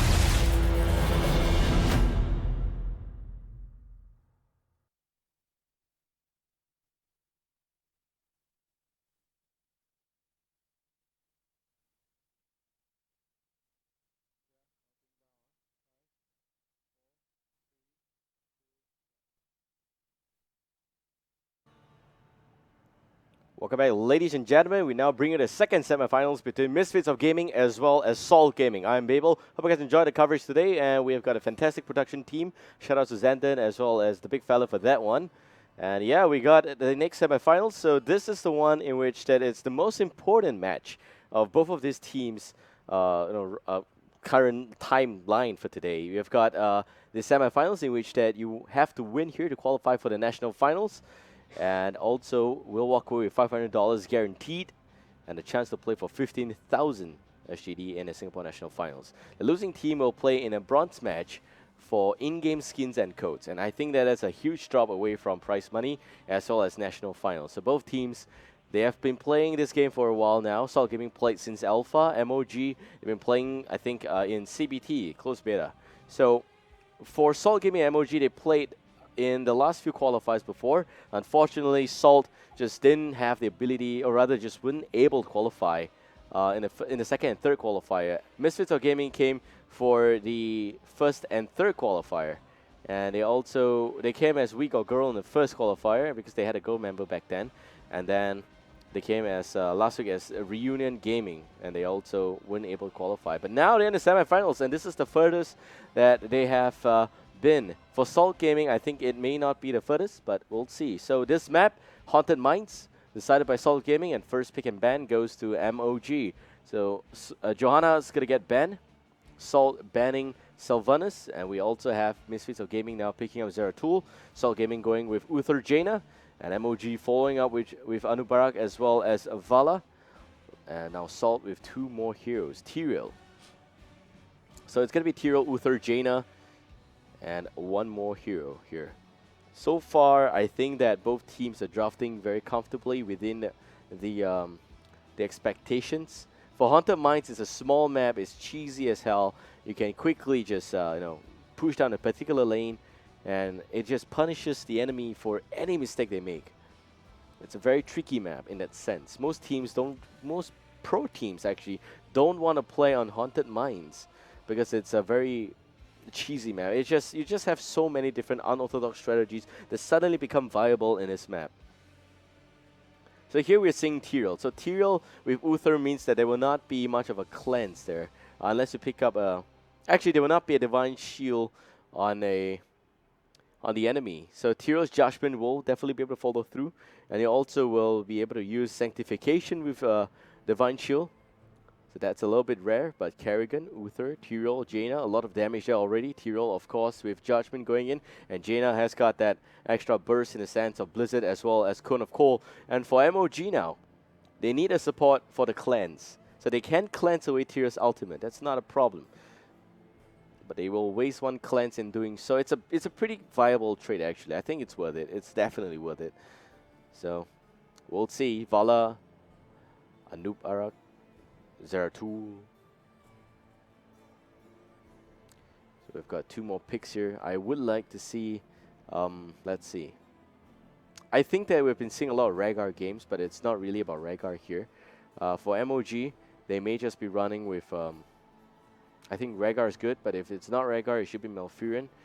Malfurion. Brightwing's kind of okay. Teams nowadays don't really know how to deal with Brightwing ever since the last rework. And that's a bit of a problem here for MOG. But they definitely need, I think, another tank or flexible player. It could be a specialist as well. Sylvanas is not really very strong in Haunted Mines, but it does have its effect if you're pushing with Sylvanas with the Golem. And the enemy's lineup has got a lot of bursts. You've got Jaina, you've got Kerrigan, you've got Tyrael. It's a dive comp, actually, with Uther there trying to keep someone alive. It's going to be Rhaegar for MOG.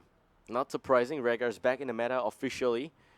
And now they're going to pick one more hero. I would not be surprised if it's going to be a dual support. But if it's a dual support, they don't have enough damage. That's the problem here. Tassadar is not being banned, so maybe they can go for Tassadar in the hopes of some form of support. Also, Tassadar is just really good in this map. He has Mule, he's got Shield, and really, if he morphs into the ultimate form there, or rather using the Heroic Talent, Archon, he can do a lot more damage. So that's the main effect there for MOG. But Salt has got one last pick, and it may just be a Abathur again. I think Abathur is really pretty awesome for Salt. You got Kerrigan, Tyrael, Uther, Jaina, Abathur. But here, MOG, 2 seconds, it's Muradin. Okay, so they will go for dual tank. They don't really have a lot of damage. They don't have any form of burst at all. And that is very worrisome for MOG. Muradin there may be able to do a lot of CC, good stunts. Anubarak, Muradin definitely can lock down Zeratul as well. Unless Zeratul goes for Shadowy Assault, I don't really see a lot of damage. Vala can be consistent in terms of AoE damage, but you really want a burst here. And Salt has got a lot of good bursty heroes. Kerrigan, Jaina, Tyrael. They don't really need anything else actually.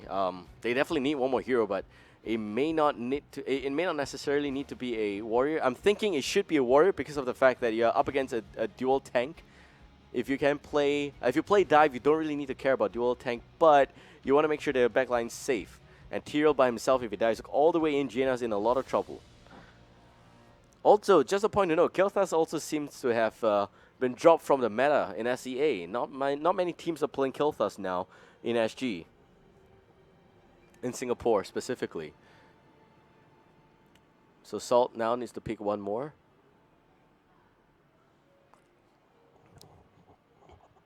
And yeah, 40 seconds remaining. A lot of time, really. Some suggestions that I have on hand would include a secondary support. Either that to keep your team alive. Tarande is going to be okay. I think Tassadar also very, very good in this map. And it's Tassadar. So Salt will have dual support. MOG only one Rhaegar, but Tassadar can do a lot more damage as well. So that's why I think Tassadar is a very good pick here. Jaina, Kerrigan, those are a lot of those provide a lot of dive damage, and Tassadar can keep one of them alive. Uther keeps the other one. So I think this is a good draft, and on paper I kind of like Salt's draft a little bit better because MOG doesn't have enough damage in that sense. But that said, game 1. Haunted Mines. Cheesy map. MOG may just be looking to cheese their way out of this one here. And this is also the map that's been in the game for a very long time. Very, very long time. Salt Gaming, Misfits of Gaming. In this particular map, you've got 2 levels there. Level 1 and Basement 1. So you've got 2 different sentry points. A total of 3 camps. No boss camp, but there is 2 siege camp, 1 bruiser camp. And in the basement's levels where you're going to get the undead skulls, and when you collect 100 skulls, Golem will fight for you. When 100 skulls have been collected by either 1 or 2 teams, you will spawn a Golem. The more skulls you collect, the bigger the Golem's going to be. And also, just a point to note that you have that increased skull count in the meat as well as left side of the mines. So that's it. This map is definitely going to be very exciting.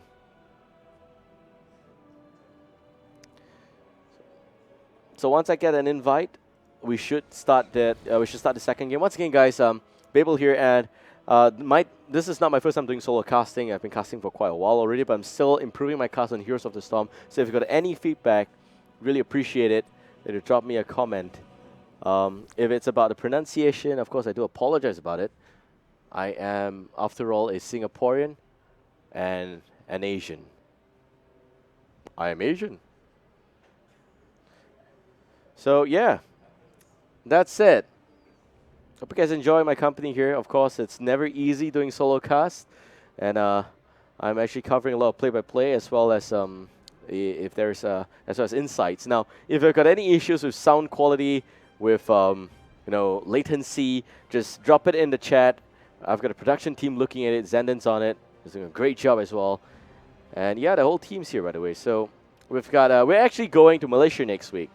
And I'm taking this opportunity while waiting for MOG to come into the game to talk about it. So next week, 11th of July, is the Malaysia National Finals. That's exactly where you'll see one Malaysian representative shine through the competition and walk home with 18,000 ringgit. I wish it's USD, but it's ringgit, right? I know. But it's not the point. The point here is that they get a lot richer, and they are guaranteed 2,000 USD in the regional finals, plus the shot to play at Bangkok, Thailand, all expenses paid. And yeah, that is representing national colors is always a good thing here. So Heroes of the Storm, first ever road to Blizzcon. Of course, if you win in the regional finals, you walk home with 20,000 US dollars, as well as the plane ticket to US of A, and that's where you will be playing in the Americas Championship. So in the USA is where you're going to play for, I think, up to 100,000 US dollars. And it's really, really exciting. My production team's eating, by the way. I haven't had lunch, and they're just staring at me with those really tasty nuggets. Who needs enemies when you got friends like this? So waiting for Shin to load up. Just letting the players know we're good to go. And yeah, so far, I mean, the draft for MOG looks very, very off the top. But if you know the history of this team, they've been playing as MOG in the second qualifier, as well as Reunion Gaming in the third qualifier. I think every single qualifier we have MOG's participation there, and I really, really thank them for that. Chusan especially. Shout out to you, Chusan, for coming in and trying. You're now at the semifinals. Use this opportunity and prove to the world you're not useless. But yeah. So we got MOG, man. Last qualifier, I think they got knocked out the first round. The qualifier before that, they did a little bit better. They played Murky, and they got knocked out after that. But the point is not that they lost. The point is they played Murky. So if you have the guts to play Murky in a competition that matters, I think you've got the biggest balls there is. And it's tipping my hat off to that guy. That really worked. So that's it. Waiting for MOG to get ready, and then we'll start game one. Best of 3. Haunted Mines. Doesn't guarantee a short game, but it is going to be a tricky one. Misfits of Gaming versus Salt Gaming. And once MOG is ready, the action will start. Once again, let us know any of your concerns in the Twitch chat, and we're going to try our best to accommodate.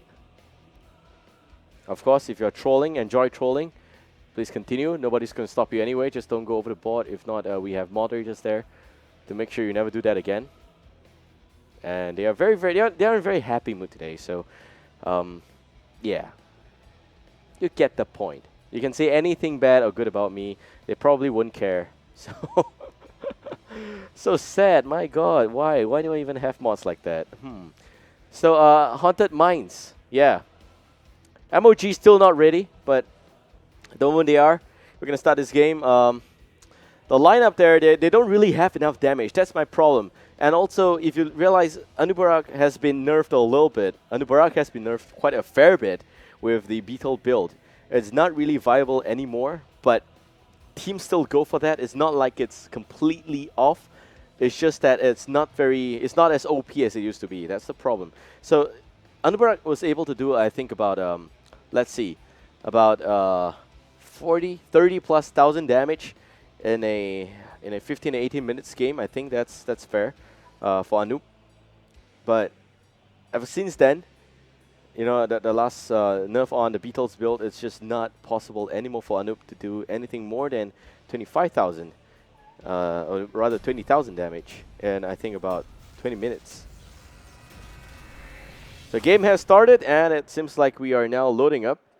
It's kind of cold actually here, so crazy play. Shout out again to sponsors Alienware, Intel, Fairfair sponsor Razer for making all this happen, and streaming partner XSplit for the awesome support, and you guys for tuning in. Thank you for watching. This is the 4th qualifier. One team has qualified, Ingenium, but now we're looking for the second one between Salt Gaming and Misfits of Gaming. So on the blue team, we've got Salt Gaming, Telstro there. We'll be playing as Jaina. We also got Kaigari onto Tessita, Ohayang playing as Uther, Quirty playing as Kerrigan, Sliderbite as Tyrael. And on the red team, it is MOG. Shin there playing as the Muradin, Vexi onto Zeratul, Nyx playing as Tyrael, Chusan playing as Rhaegar, last but not least Tanuki onto Vala. So a bit of an interesting fact. Tanuki and Ohayang was in the same team in the Heroes Community Cup. They were placed, I think they finished as a 3rd place. But yeah, why do we have Tyrael? Aha. And game 1 goes to the blue team, Easy Gaming. He left the game. Nah, I'm just kidding. Probably going to go for a remake, just a bit of a mistake on the pick there. I didn't even realize that, but Vexi with those BMs. Talstro's going to stay. Everyone on the red team's going to leave. Blue team's going to win the first game. We're going to go into the second game. Guys, that's the shortest game. We just broke the book of records here. Yeah, so let's pull up the draft again and see what exactly the hero is supposed to be. I think it's another tank. It's supposed to... No, actually, it's not a tank. Let me see. What's the missing piece? They have got that... Oh, okay. It's actually Anoop. Yeah, Anoop's missing. Alright. So, yeah, Salt versus MOG. Game 2. Man, if only my job is so easy. Really appreciate it. But that's it. Joke's a joke. Here we have it. We're going for a remake of Game 1. Do note that we have a yellow card for Nyx. If he picks the wrong hero again, then Game 1 will go to Salt Gaming. Of course, I'm just kidding again. Just trolling. This is trolling. Healthy jokes are just trolling. Yeah. I really like the new role indicator a lot. I think that it tells you if your tank's doing a job, if your healer's doing a job. But more so for the tank. You really want to make sure that your tank's been taking a lot of damage. And it kind of justifies, because some tanks don't have the ability to take up a lot of... as in, don't have the ability to dish out a lot of damage. So back then...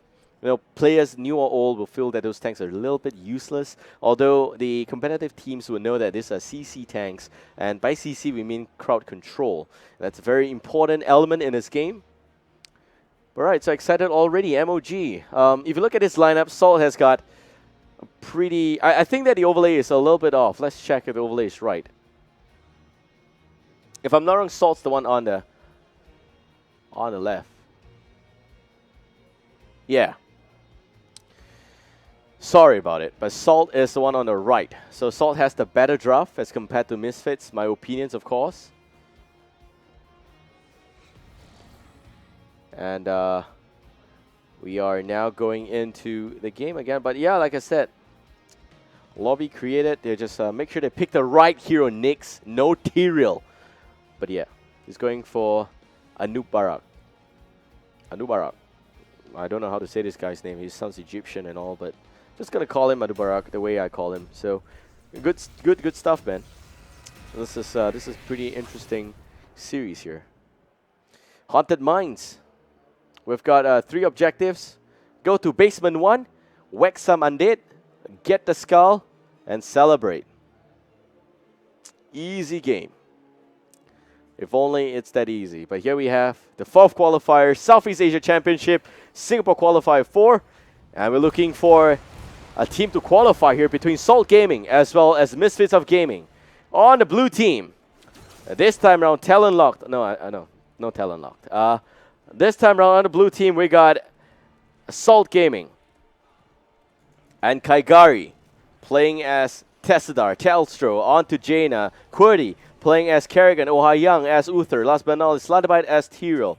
And on the red team, Misfits of Gaming, we don't see a Tyrell, so that's correct. Nyx now playing as Anubarak, Chusan playing as what seems like Rhaegar, Vexi, on to Zeratul, Shin as Muradin, last but not least, Tanuki as Vala. And like I was mentioning before the remake here, a bit of a tidbit information. We've got Tanuki as well as Ouyang in the third place team. They used to be in Relics. Relics now have qualified in the Asia qualifier, but they're both not in Relics, so they're now looking for the right to qualify. Unfortunately, this ex-teammates, one of them, only one, will meet the old squad of Relics in the national finals. The other one will have to sit by the side and watch. Probably buy a lot of popcorn because it's going to be fun. That's a top lane now. We've got 4 men pushing the top lane. Of course, we've got Unorthodox here all over the place. It looks like, if you're looking on the talent, looks pretty okay, right? We've got Chain Heal up with Spree Walker's Grace and Composite Arrows, Rapid Displacement, which is really good for maps like this, for maps like Battlefield of Eternity. This actually lowers the cooldown of Blink by a lot. If you check in the cooldown of Blink initially, I think it's 8.5 seconds now after the buff. So it used to be 10 seconds. That's it on the blue team. We've got Deep Shield, Regeneration Master, Conjurer, Sweeping Grass, as well as Sight Infusion. Sight Infusion's tricky. So they know it's not going to be a long game, therefore not going to pick Conjurer up for Tessadar. That's perfectly fine. And I don't have a problem with that, because Tessadar has got better mana utilization, as well as the ability to spam a lot more in the early game if he uses Sight Infusion. Some stun landing. Shin doing a great job there with those stun. Mine opening in just about 30 seconds. No kills just yet. I'm slightly disappointed. I want to see some ganks, but they're playing very safe. Both teams know how important it is to not get cheesed out by this map. I actually thought that MOG, Misfits of Gaming, they're going to play the Stormbolt that's going to remove the ammunition, but that's not the case here. So we check in on the pre-mines damage. Bottom ammunitions have been expanded. A little bit of that, I think just about 25% of the ammunition's gone. And in terms of health, both of the towers looks pretty okay. Nyx now getting stunned. Nyx now in a lot of trouble. Nyx now dropping. Nyx goes down. And the first kill will go to the blue team. Red team now going for the skulls. We'll get them. Kaigari lands a very nice Psionic Storm. Will not do anything more than that. Dwarf Toss from Shin. Not the best of all. Blizzard still connecting. Shin now a little bit of trouble there, but will still be fine. Sliderbite picking up more skulls. In fact, 5 men from the blue team now underground doing whatever they can. Red team has got a bit of a lead, 18 now, and they're still getting some of the more isolated skulls, and that's still okay. Blue team's going to get the majority of this. I think they're going to finish this mine here with 74, unless Red team does something about it. And now they have a full-on retreat, confusion mode. Nobody know what nobody's doing. Qwerty's at the bottom lane defending against Nyx. Borrow charge, a little bit of an overreaction from Nyx. But nope, it seems like blue team's going to go for the boss grave here. And actually, they get the root now doing a lot of damage onto Ohaya and Kaigari. They're both dropping a little bit. She now dropping also. And is doing some stun, pulling back at the nick of time just to wait for second win to kick in. There we go. Second win kicks in. Now he can pick a better fight. From behind, Anubarak is here. Nyx now with Borrow charge, more stuns. Shin comes in, lands even more stun. A lot of CC on the red team, but no kills just yet. And they box out the blue. Blue's going to pull back. Red. We've got MOG choking off Telstro. Telstro a little bit of trouble. The Impale will connect. And there goes the second stun. Please connect. Yes, Telstro goes down. Salt now not able to pick a fight. Nyx in a little bit of a trouble there. Actually opting to go all the way up. May also sacrifice, making the kill a little bit of a... Yeah, he just dies like that. So we've got the rest of the red team going for the skulls. Blue team not going down to the underground mines just yet. And it's going to be slightly in favor for the red team. 56 against 44. Great job by the red team. But of course, blue team going for a secondary objective of the Bruiser Camp in the mid lane. Can the red team reach in time? I don't think so. They've got Jaina there. Jaina does a lot of damage against Bruiser Camps. This is where they're going to have to defend. Or rather, try and take out the Bruiser Camp. That's going to buy more time. Also, the Siege Camp is a crucial component in defending against the first wave. You only want to activate the camps when the golems reach the gate, so they've got enough time for the first golem. to clear out the Bruiser camp as well as the camp here. Vaxi actually not going to wait for the Golem to be in a prime spot. Gonna just channel up the Siege Golem.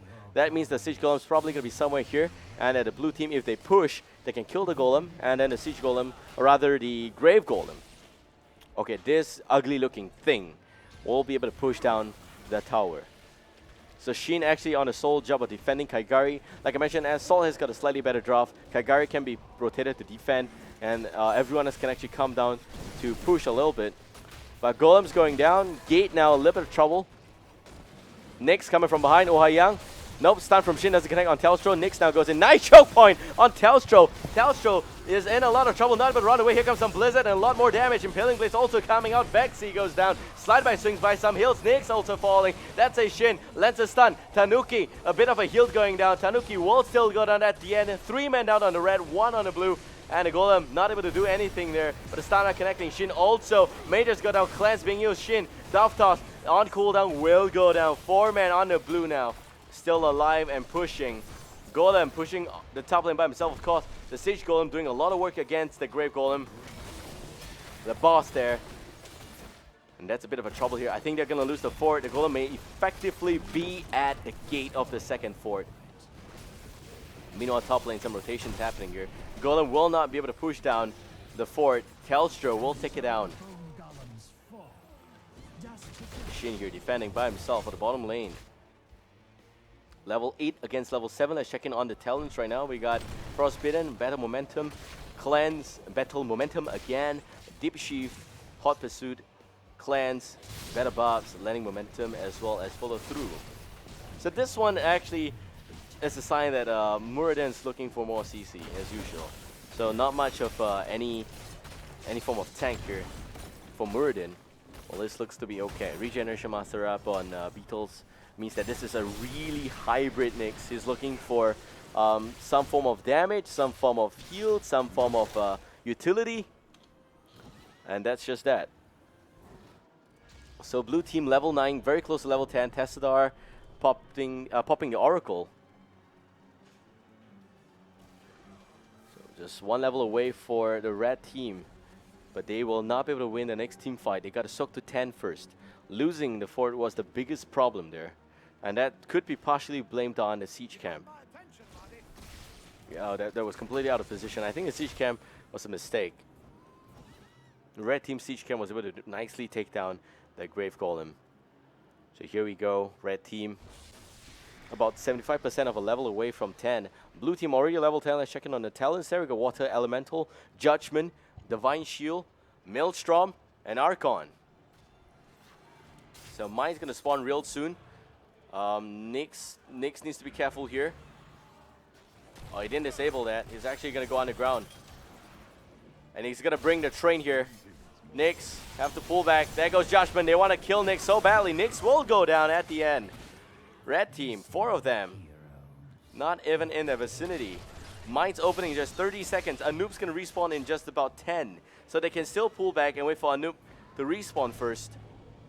Sentry point goes to blue team. Both sentry point.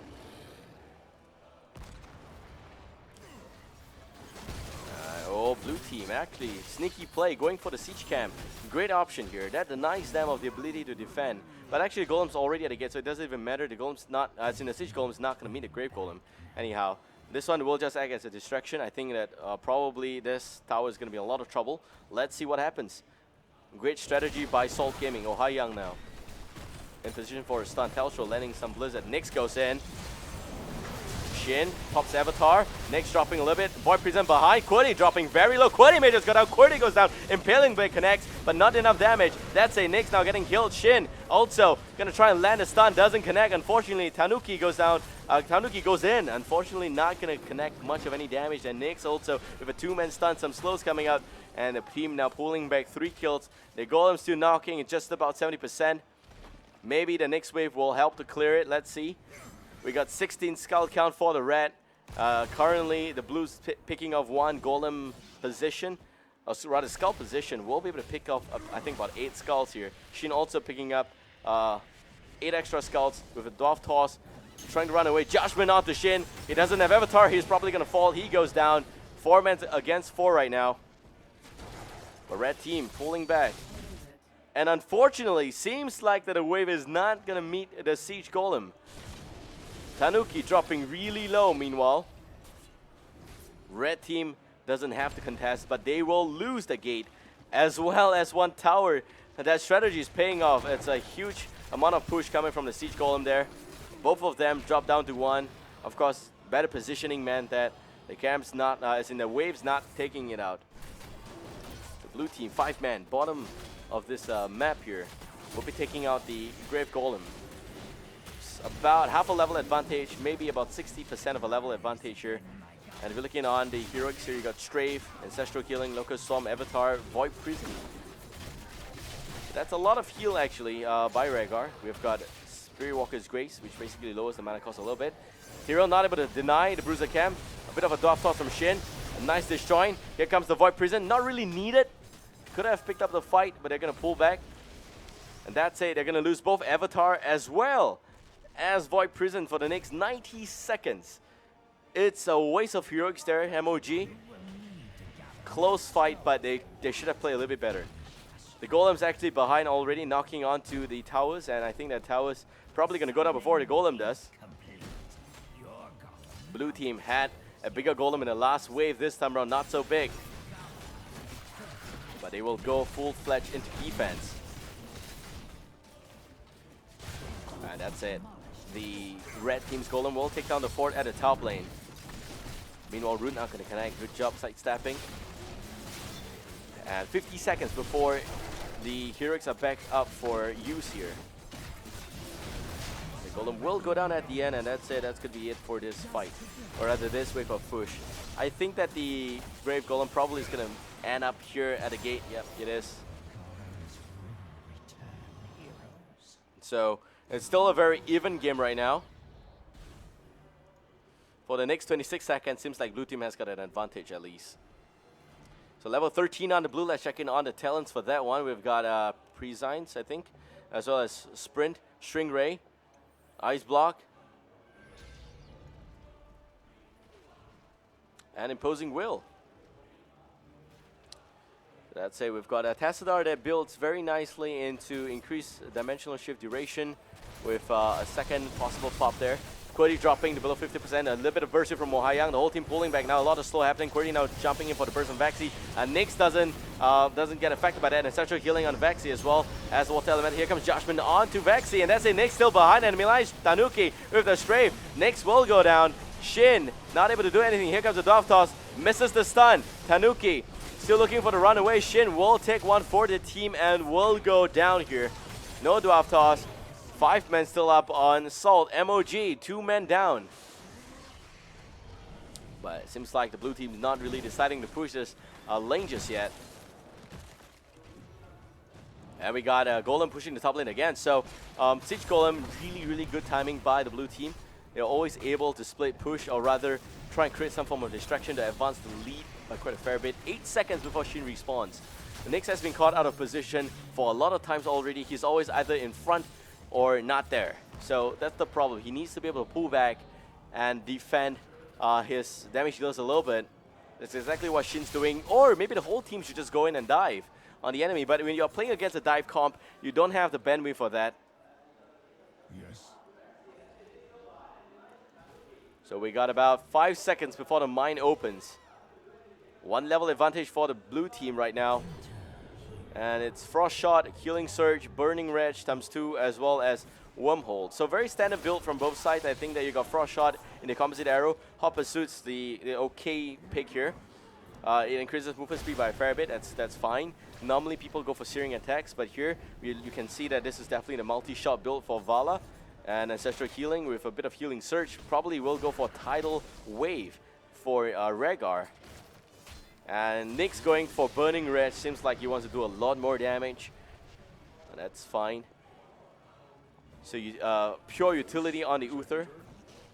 And we may just see a fight here. They're both just dancing a little bit. Nyx there, missing Impale.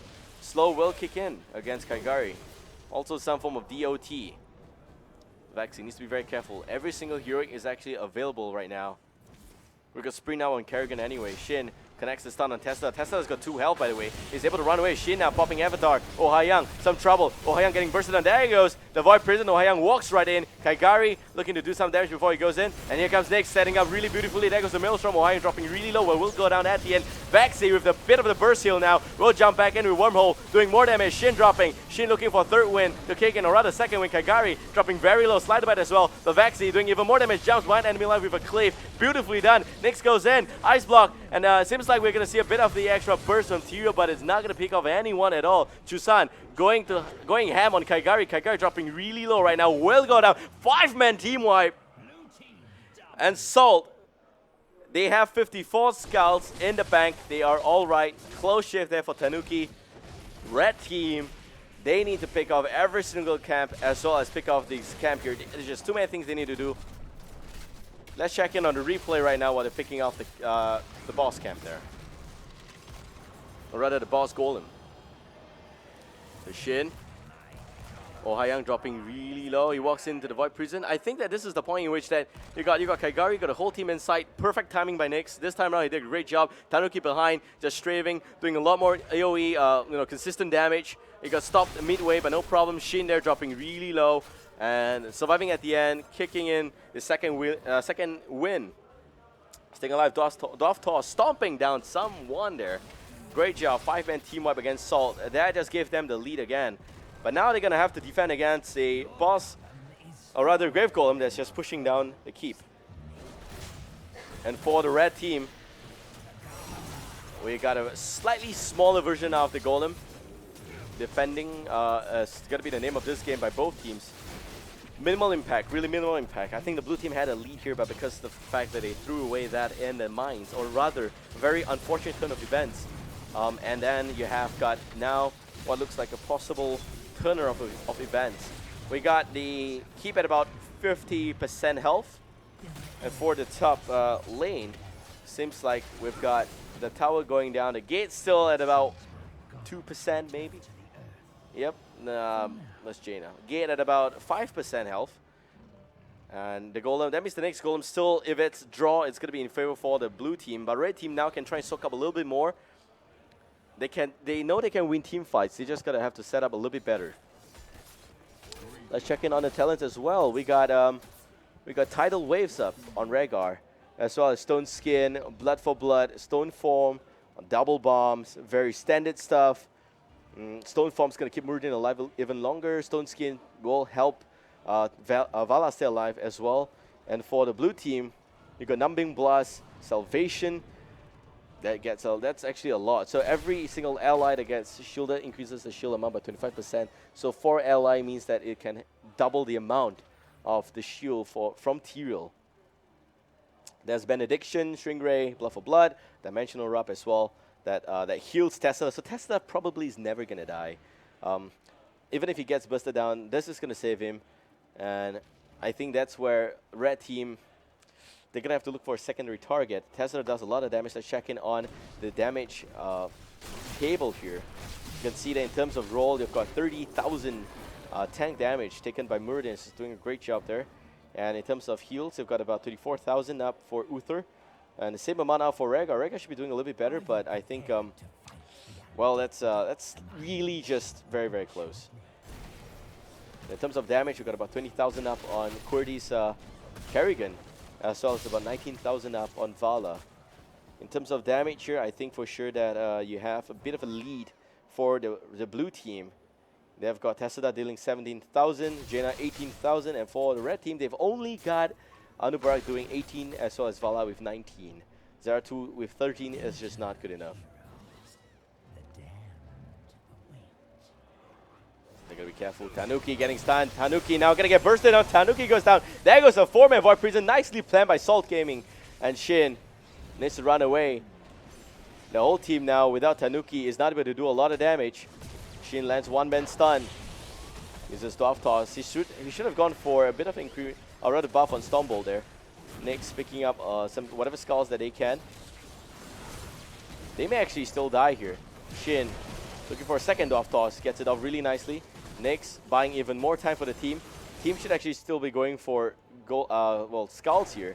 But actually at the top lane defending, Nyx goes down. Bit of a kill rotation. 18 seconds before Vala respawns. 50 before Nyx, the Anubarak. And unfortunately, Red Team decides to pull back and go for Siege Camp. If they got for these 2 extra pockets here, they should have gotten at least an extra 16 skull, totaling up to about 32. But really, the gank here. There's bushes really a huge problem, and Tanuki was in the worst of positions there. I think he thought he was safe. But we have about 61 skull count up for the blue team, and Soul Game against MOG. Misfits of Gaming, they are actually in a lot of trouble. This is where you have the Meat Bruiser camp being challenged by the red team. I'm not so sure if they can actually pick off the Siege Golem for the blue team as well. I don't think they can. So Cordy swings by, pops up some defense.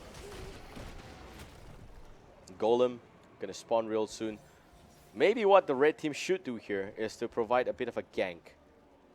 They've got 20 seconds before Lucas Swarm is off cooldown, so that's why they're not able to take a team fight right now. 8 kills against 13 kills. Still somewhat a close game in terms of level as well. Slider bite. And the whole red team just defending against the Golem. The Golem probably is going to take down the keep here. Shin, the gank. Tanuki, if he went for right click build, he would not be able to try. He would at least be able to do a lot more damage onto the Golem. But if he went for a multi-shell build, which is a lot more consistent. Nice cleanse on Shin, preventive cleanse. It's now on cooldown. Actually, yeah, it is on cooldown. It's not on cooldown, that's a surprising factor. So what gave him the unstoppable? I think Dwarf Contact could be it. But here comes Avatar. Core, shield still up. Nyx now goes in. And there goes the ice block. Kaigari jumping on one. And also going to see Slider by jumping quickly onto Tanuki. All of the members are trying to go into the Void Prison. Where is the setup? Setup now going to be in place. Nyx waiting for a little bit more vaccine now with a wormhole back in. Looking for more damage. A 4-man stun from Nyx. Great composition, but it seems like it's not going to be enough. Red team dropping in terms of damage. Tanuki down all the way. Tanuki strafe, not really effective. Red team all of a sudden still back up here in this fight because of tidal waves. And that's it. Kordi goes down. Oh Ha-Young goes down. Kaigari trying to make up a little bit of a fight. Shin doesn't have enough mana here, but Chusan going for it. And the core down to about 45%. The Golem still knocking on the core. Golem dropping really low. Oh Ha-Young respawns here with redemption. The core down to just about 30%. Nyx needs to stop them from hitting on the core, but the core down to about 14, 13, 8. And it seems like the core goes down at the end. So Salt Gaming gonna walk away for close fight. And a pause there actually by Shin. So let's check in on a replay. I thought something's wrong, but it seems like it's nothing's wrong there. All right, so the biggest mistake here I feel is that they allowed the whole team to merge out with the Golem. They're not able to, they should have taken the team fight a little bit earlier, I think outside, and that's where you have Strafe getting cancelled by Slider Bite. Great job there. Red team actually dropping really low. If you check in on Chusan, is nice ancestral healing. Shin jumping in. Blue team all the way down here. And then you have Zeratul going down, and that's a bit of a problem already. And then all of a sudden you have Tanuki dropping as well. Tidal Waves doing a great job healing, but just not enough at the end. They still have got 2 guys alive here. And Telstro, the core just taking a lot more increased damage. And they've got all of the allied catapults just knocking on the Golem already. The problem here is that I think Kaigari was unobstructed. He has got full space to do a lot more damage. That's a 35k hero damage up on Telstro. Jaina, great job there. And of course, I think the Nyx, he did a lot of redemption at the end. He did the most damage. They could have played a little bit better in the early game. But as a whole, I think that the team's biggest mistake was allowed Tanuki to be caught off guard. Always check the grasses, man. You don't know what's going to jump at you, and that's the biggest problem for this game for MOG. That's it. We're going for a short break. Shout out to sponsors Alienware, Intel, as well as for sponsor Razer, and you guys, plus streaming partner XSplit. And of course, the viewers here online for tuning in. Thank you for viewing this, or rather watching this 4th qualifier semi-finals. 1 team will qualify. And we're going to be back real soon for Game 2. Sit tight, don't go anywhere.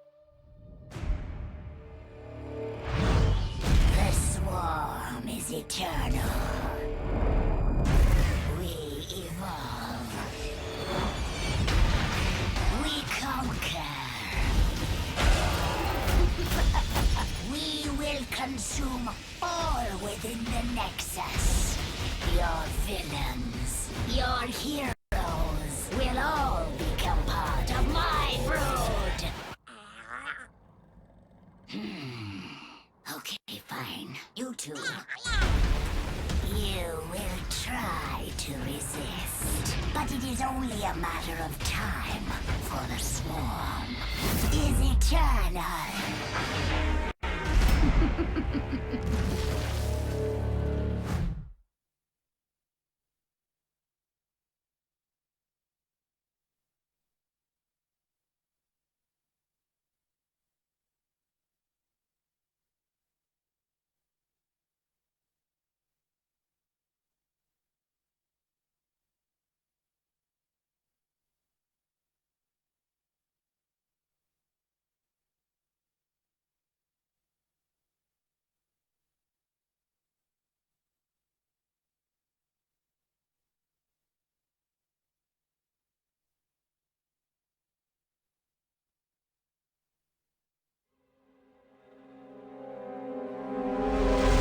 I was born for the arena.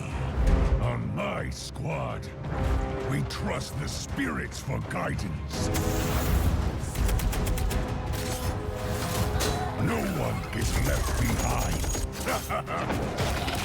Not even a pink skin. And when our backs are to the wall, I call on the elements to even the odds.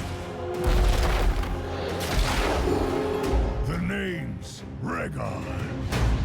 Heroes of the Storm. I am the Storm!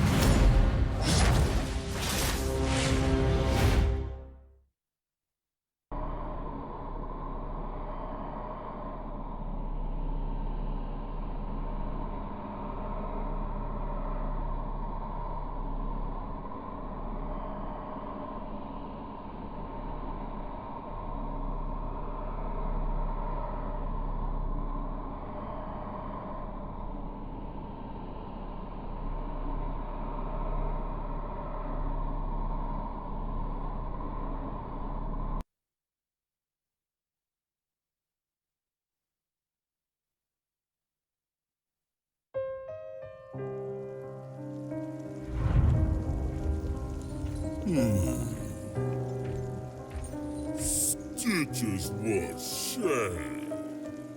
Stitches want playtime. Stitches play too rough. No one Welcome back, ladies and gentlemen, to the second game between Salt Gaming and Misfits of Gaming. We're now in the semi-finals. I'm Babel. Hope you guys enjoyed this cast. If you do, give me a like on Facebook. But yeah, this is Heroes of the Storm Southeast Asia Championship Singapore Qualifier 4, and only one of these two teams will qualify. So that's it. Let's go into the draft right now. And on the left side of this draft, we have MOG. On the right, it's Salt. So the overlay will be changed. But that's it. Here we go. Okay. The map being decided by Salt again. MOG now with first ban on Sylvanas and first pick of Jaina. Salt with the first ban on Zeratul, picking up Tyrael and Uther. They really want to have the increased shield as well as Uther's single target burst heal. So that's where you have a very good composition between, or rather synergy, between Tyrael and Uther. Tyrael allows the team to survive a little bit longer with his shield, and if it's pumped up correctly, I think the talents will allow an increase of 2 times in terms of duration, and that's really important. For MOG, they don't have Zeratul for this game. They have Jaina. It's Tomb of the Spider Queen. This is a map that has team's ability to rotate, to gank, and to punish the enemy. So MOG now. Down 1 game against Salt. Salt with 1 game up. They are just definitely able to win this next one. They've won this team before. They should be able to do so as well. But for MOG, now they need to win this one to bring it to the ace match. And they're just taking a little bit more time now to decide exactly how they want to play it.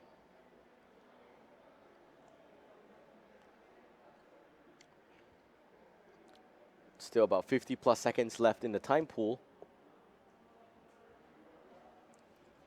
I think it's a little bit heartwarming to know that Nyx in the last game was able to do a lot more damage than we thought. 40,000 damage. And I think that's a huge merit on his part.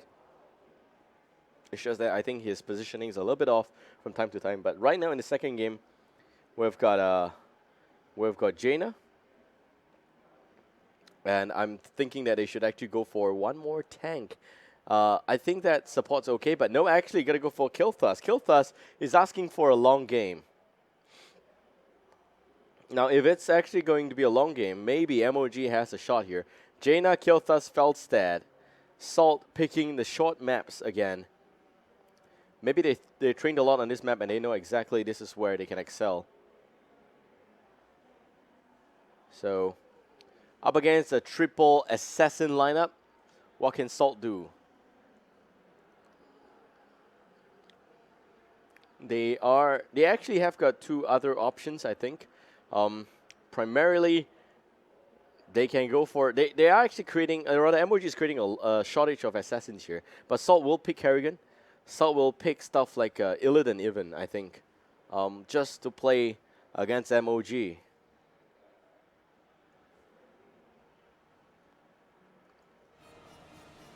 That said, you have Uther, Tyrael, lots of heal, lots of shield.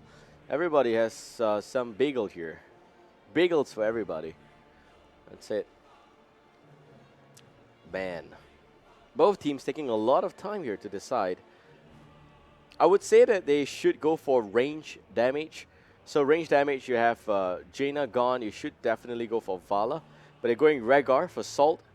So they want to make sure that Rhaegar doesn't go to MOG. Salt is trying to punish MOG for being greedy, for not picking up a healer. But they cannot possibly go for 3 supports. That's really insane. MOG, on the other hand, they have got all the damage, but they don't have good support right now. They should be going for Malfurion. Salt, there is no way they can go for Malfurion, unless you're trying to tell me the Twilight Dream is a viable pick here.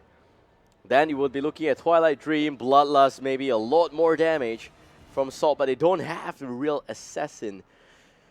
Picking Tyrael up first with Uther may have been a mistake for Salt. It is going to be Vala. It's going to be really exciting if they give Vala to MOG as well. Borderline crazy. But here MOG needs one support. I'm thinking it's Malfurion. There we have it. Malfurion as well as the last one, a tank. Now tank, Alubarak is pretty okay. You've got Muradin, which is really good as well. Would say that Muradin is really going to counter Strafe. You lock down Vala, you make sure Vala doesn't have the ability to use Strafe, and then most of the AoE damage from Salt is gone. But it's going to be Johanna. Johanna also has got that extra effect, but it's slightly harder to execute. And you have Salt now with one more hero. It has to be an assassin. I am thinking that it could be Kerrigan. Kerrigan, Illidan. I think Kerrigan and Illidan both are pretty okay. You got Tyrael to jump in and maybe Uther to help a little bit. I think Illidan here should be a good pick, yeah. Although Illidan has been nerfed a little bit, but I think that he is still very viable in games like this. You've got a lot of dive comp here, so maybe just go full on dive. Rhaegar doesn't even need to go ancestral healing. It's going to be Kerrigan, so yes, it's going to be a little bit more divey than MOG's lineup. But Kerrigan's going to jump in, going to land the Primal Grass as well as the Impaling Blades. Then Tyrael has got a Judgment to lock down in place. Vala probably going to go for Strafe as well.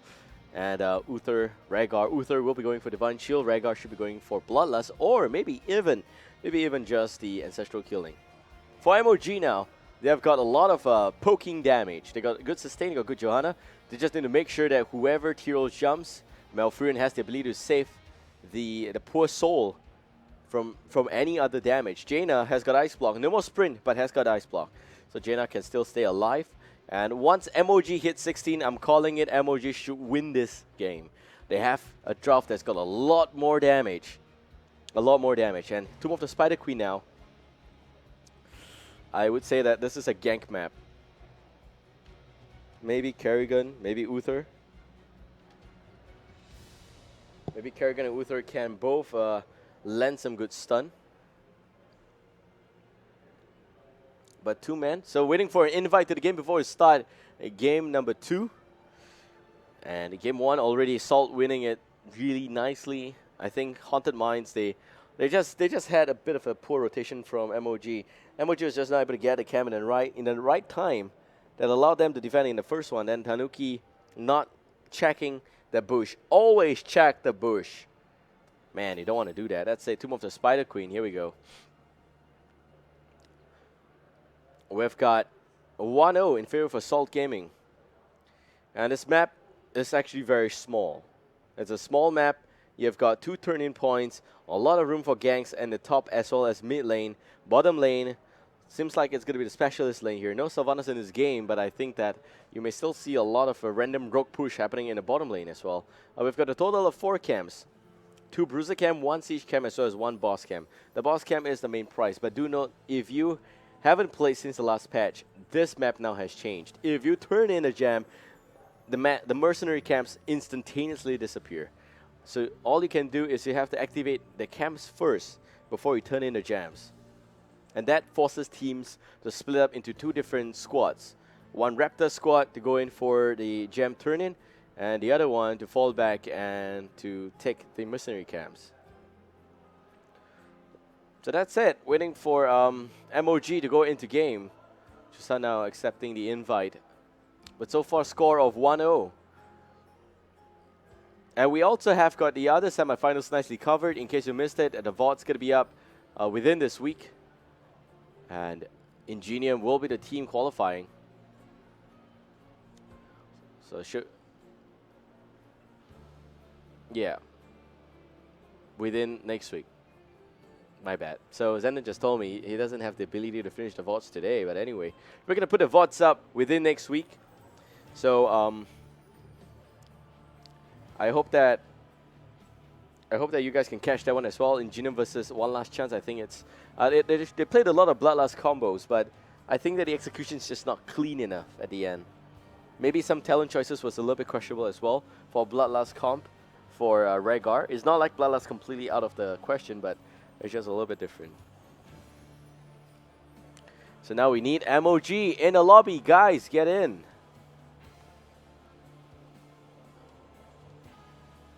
And then we can start this second game.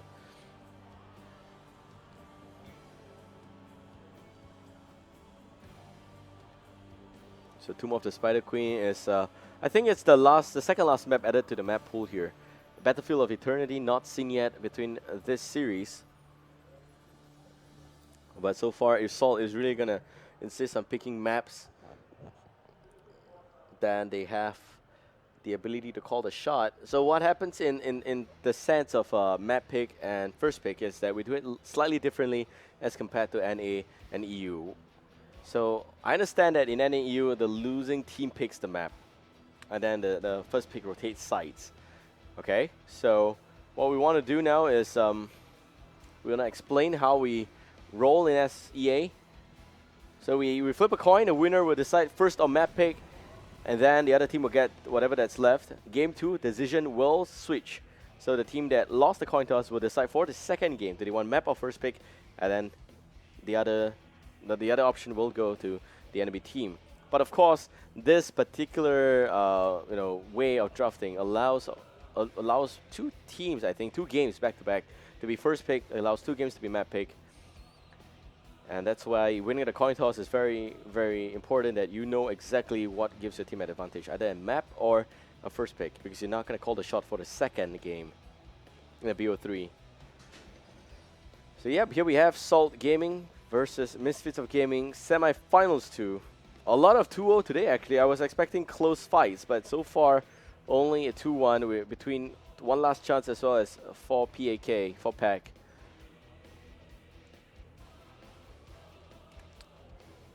Top 8, ladies and gentlemen, of today.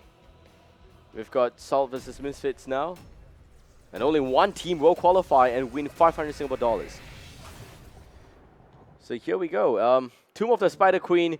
Personally, don't really like this map a lot. The reason why I don't like this map a lot is that it tests the team a lot on rotation of movement. This is where it's important that the team moves as a whole, where you have the whole team moving in a very tight package. That guarantees kills. And kills denies jams, kills fulfills objectives. That's just it. That's it, ladies and gentlemen. Now, game 2 between Salt Gaming and MOG on the blue team. It is Salt Gaming. Slider playing as Tyrael. We also got Oh Young on to Uther Kaigari as Rhaegar. Telstroll playing as Zavala. Quirdy there playing as what looks like Kerrigan, the Queen of Blades. And on the red team, We got Misfits of Gaming, MOG, Nyx playing as Felstad, Sheen onto Johanna, Vexi playing as Kelthas, Chusan onto what looks like a Malfurion, and Tanuki playing as Jaina. First choice of talents have been picked already, but it seems like we're going for what looks like an introductory gank. So both teams just playing it safe, dancing around a little bit, not committing for the kill just yet. And yep, checking the vents now, are we? Good job. MOG, they learned the lesson. Shin goes in, Kanam connects on 4. Tanuki now, again, a little bit opposition. Quiddy jumping in some form of burst. Tanuki dropping to just about 50% health there. And I think that's going to summarize the first part of this engagement. Now going back into talents, we're going to see Regeneration Master up on Tyrell, as well as Composite Arrow up on Vala. We're also going to see Conjurer up on Uther, plus what seems like Sweeping Grass, which increases the range a lot. That's going to be a little bit more helpful for Kerrigan to land the reel in. And you also have got the Spirit Walker's Grace up on Rhaegar. Now for the red team, it's going to be Shando's Clarity that reduces Innovate's cooldown by 10 seconds. Now that's a lot actually. So that means that Innovate, you know, it gives mana, it allows the ally to spam a lot more skill. That's really, really important for this map, in which you're gonna get gank a lot of times. You're gonna gank a lot more as well. Movement's important, so you don't want to always be tapping well, especially if you're losing in the early game and you lost a well at the mid lane. We also got Regeneration Master up on Johanna, as well as what looks like a Power Throw, Mana Addict, as well as Conjurer's Pursuit. So all of those seems pretty normal and consistent. Not much of anything surprising just yet. Just like I said, this is going to be a tank Tyrell with Regeneration up. Probably going to go for Amplify Healing as well in level 4. So that's a 19 gems, and hold that thought. Here comes some Blizzard connecting onto Sun. Not enough for a kill. Nyx doing a lot more damage. Shin now really not connecting. Well pulled back at the end. And we've got no kills across the board just yet. But efforts have been made by both teams to just try and rotate and gank a little bit. It's just not translating to any kills right now. Vexi against Telstra at the top lane. We got Shin against Sliderbite at the mid lane. And level 4 up for the blue team. So Salt now slightly ahead in terms of EXP. You also see a multi-shot build on Vala, as well as Protective Shield. And Venom up for Kerrigan, plus Chain Reaction. And it's actually a bit of a chemistry between Lightning Shield. So that's it, blue team pulling back. And for the red team now, you got Rampant Growth. That increases the initial heal of regrowth by 20%. You also get Loss of Hope, Gathering Power, Nether Wind, and Snowstorm. Well, level 4 both sides, almost 4 minutes into this game, actually still about 50 seconds to that point. And you're looking at a red team with a slight level deficit here. Or rather, blue team with a slight level lead. They ganked a little bit. I think they denied a lot more EXP, so that's the main difference. So some rotations happening here. Nyx, Chusan, and Tanuki, all three at the bottom lane. Gary is going to be here. Hammerang's going to come out just to do some damage against the mercenary, against the minions there. Gary getting spotted out. Top team, or rather top lane, Vexi here. They may actually still be a gank against Vexi. Ohayang going for the stun. There goes the stun. There goes the real in as well. Vexi goes down. Great gank by the blue team. And the red team now applying a lot more pressure at the bottom lane. Okay, Gary is going to be here. Sliderbite swings by. They're going to drop the tower first. Sliderbite going ham on Tanuki. But not enough for a kill, for sure. So 1 kill for the blue team. 58 gems in the bank already. Both teams playing very safely. Not enough roams, not enough ganks. So far, this team tested a lot of movement. So if you look at Felstad, he's just flying between top and mid and bottom lane. So they do get a bit of a push advantage in the bottom lane, down with the downing of 1 tower. That's it. Now we have some heals on Chusan. Chusan dropping. Chusan goes down. Second kill in favor for Salt Gaming. MOG. They are so close to qualifying. They're going to make sure that at least they make it all count. So here we have 4 minutes and 48 seconds into this game. Level 7 on both sides. Battle momentum up. Repeating arrow. Cleanse. Another better momentum up for Kerrigan, as well as Far Side. That allows a little bit extra vision for Rhaegar. You got Cleanse up on Malfurion, which is really important. You also got better momentum up on Johanna. Plus, it seems like it's going to be Fusion Bomb for Kilthas.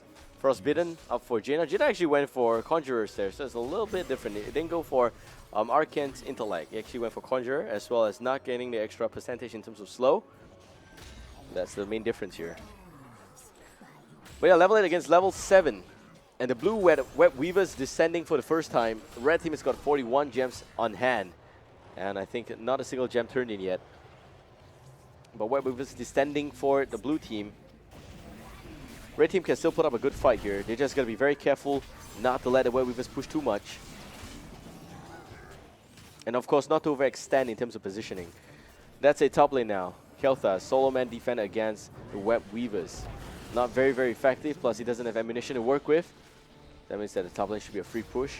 Shin now swinging by. Does some damage in mid lane, but will not go in just yet.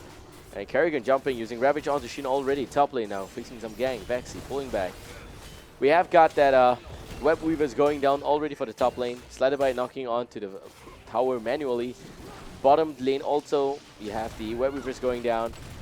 3 Web Weavers at the mid lane now for the red team. And they can still take a fight if they want, but they just don't want to do that. They're going to try their best to get to level 10 first. So they're 1 level down. Blue team has got a bit of a lead now. Blue team's sole job now is to force an engagement against the red team. They've got Tyrael, they can jump, they do a lot more bursty damage. That's the main difference there. 7 minutes almost up. Kerrigan jumping on Nyx. Kaigari not able to follow up in time, but of course, Cody also not able to pick up the kill because Nyx has barrel roll. Here comes some slow, and there goes the stun. Missing, unfortunately. Tanuki getting cleansed, and Cordy dropping just about 75% health there. All 3 lanes still in position. Blue team now exerting as much pressure as possible. The only reason why blue team has got a bit of a lead is because they took down the towers as well as gate for all 3 lanes. That's a no mean feat to accomplish. So now level 11 on the blue and almost 10 on 9. Oh, sorry, almost 10 on red. 9 right now. We've also got heroics of Judgment, Strafe, Divine Shield, Ultralis, and Ancestral Healing. And on the red team, it seems like it's going to be Blast Shield and Hinterland Blast, Phoenix. A lot of damage, by the way, on MOG's lineup. But they're going to make it count. Tranquility is going to be the heroic for Malfurion. If you pick something else, probably means that they are not going to sustain. Judgment jumping quickly onto Malfurion. Malfurion there will be fine. The bottom 4 will go. And that's it. You've also got Siege Golem pushing the bottom lane. Top lane, Falstad doing a bit of a solo lane pusher. And even using Hinterland Blast just to wipe the wave out. Nyx with 83 seconds cooldown. Could have achieved, I think, the same effect with 2 to 3 different Hammerang. And definitely less than half the cooldown. He's got to wait now. But blue team. Now red team has got, Blast Shield, I think. Not used yet. That was Shield Glare. Okay, Nyx with Hammerang thrown out against Sliderbite. Shin needs to be careful. The whole team needs to move as a team. That's the difference here. The second set of Web Weaver coming out for the blue team. And 8 minutes 40 seconds. Shin, without 90 spawn, not able to clear the wave by himself.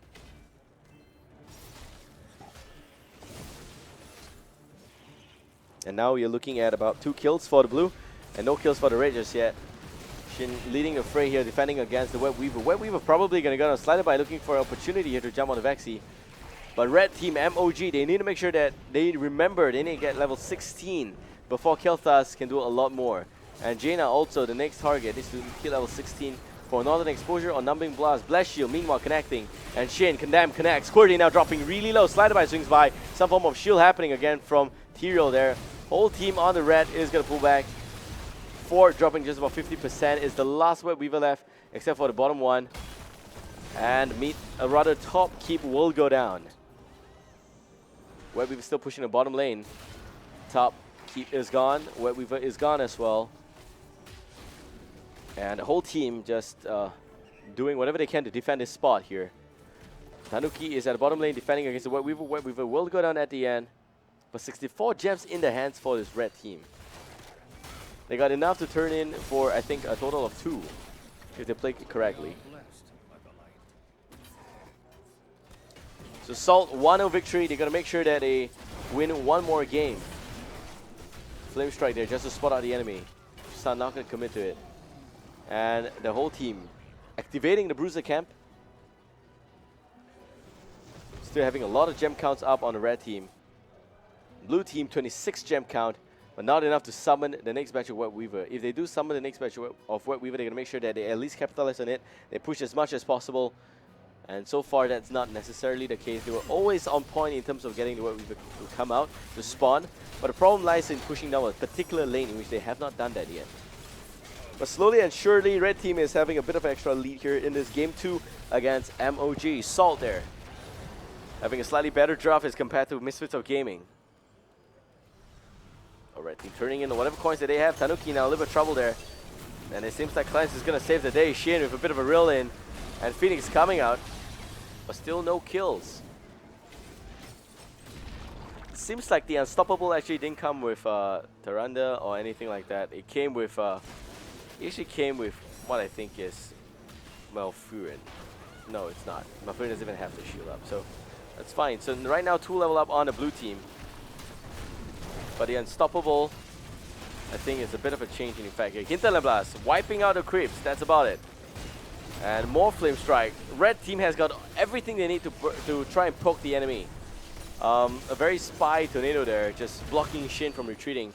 Shin not even going to connect the Condemn. Blue team pulling back, level 15 soon. And we only have 2 kills in what seems like a knife fight in a closet. This closet leads you to Narnia. It's exactly what my production team as well as my own team here said. This is a big closet.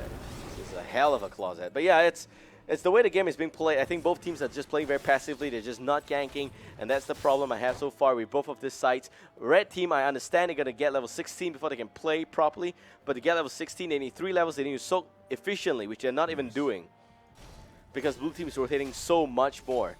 And blue team, they will almost get level 16 soon, but not soon enough. So red team now with level 13 talents: String Ray, Burning Wretch, Crippling Hammer, Flamethrower, Ice Block. And for the blue team, it is going to be Burning Wretch, Frost Shot, Shrink Ray, Sprint, and Healing Surge. So far, I think that the Rhaegar's build kind of looks like it's a standard support heal Rhaegar, where you're looking at no ancestral healing, but looking at tidal waves, looking at him spamming a little bit more on his chain heal. Nyx now going to try and fly away. Will not get it up. Will go down at the end. Here comes the Blast Shield. More stuns going down. More slows as well. Shin pulling back at the end. Vexy not even going to commit onto the Flame Strike. And Wahayang dropping really low right now. Quiddy down to just about 10%, or rather down by 10% in terms of health. 10 seconds before Felstead respawns. The bottom temple, the bottom tower is gone. The mid temple and fort's getting hammered on by a huge influx of immigrant, rather, it's just crazy people. So yeah, here we have, I think, about 3 levels lead for the blue team. Salt with 1 game up. And Quiddy missing the full-on combo. Hinterland Blast again, used to clear the crypts here. Nyx not really putting it to good use. Hinterland Blast again on 30 seconds, or rather 80 seconds cooldown. Water Elemental only 30. Red team has got every single heroic up for the count. Blue team, however, don't have that. I think they're just desperately holding the front, trying to defend, trying to get level 16. Shin with Punish. More of that shield glare. Quiddy missing the combo again. Vexy trying to burn up, or rather ignite, the Kerrigan, but will not get it off. So far, 3 kills to no kills. If checking on the damage chart, Jonah tanked a lot of damage, just not enough.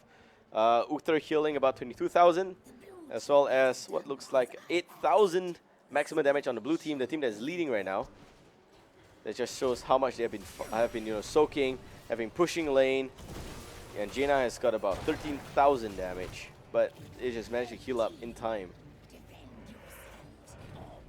Blue team, bottom lane. Entry now. Sorry, try to catch my breath there. But now we got Web Weavers pushing all 3 lanes. And Web Weaver's just doing what they can at the bottom lane. Quirty dropping. Shin goes in, condemn. Not going to see anything more than that. Here comes also the Holy Radiance just to heal up the teammate a little bit. Web Weaver's knocking on the fort. There goes the Flame Strike. The fight is still alive. Shin there, condemn with 2. And Quirty doing a little bit more damage. Now Shin with the Iron Skin nicely popped in the nick of time. Phoenix coming out. Not really necessary, but still preventive mechanic there just to make sure that Shin doesn't go down. And also the blue team pulling back. Red team rotates to the mid lane to try and defend against another Web Weaver. The top Web Weaver still pushing as much as possible. And Nyx is there. But the bottom fort will go down. Red team has got all the gems in the world to make a lot of jewelry, but they're just not turning them in. And now we've got Web Weaver going down at the top lane as well. 18 against 15. Level difference pretty big. So level 16 Talent, Salvation, Blood for Blood, Benediction, Blade Torrent. Wow, okay. As well as Tidal Wave. So this is actually a bit of an increased range or radius for the Impaling Blades. That makes it a lot easier to combo, a lot easier to get multiple targets in the same area with Primal Grass as well as Impaling Blades. Now Red team with their very own level 16 talent, Hardened Focused, Imposing Presence. Imposing Presence is not even a right-click build on any of those heroes there, but still Imposing Presence. We have got Overdrive, which is standard build for Kilthas, Feldstat, and Ignite for the maximum damage coming out from Kilthas. And that's a Northern Exposure for a bit of a reduction in terms of what seems like a very possible damage, vulnerability there. That's it now. A lot of trouble. Not going to be good now. That's a Hinterland Blast going to connect. Chusan dropping really low, but will be able to stay alive for a little bit longer. That's a Kagari with a bit of the Ancestral Healing. Nyx dropping on the flip side. And Red team, 1 man down. Slatterby still leading the fray. A lot of extra heals coming in. Vexy should be poking as much as possible. They shouldn't be fighting. Ultra is going out, picking the kill. Going in to pick up the kill. And Shin pulling back. 2 men down on the Red team. MOG just not able to hold the front. The core now viable. The boss is there. And the blue team knocking on the core. Red team, 30 seconds. Tournament life in danger. We're going to end Tomb of the Spider Queen with just 6 kills. But that's besides the point. I think that Salt will qualify. Congratulations to Salt. MOG gets knocked out and will play in a bronze match. Salt on the flip side will be playing in the grand finals against Ingenia for seeding and prize money. So Salt finally 3 tries and they got it. Also, I think they're not the only team that tried 3 times, but they are the only ones that will go through. That's it. Let's now check in on the replay. So what happened here is that Slatterby was in position. Chusan was completely out of position. The whole team split into 2. The healer there tried to heal up a little bit, and I think he popped the Tranquility already, but just not enough heals. That's it. I think it's actually Vexy landed a very nice Flame Strike, but the fight was just, like I said, you have 2 tanks. But, 1 tank, Johanna. Johanna is not really effective in holding enemy behind. Johanna's not able to do anything if they decide to walk past Johanna and to go direct to any of the backline heroes there. And that's the problem I have with that lineup there. You got Malfurion, very squishy, very dangerous. Feldstat also pretty vulnerable. And also you have got the other one, which is Kilthas. Very vulnerable hero that ultimately will die. But yeah, so that's it. Semi-finals, it's over. And we're now going into the grand finals in which we're going to see Ingenium versus Salt Gaming. They're going to be playing for a seat as well as for increased prize money. And that's it. Hope you guys enjoyed this cast. If you do, give me a like on Facebook. Really, really, really appreciate it. And if you have any comments for the cast, drop the feedback in the chat. If you like it, if you hate it, just let us know so that we can I can improve on it. Of course, constructive feedbacks are more than welcome. Shout out to sponsors Alienware, Intel, Fair First sponsor Razer, as well as String Partner XSplit, and you guys for watching. Thank you very much for being here. We're going to be back with the grand finals. See you guys in a while. Too rough. No one play with Stitches. Stitches found Nexus. In Nexus, everyone have to play with Stitches. So much playtime makes Stitches hungry.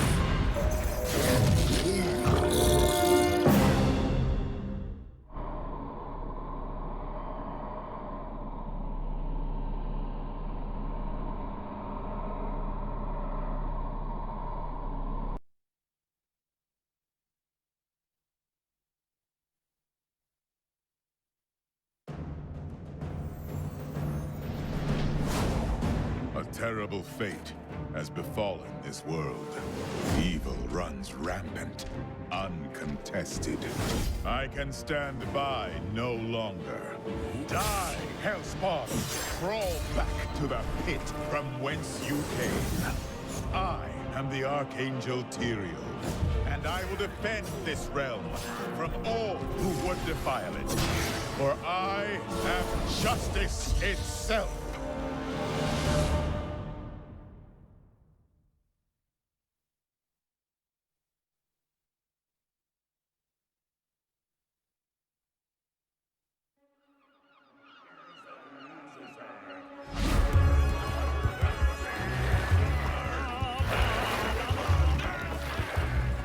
So, one day I wake up to find that me and my friends are lost.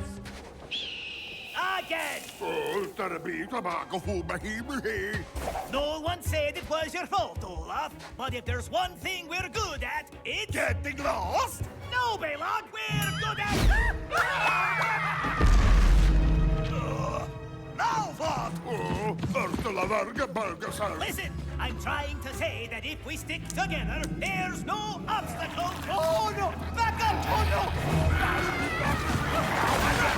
Like I was saying, if we work as a team, the three of us, we can accomplish anything!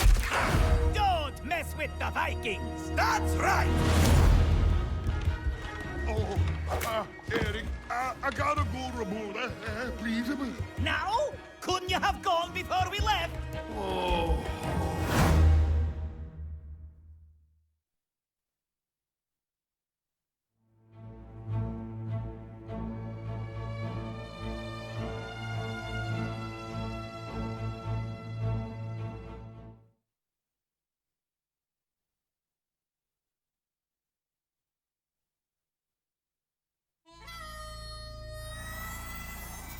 I was told this suit would be my prison.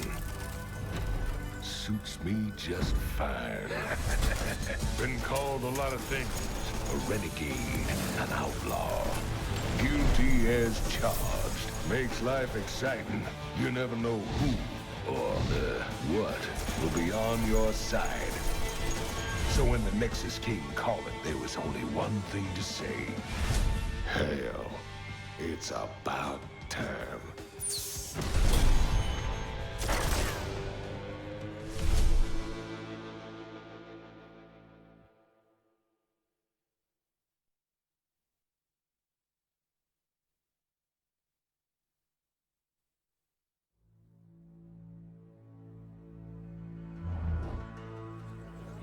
I'm searching for an apprentice. Someone to train in the art of righteous warfare. Someone to carry my shield, my name, and my crusade after I fall in battle. Not everyone is suited for this life. The crusade is a heavy burden, but someone has to carry it.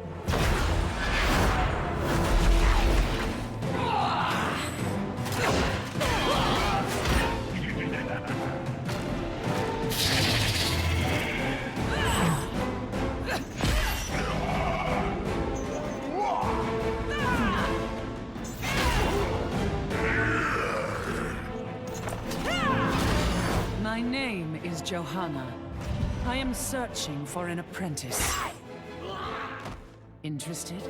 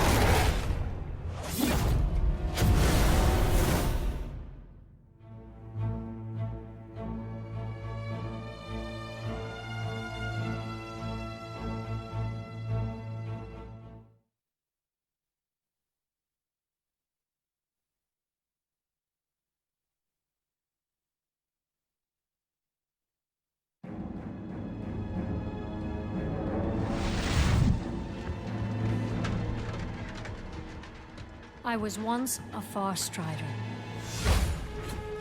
I swore an oath to defend Silvermoon and its people to my dying breath. It was not enough. My homeland still burned. But those days are long past.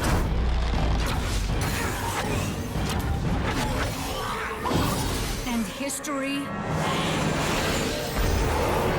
will not repeat itself. I am Sylvanas Windrunner, Queen of the Forsaken. And if you will not serve me in this life, then you will do so in the next.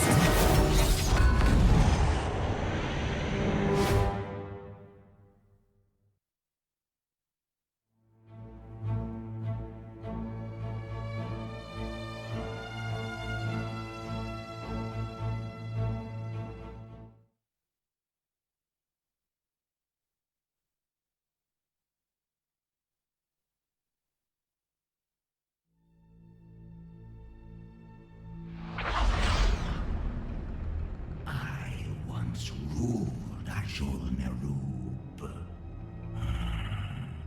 Then came a war I could not win. I was forced into servitude.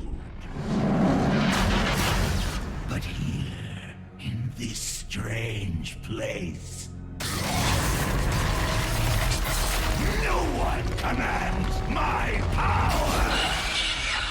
I will conquer the Nexus! Those who oppose me shall embrace the web of death. I am a Nubarak. I ruled once before. I shall rule again!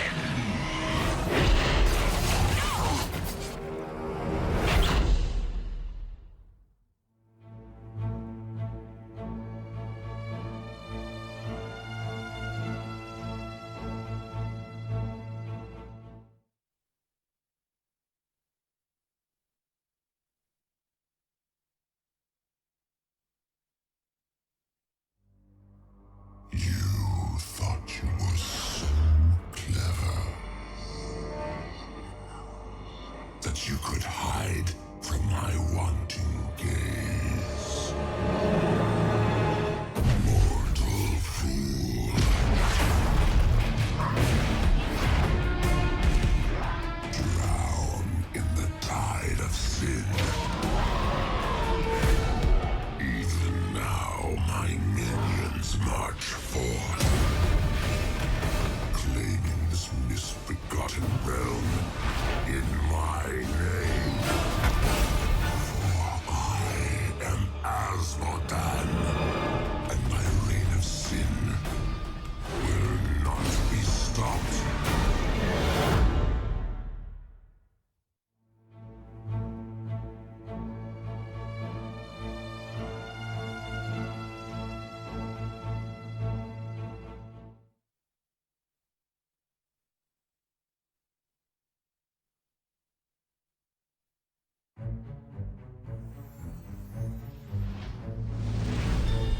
Oh, hi, new friend. I am Brightwing. Do you know about fairy dragons? Well, we like happy things, like nature and making new friends. Ooh, and snack time. When playing with friends, the fun never ends. Hey, come back.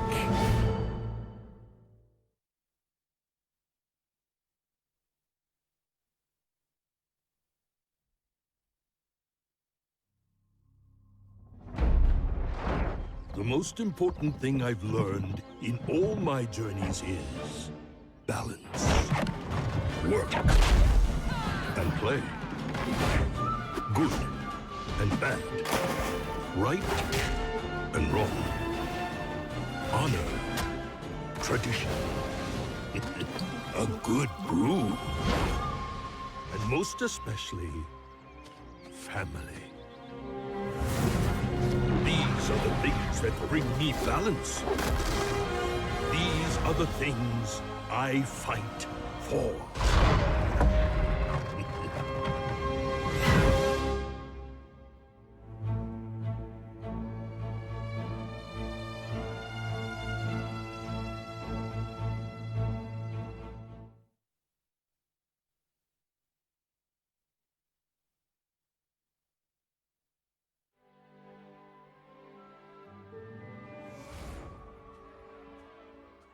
Peace. It has been my life's work. Through honesty and diplomacy, there is no obstacle.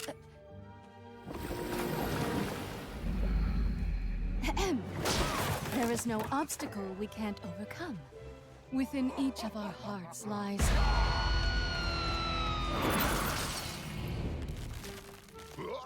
a yearning for peace. Even in this odd place, I truly believe that each of us can find a way to live in harmony! As I was saying, I am Jaina Proudmoore. We don't need to fight.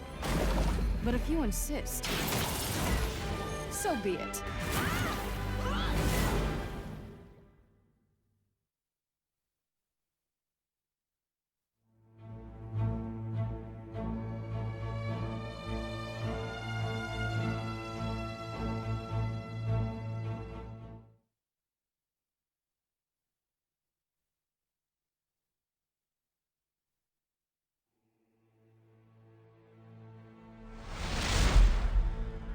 My people lost everything.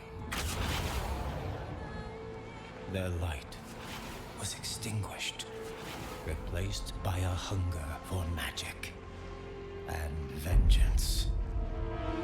We became the Blood Elves. Now, I will fight for my homeland.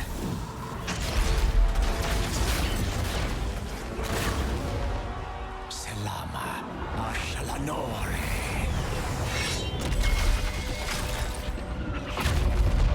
I am Prince Kael'thas, and the time for a reckoning has come!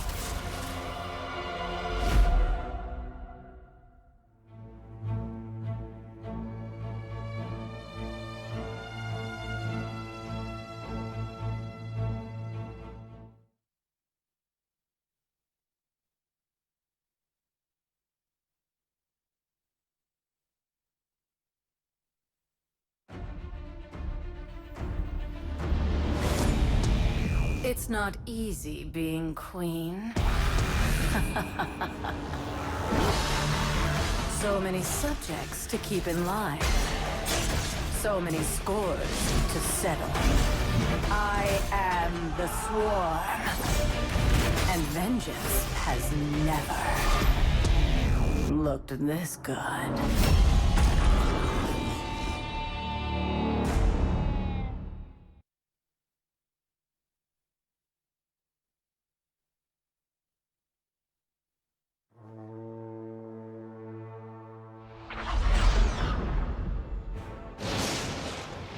We came to this world as exiles and outcasts.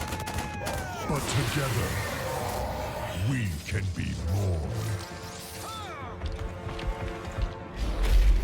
A weapon to break the chains of oppression.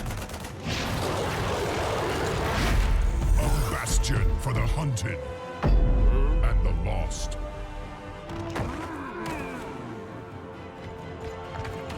A family bound by blood and honor. And if our enemies do not give us peace, we will give them war! Victory or death! This I pledge as your war chief. Until the end of days, I live and die. For the Horde!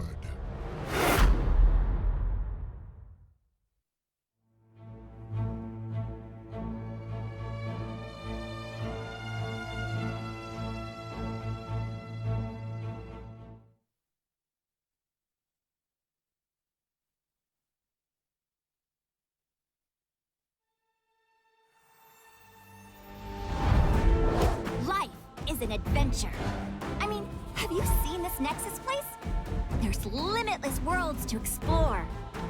Constantly new things to see. Ew! Sure, there's danger too. What's an adventure without a little action? Oh, I can help with that. I am a Storm Scout after all. And for Storm Scouts, life is an adventure.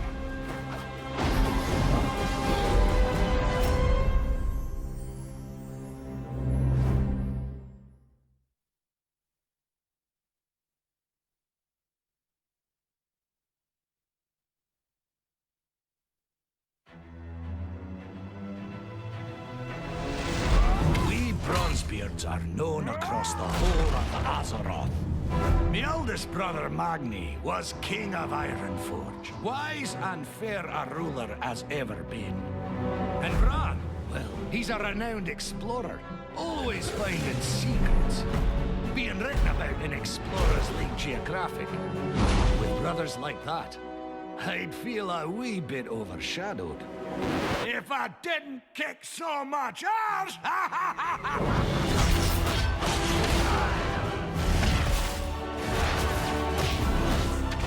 All right, lads, line up! It's hammer time!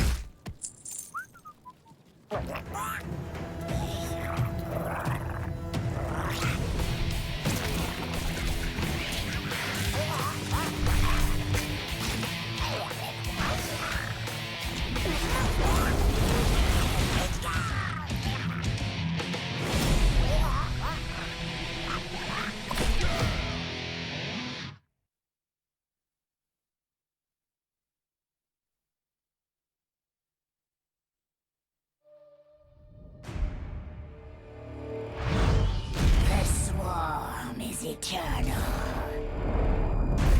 We evolve. We conquer. We will consume all within the Nexus.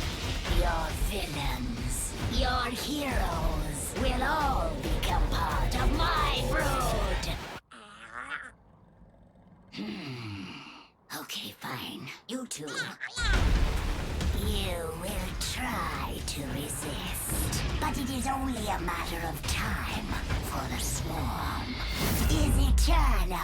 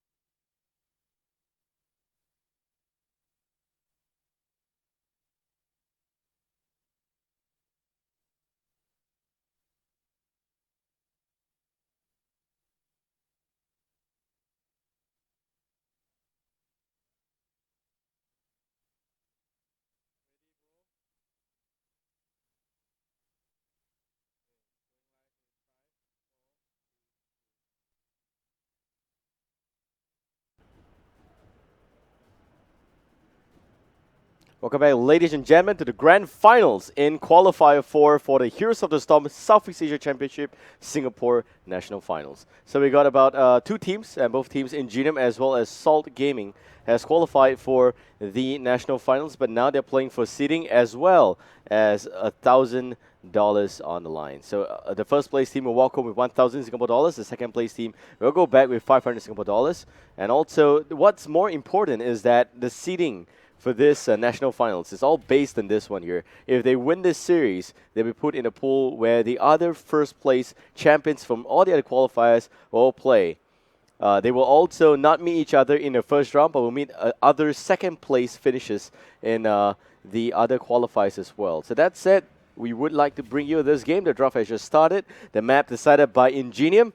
It's going to be Battlefield of Eternity. I hear a lot of applause and claps behind online. You're clapping through your screen.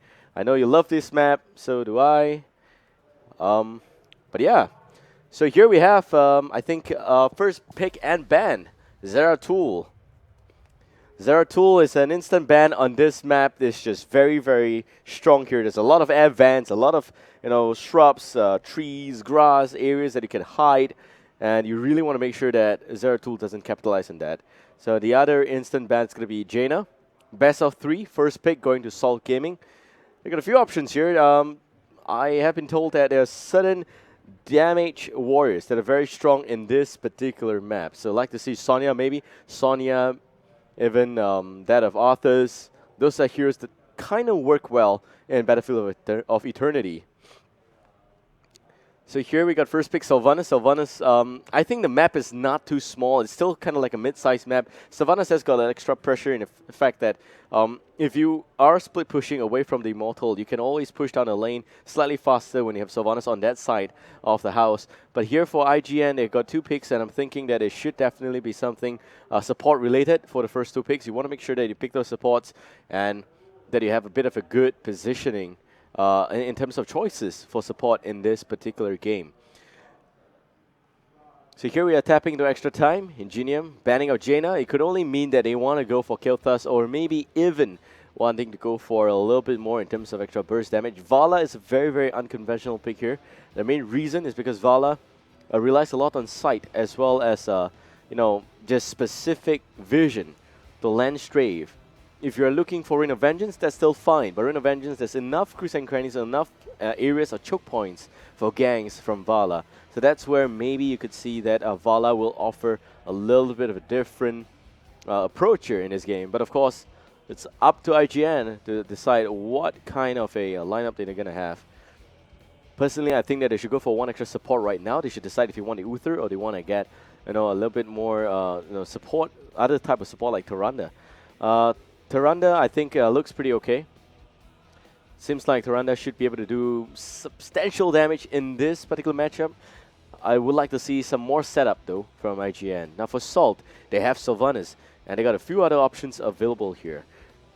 Specifically, no Jaina, no Zeratul. I'm thinking that they can go for Uther. Uther is a pretty legit pick here. And you also open the discussion for Kerrigan, Raynor. All of those damage dealer. I think if you're going for Kerrigan Raynor, you don't have to pick it right now. But you can actually decide to pick it up a little bit later. Uther, definitely a good pick in this phase. You want to make sure that you don't give Uther Tyrande to IGN. They're only going to radiate 6.5 anyway. So Salt now have got another option here.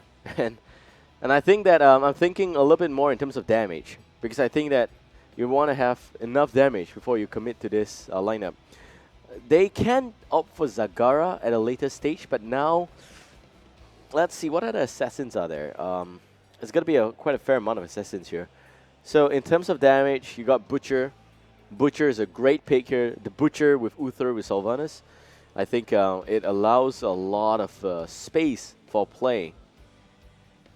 Of which you can after that pick a Tyrael. Maybe Tyrael where you can do a lot more burst damage, do a lot more dive comp. But it's going to be Johanna. Johanna is pretty okay. Johanna sets up the fight really well. I think that she's got a huge part to play in this particular matchup. But for IGN, the next 2 picks here, tricky. The enemy has picked 1 damage dealer, 1 support as well as 1 tank. So what is IGN going to pick? They've got a few options in which they can decide on. I think that in terms of assassin, Butcher is a great pick for this map. There's a lot of angles for Butcher to hide, and once he comes out, it's probably going to be hamstring. You got Ruthless Onslaught, and yes, it's going to be Butcher. So the Butcher with Tyrande, with Vala, as well as what looks like a possible primary support. Would be good to have what looks like a Rhaegar. I think Rhaegar is going to be pretty fine. The problem here with Rhaegar is that he cannot set up really well. They can also opt to go for just Tyrael. Tyrael will set up the fight really well, combo up with Butcher. That's going to help IGN a little bit better. But for Salt here, I think they will need to go. They can go for double damage, and they can also go for setup mechanics like Zagara. But for IGN, they will not give Muradin to Salt. Salt not going to have that. So it's going to be Muradin, Butcher, Tyrande, as well as Vala. 4 very, very interesting damage-oriented heroes. Muradin, however, is a little bit more heavy in terms of CC. He has got Reverberation for slow, as well as possible Storm Bolts for stun, of course. And Salt now, 2 picks. They have to make a decision if they want to go for dual tank. If they go for dual tank, the secondary tank should be a primary damage-oriented warrior, and that includes the likes of, Lich King, Arthas, Sonya, Leoric, who is not in game yet. So yes, I know, but no, that kind of classification in terms of damage, because they don't have enough damage. They only have Sylvanas right now. It's looking like it's a slightly weak kind of a draft for Salt Gaming. For IGN, they will definitely end this draft here with it has to be a primary support.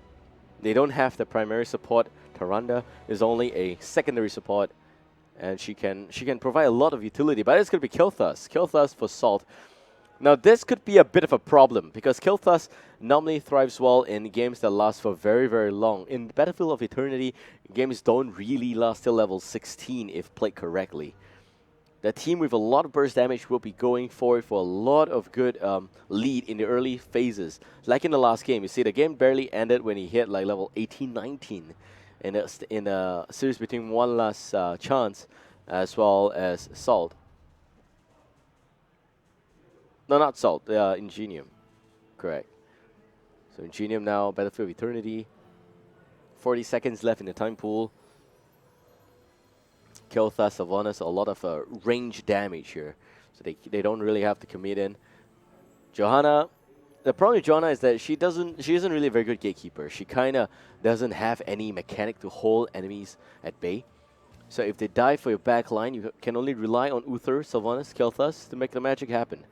I would not be surprised if IGN picks up Tyrael. I think Tyrael is pretty good for them. Tyrael has got good standard in terms of the ability to jump behind enemy line. But it's going to be Kerrigan. Kerrigan with Kil'Thas, Sylvanas, 3 damage dealer on the side of Salt Gaming. Johanna is going to be there. Kerrigan will be the frontline damage dealer. And it's going to be Rhaegar for IGN, a primary healer. So that's really good. It's within expectations. On paper, if you look at the draft from both sides, I would say that it is a pretty fair draft. There's a lot of damage for Salt. They're not really looking for commitment. They're looking for pokes, and I hope that they play that correctly. They can also go for sustained damage, but for sustained damage, Uther needs to be able to heal a lot more, because sustained fights is a little bit more inclined towards sustained healing. The better you can heal your teammates, the longer you can fight. That's the basis for that argument there. IGN is the one that will want to play a long-drawn game. A long-drawn game, not in the sense of the game time, but rather a long-drawn fight in the game itself. So they got Rhaegar to burst heal anyone if it's going down. Butcher has got so much extra support going in. Muradin as well. They can still dive. I think that if they dive, probably Tyrande is going to pick off the kill at the end with a Lunar Flare. And Rhaegar also in a pretty good spot there. I think it's never going to be a Bloodlust comp for IGN for this one. But yeah, so I need an invite to the game before I can kickstart this this grand final series. But IGN versus Salt Gaming, we got ourselves some pretty interesting game here. So in terms of draft, I would say that I kind of prefer IGN's draft a little bit better. And also we did a bit of an offline popularity vote plus, fan favorite, whatever you call it. And we have about 66% of the vote going towards Salt Gaming, the previous Heroes Community Cup champions in Ingenium after they rebrand, or rather not rebrand, they just reformed themselves, okay? So reformation of Ingenium, we have, I think, 34% voting for Ingenium. So that's your rates here. Favorite to win, Salt Gaming. How do we know this is an authentic vote? We told them that if the team they voted wins, they get something. So I think it's as real as it gets. Best way to motivate. So here we have Battlefield of Eternity. For all of you guys who don't have any idea what is Heroes of the Storm, it's a game with so many different maps. This is the latest one. It's the newest one. It's a Diablo 3 themed map. And you got two sides. The good side, not so good side. And you have two immortals fighting in the center of the map from time to time. As long as your immortals win, as long as your immortal win, the enemy is immortal, it will help you to push one of two lanes, either the top lane or the bottom lane. And if you have more HP, the more HP that they have on immortal when the other immortal died, your immortal is going to have that extra HP as shield. And in the duration of shield, he's going to dish out range damage, range attacks. And he will be kind of taking lesser damage as compared to that melee brawl there. So Ingenium, really happy to have them back into the scene here. They were on break, I think. Ever since the launch of this whole circuit, they have not been very active. But here they are in the grand finals, getting themselves qualification for the national finals already. And on the other side, you also have Salt Gaming, a team that tried very, very hard for, I think, 3 qualifiers back-to-back. And then they finally have this, I think, they finally have the chance here to play in the national finals. So they want to play for sitting here. I think both teams' standards kind of fair, kind of even. Of course, Ingenium has got a longer history than Salt Gaming. Actually, not so much. I think both of this team's main players, captains, they were from the alpha stage. And in the alpha stage, Salt was all over SEA. You've got a total of 1 Thai player, 2 Filipino, 1 Malaysian, and 2 Singaporean. That kind of numbers coming in. But yeah, now I guess, Salt's been reformed. They're finally back here in SG. This is a pure Singaporean team. Really, really happy to have them here. For Ingenium, they were away. They were also playing in the alpha. But now they've rebranded ever since March, I think. March, they call themselves Ingenium. And they started a very nice Facebook profile as well. And here we have them in the 4th qualifier. Playing for seeding. So Battlefield of Eternity, man. If you play Heroes of the Storm now, you have a 1 in 4 chance to meet this map. It's a really, really epic map. The art is just breathtaking. The mechanics of this map is so interesting. There's so many different ways and paths you can gank. But that's a, ladies and gentlemen, going in Grand Finals Game 1 between Ingenium as well as Salt Gaming. On the blue team, we got Ingenium, Saint Mara on to Angelic Vala, Yang playing as Tyrande, as well as Fantastic playing as Butcher. We also got Exquisite on to Muradin. Last but not least, it seems like we missed out Seti. Seti is the wolf there. He is the Rhaegar. And on the red team, we got Salt Gaming, fan favorite right now to win this series. Telstra on to Kel'Thas, Kaigari playing as Sylvanas. We also got Sliderbite playing as the tank for sure, and that would be Johanna. Quirdy on to Kerrigan. Last but not least, we also got Ohai Young playing as Uther. So we got Sentinel again launched from a very nice angle. It spots out the enemy. Very standard setup here from Ingenium, of course. It's not the first time that they did this already. But if you're checking on the talents right now, we have Spirit Walker's Grace, Invigoration, Perfect Storm, Ranger's Mark, Siphoning Arrow. So it's going to be Hungering Arrow build for Vala. I kind of like Composite Arrow regardless of whether you're going for that. But that's it. Here comes the Ruthless Onslaught. Nicely shot by Kaigari. Also great run away. That's it. Started by Condemn goes in. Yang now getting a lot of aggression there. And Seti goes down. Kaigari with that OP sidestep. Need to check the Haunting Wave. 100 upon 100. Kaigari. crazy plays there. But that's it. If you check in on the talents on the red team, we got Sweeping Grass as well as Night Takes Pawn, Conjure with a win. Energy Roy. Energy Roy is the new favorite build for Kael'thas. It kind of reduces the cooldown for every single target hit by Gravity Labs. And you also got Verdant Sphere to buff it up, so it kind of reduced down to just about 4 seconds. Query goes in. Real in, unfortunately not successful. Seti would have been in a lot of trouble there. Nice side step again by Seti, of course. Great job there. So Invigoration, very standard pickup for the Butcher. And you also got a Ranger's Mark going down. Perfect Storm is the one that's a little bit off. I think that normally Meridian don't go for full-on buff for Storm Bolt. They will go for Reverberation, which is kind of like the Thunderclap build. And that's the play there. That's a red team pushing the bottom lane. Immortal still fighting, but no one really cares at this point in time. Telstra defending the top lane, and Salt, 4 members pushing the bottom lane already. Seti not enough here to defend this lane by himself. That's it. There's no Immortals have just spawned. They're all going to fall back. In terms of HP, you can see here, 7,008 on the red Immortal, and the blue one at about 8.2, the Angel and the Devil. Of course, the blue team now knocking on the red Immortals a lot more. Kaigari. The reel in, the stun goes in, also the flame strike connect, and that's it. The Butcher going out, Butcher's gone. And also behind, you're going to see Meridian with a nice dwarf toss, saving himself. But yeah, I think the damage has been done about 3,000 extra points in health for the red team now. Let's check the replay. Oh, we still have the chance for that. So this is exactly what happened. Quiddy did the perfect Impaling Blades and Flame Strike coming in. Should have killed Tyrande, but unfortunately Tyrande has got that heal, so she's going to be fine. Meanwhile, let's go back to real time. It seems like a fight is going to happen here. We got about 6.4 against 4.5. And they will normally take flight at about 4. I think. Yeah, there we go, 4.2. So that's about a 50% mark in terms of HP. So we got about 60 extra % up on the blue Immortal. They're still soaking a lot of lane. They're getting some extra level advantage, but they need to start knocking on Immortal if they want to be effective here.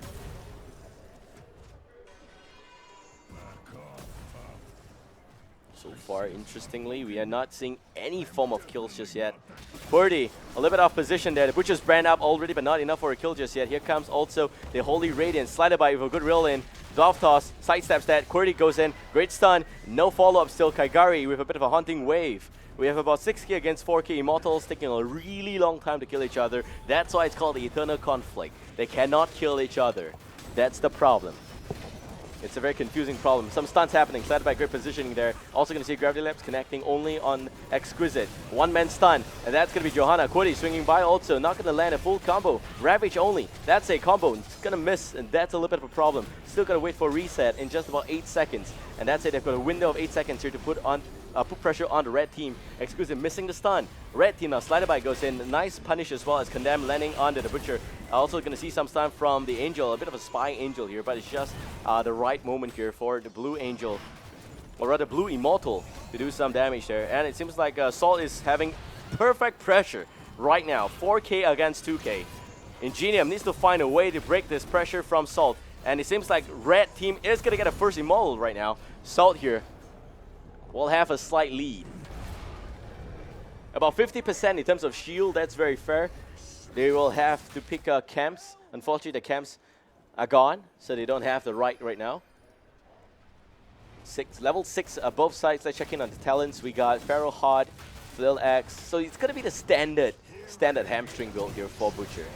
Sledgehammer, which also destroys some extra ammunition there. So it seems like blue team is playing a little bit different. Exquisite, no idea what he really is looking to do, but it may just be avoiding teamfight as part of the strategy. There's also Pierce and Puncturing Arrow. For the red team, they're slightly better. We've got 3 men pushing the bottom lane, 2 on top, just to make sure that you have some extra pressure up with the Immortals. Flame Strike buying some time. Stun's going to come out, and it seems like Immortal's going to go down at the end. Quiddy's still going to try and poke some damage there. Bottom lane not really successful in that small little adventure that they had there. So meanwhile, we're going to see Ruthless Onslaught, the Butcher's brand on Qwerty. Qwerty's still going to be okay at the end. But yeah, that's it. Let's look in on more talents. A double battle momentum up for both Kerrigan as well as Johanna. We also got Cleanse, standard build here for Uther. Kaigari spots out a potential Siege Cam attempt here at the bottom lane. And there's also Unstable Poison. So standard Sylvanas build again, and standard Kael'thas. This is the new standard. Gravity Labs increase range and speed, as well as the Energy Roy and Fusion Bomb. Very good utility-based Kael'thas. A player actually mentioned to me before that if you think that you can land Flame Strike without using Gravity Labs, it would mean that you are a little bit too out of position, a little bit too far out. That's why teams nowadays go for this increased reduction on cooldown as well as the increased range and speed. So that's very important. That said, on the blue team, you see Cleanse, you see Feral Heart, you see another hamstring buff. This is the one that's going to make it hurt a lot. Piercing Bolt as well as Lunar Blaze, that's increasing the range a little bit, and Repeating Arrow. So it is the standard Hungering Arrow build. I think that maybe Compensator is going to have a little bit extra traction there, but that said, oh, that burst coming in. And Exquisite is going to be fine at the end. Dwarf Toss now unstoppable. That's it. Hamstring onto Qwerty. Qwerty ham to ham against the Butcher there. Nice stun coming down, but that's it. Vala goes down. Fantastic is gone as well. 2 men down on Ingenium. Red Team Salt Gaming still ahead and almost level 10. Butcher, without the fresh meat buff, will not have full charges. Will have to go back to get his fresh meat back up. Top 4 goes down. A lot of extra pressure applied by Salt Gaming. Game 1, Salt Gaming firmly in control right now. Immortal spawning. They have about 19,000 HP right now. And that's disgusting. How can something give up on the 19,000 damage? That's just too much. Telstro, Slider by Qwerty, Ohayang, all of them missing from the map. But they are all here knocking on the Immortal. The Immortal dropping just about 50% right now. And in case you're wondering, the blue team is fully aware of this because they can see their own Immortal's health dropping. At about 50%, they relocate. And this is perfectly random, by the way. The blue team, they picked this map. They had a better understanding of this map, I think, or they thought. Telstro getting stunned, a little bit of mistake there. Exquisite missing the stun. Lucky for Telstro. Qwerty, Slider Bite, pulls back, picks up the stun from the blue Immortal now, doing some extra poke damage. Gotta be very careful. Lunar Flare gonna connect. Kagari still knocking on it. And it seems like they're gonna get 100% shield on the Red Immortal right now. Red team is just going to surge so far ahead. They should actually push with this wave if possible. The bottom roll of towers as well as gate is gone already. The top tower is still kind of intact. We have the tower, one of it at about just 10% health. But Immortals will be pushing the bottom lane. And yes, Salt is here. Telstro not here. Telstro is still soaking. They want to get level 16. And it's kind of rare to see that the team with Kael'thas has got a slight lead in this fight. Immortals have got a lot of damage. They may not be very, very painful. Nice Night Take Pawn, utilization there by Slider Bite. Pulls all the minions there, wiped it out. Good pushing mechanic as well. You also have some extra minions coming in from the red team. The shield's dropping just about 50%. Slider Bite with a bit of a reel in again against Exquisite there. Qwerty, a bit too ruthless and reckless. Needs to be careful. Fantastic there. Has got a Ruthless Onslaught. He hasn't used it just yet. Maybe they want to go in on Kerrigan, but that's it. Also going to see some extra cleanse happening. And there goes the silence. 1 goes down. 2. Exquisite. 1 man. Not able to do anything. Telstro finally swing by. Where is the Gravity Labs? It connects beautifully. Also going to see a Flame Strike. Exquisite will drop here. Saint-Mara. Seti can't save his brother. Saint-Mara as well as Seti. 2 men still alive. And Immortal pushing down to Keep already. Level 13 against 10 here. Keep goes down. Welt's gone. It seems like it could even be a tower push. We'll see. 5 men still alive. They don't know what to do. There is no mercenary camp to take. All lanes are being pushed out. They gotta be careful here not to overextend. And it seems like the Immortal is down to just about 50% health and will not make it to the core. That's it. We got Salt pushing the top lane. Level 13 against 11 here. Great rotations, great mechanics by Qwerty. I think that his Kerrigan has improved a lot over the last few weeks. Here we have the blue team in position. 1 talent down. We'll talk about talents a little bit later. Here comes the Flame Strike. And Red team will back out. So let's talk about talents now. We have Ancestral Healing, Furnace Blast, Avatar, Starfall, Rain of Vengeance up on the blue team. For the red team, it's Ultralisk, Blast Shield, Divine Shield, Willing Arrow, Phoenix, and what looks like a Sprint for Kerrigan, Burning Rage Shot for Joanna, Shrink Ray for Uther, Evasive Fire, as well as Flamethrower. Okay, this is interesting because you have a very different build-up for Muradin. And Furnace Blast is the standard pick here. Ancestral Healing, of course, as well. Starfall is really, really interesting. I think that they don't have enough mechanics to hold the enemy in place. So Starfall may not be very effective, but it could be used as an anti-push. For the red team, They have Ultralisk, they got the double shield twins there, Blessed and Divine. Very, very different, but still, twin shields. Wailing Arrow as well as Phoenix. I think they've got, well, I think in terms of composition, right off the bat, we already said that a Red Team Salt Gaming has got a slight lead in that aspect. I've told you why I kind of like Red Team's lineup a little bit better. And there is it. We're going to talk about it a little bit later as well. Here comes Ohayang. Not going to get anything. The clans there, very, very tricky. Just unstoppable right now. It doesn't just remove something. It just gives you unstoppable. And that's a really, really sick skill to use. But okay, back to the topic. Why I kind of like Salt's lineup a little bit better is because I think that although IGN has got dive, they're not really able to go in. And although Johanna, like I said, Johanna's not really able to hold the front. But they get Uther to try and save the teammate a little bit. Qwerty's in front as well, so it's not like you got 4 range behind. And why is Telstro always getting stunned? This guy needs to learn how to avoid those stuns there. Telstro needs to do better. A bit of relocation again. Red team looking for a fight. Oh, they will try and deny this cap here. That's it. More stuns going in. 2 goes down. A 1, in fact. Butcher is the second one. Exquisite. Nice bluff toss to run away. But 2 down on Ingenium. We've got 5 men still alive up on Salt Gaming. Now they can go for the Immortals fight with another 100% health up on that one. Let's check out the replay while they try and pick this one off. Real time is at the bottom left in case you guys are interested to look at that. They got a perfect jump in here. Slider bind in position. Fantastic goes down. And of course, the Bruiser Cam goes to the red team. So Salt Gaming doing such a great job so far. And again, another 100% Immortal will spawn. And this time around, he's going to push the top lane. This is denoted by the map. You can see this small little, not very small, but it's nice golden cross here. That means that's the lane the Immortal is going to push, the top lane.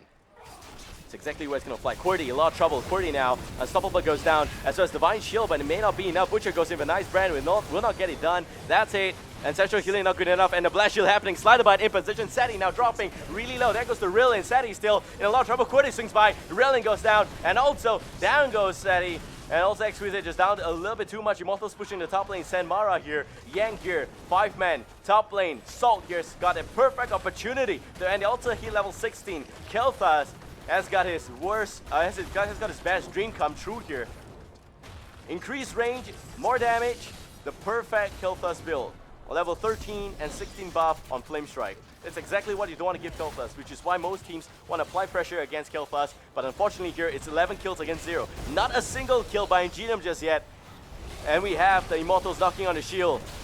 Down goes the Immortals' very own shield. There he goes, melee, a lot more damage. Phoenix comes out, Exquisite trying to buy more time. No Void Prison, not able to do anything. Here comes the Butcher's brand, goes in. Also the Ruthless Onslaught, not going to pick off any kills just yet. Core at about 50%, and red team should just focus on the core by Exquisite. They know they can win this. Exquisite not able to do anything, and Ingenium will pull back. And again, the core will go down. Salt wins it for game 1. What a gameplay it was. This crazy, crazy maneuver. You could see the movements from Salt very on point. They were rotating between both lanes really well. And I think that's exactly where they benefited a lot. They also have more control over the objective, over the Immortals. And I think that basically is because the whole team's been playing very safe. The moment Kerrigan jumped, she's always safe somehow. You got Uther to save the Kerrigan a lot of times. So you have to give it up to Ohayang for playing a great support role. And Kerrigan, of course, jumping in the nick of time and always just staying alive, and all this extra burst from Kerrigan. It's a 9-second reset on Kerrigan. It's about 9 seconds because of the fact that you have Impaling Blades and you have the full-on combo. Qwerty, I know not every single combo hits, but that is a very, very good set of combos. So Salt won it convincingly for me. And I guess we're going to go for a short break before we bring you Game 2, Grand Finals Best of 3. It looks like it's only $500 on the line, but it's actually more than that. It's very good seeding for the National Finals. Salt, maybe they planned for this. Maybe they planned for this 2 qualifiers ago where they just want to lose until here to get the first place. We don't know, but we'll find out for sure. Hope you guys enjoyed this cast. Shout out to sponsors, Alienware, Intel, Fairfax sponsor Razer, as well as String Partner XSplit for making all of this happen. If you like the cast, give me a like on Facebook. And also, the link is directly here. And also, give us a follow on this channel. It's the official channel for all SEA. Next week is the weekly national finals. So that's it. We're going for a break, and we'll be back in a while. See you guys soon.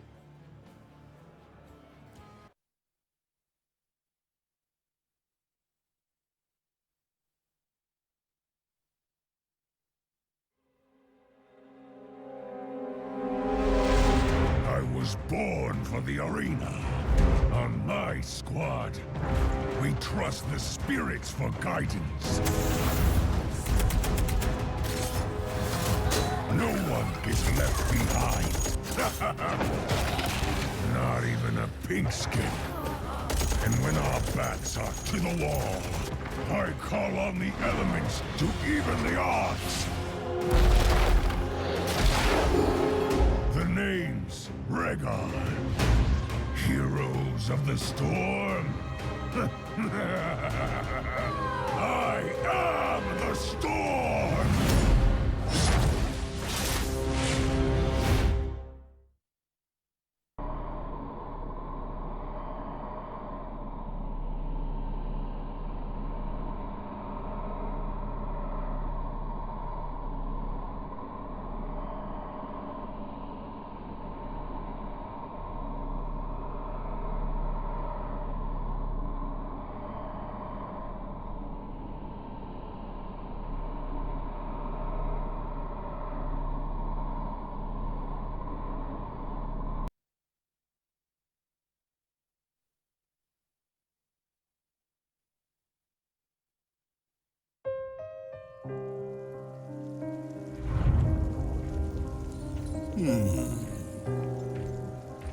Stitches want shame. Stitches want playtime. Stitches play too rough. No one play with Stitches. But Stitches found Nexus. In Nexus, everyone have to play with Stitches. So much playtime makes Stitches hungry.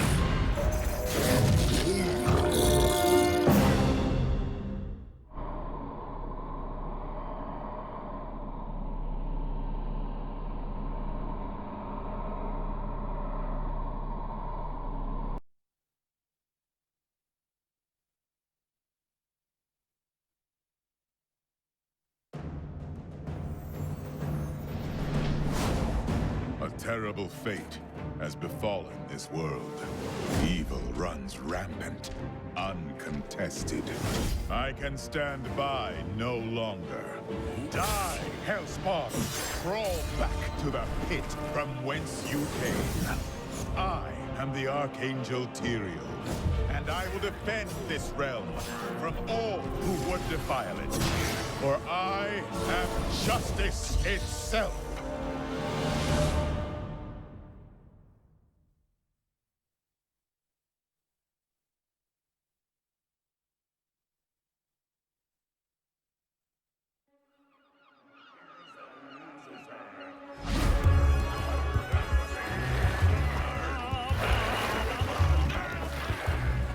So, one day I wake up to find that me and my friends are lost.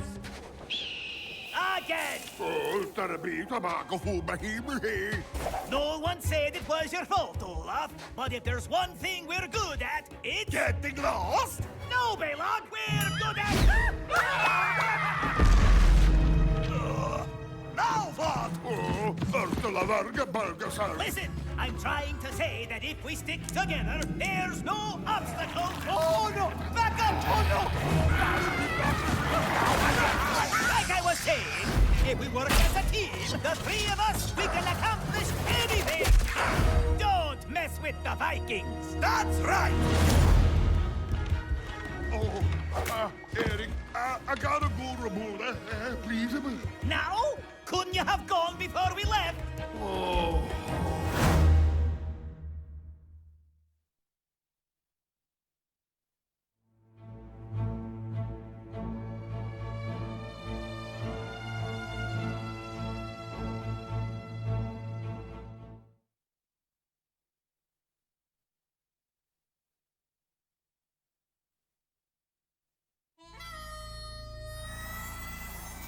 I was told this suit would be my prison. Suits me just fine.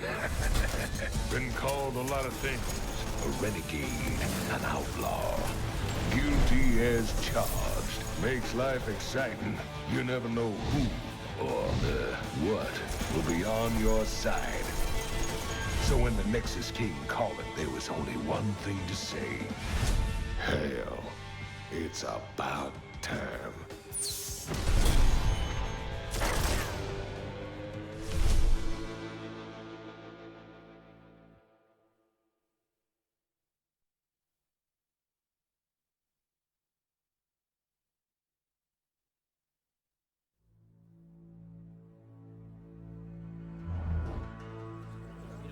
I'm searching for an apprentice. Someone to train in the art of righteous warfare. Someone to carry my shield, my name, and my crusade after I fall in battle. Not everyone is suited for this life. The crusade is a heavy burden, but someone has to carry it.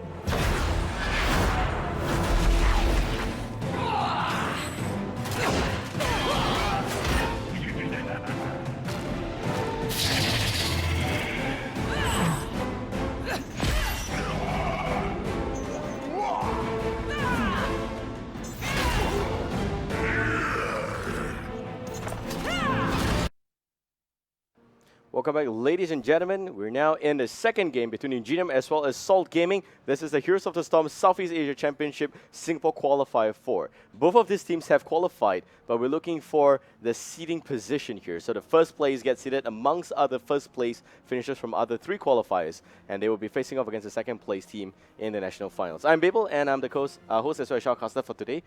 Hope you guys enjoyed this cast. Also, a bit of apologies on the last cast there. I realized that I got a little bit softer. It's because I've been advised to move the mic away from my mouth when the volume gets a little bit too loud, and I kind of moved it too far. So I'm going to try and regulate that a little bit better. But yep, so that's it, man. Salt versus IGN. Game 1 goes to Salt. By the way, popularity vote, we have got about 64% of the offline viewers here voting for Salt Gaming. And 66% for Salt, 34% for IGN. And this map decided by Salt Gaming. IGN wants the first pick. We have Tomb of the Spider Queen. Salt actually played this map really well in the game against I think what's that team's name? MOG. Yes, MOG. It's game 2 against MOG. You guys should watch the replay, the VODs for that. But it's been a crazy series here, and it is coming to an end. So we got a first pick and ban. Kerrigan getting banned out already by IGN. They're gonna ban out what seems like QWERTY's Kerrigan. So respect ban there. Great respect ban. Salt Gaming should find no dishonor in that respect ban. They should be very satisfied. So we got a ban on Zeratul as well from Salt. They're not going to give Zeratul to IGN. And of course IGN with Jaina, instant pickup. That's a standard first pick. Sylvanas, Uther also very strong. Uther is just back in the meta right now because of the fact that Uther has got a little bit extra space here to fight. Okay, normally in the last, I think pre-patch, you'll be looking at a lot of a different scenario in which that you're looking at some standard healing, sustained heals from the other support. But here, Uther should work pretty well and fine. So he's back mainly because of the fact that support these days, they're not really able to heal up anyone at all. I think that they can heal up in general, but there's so much burst heroes in-game. There's the Butcher, and Uther is just being picked just so that you don't have Butcher and Uther on the same side. So that's one of the primary reasons why Uther is being favorited here in this particular game. So once again, if the stream is down, let us know. We're going to try and resolve it on our end. We're bringing it back up. Hope you guys wait for it a little while. But yeah, so we're going to see Kilthus as well as Jaina on IGN. So once again, there's a 3 minutes delay on stream, which is why there's this little gap here. Okay, so no problem. I think what we're going to do is we're going to let you guys know that there's a 3 minutes delay.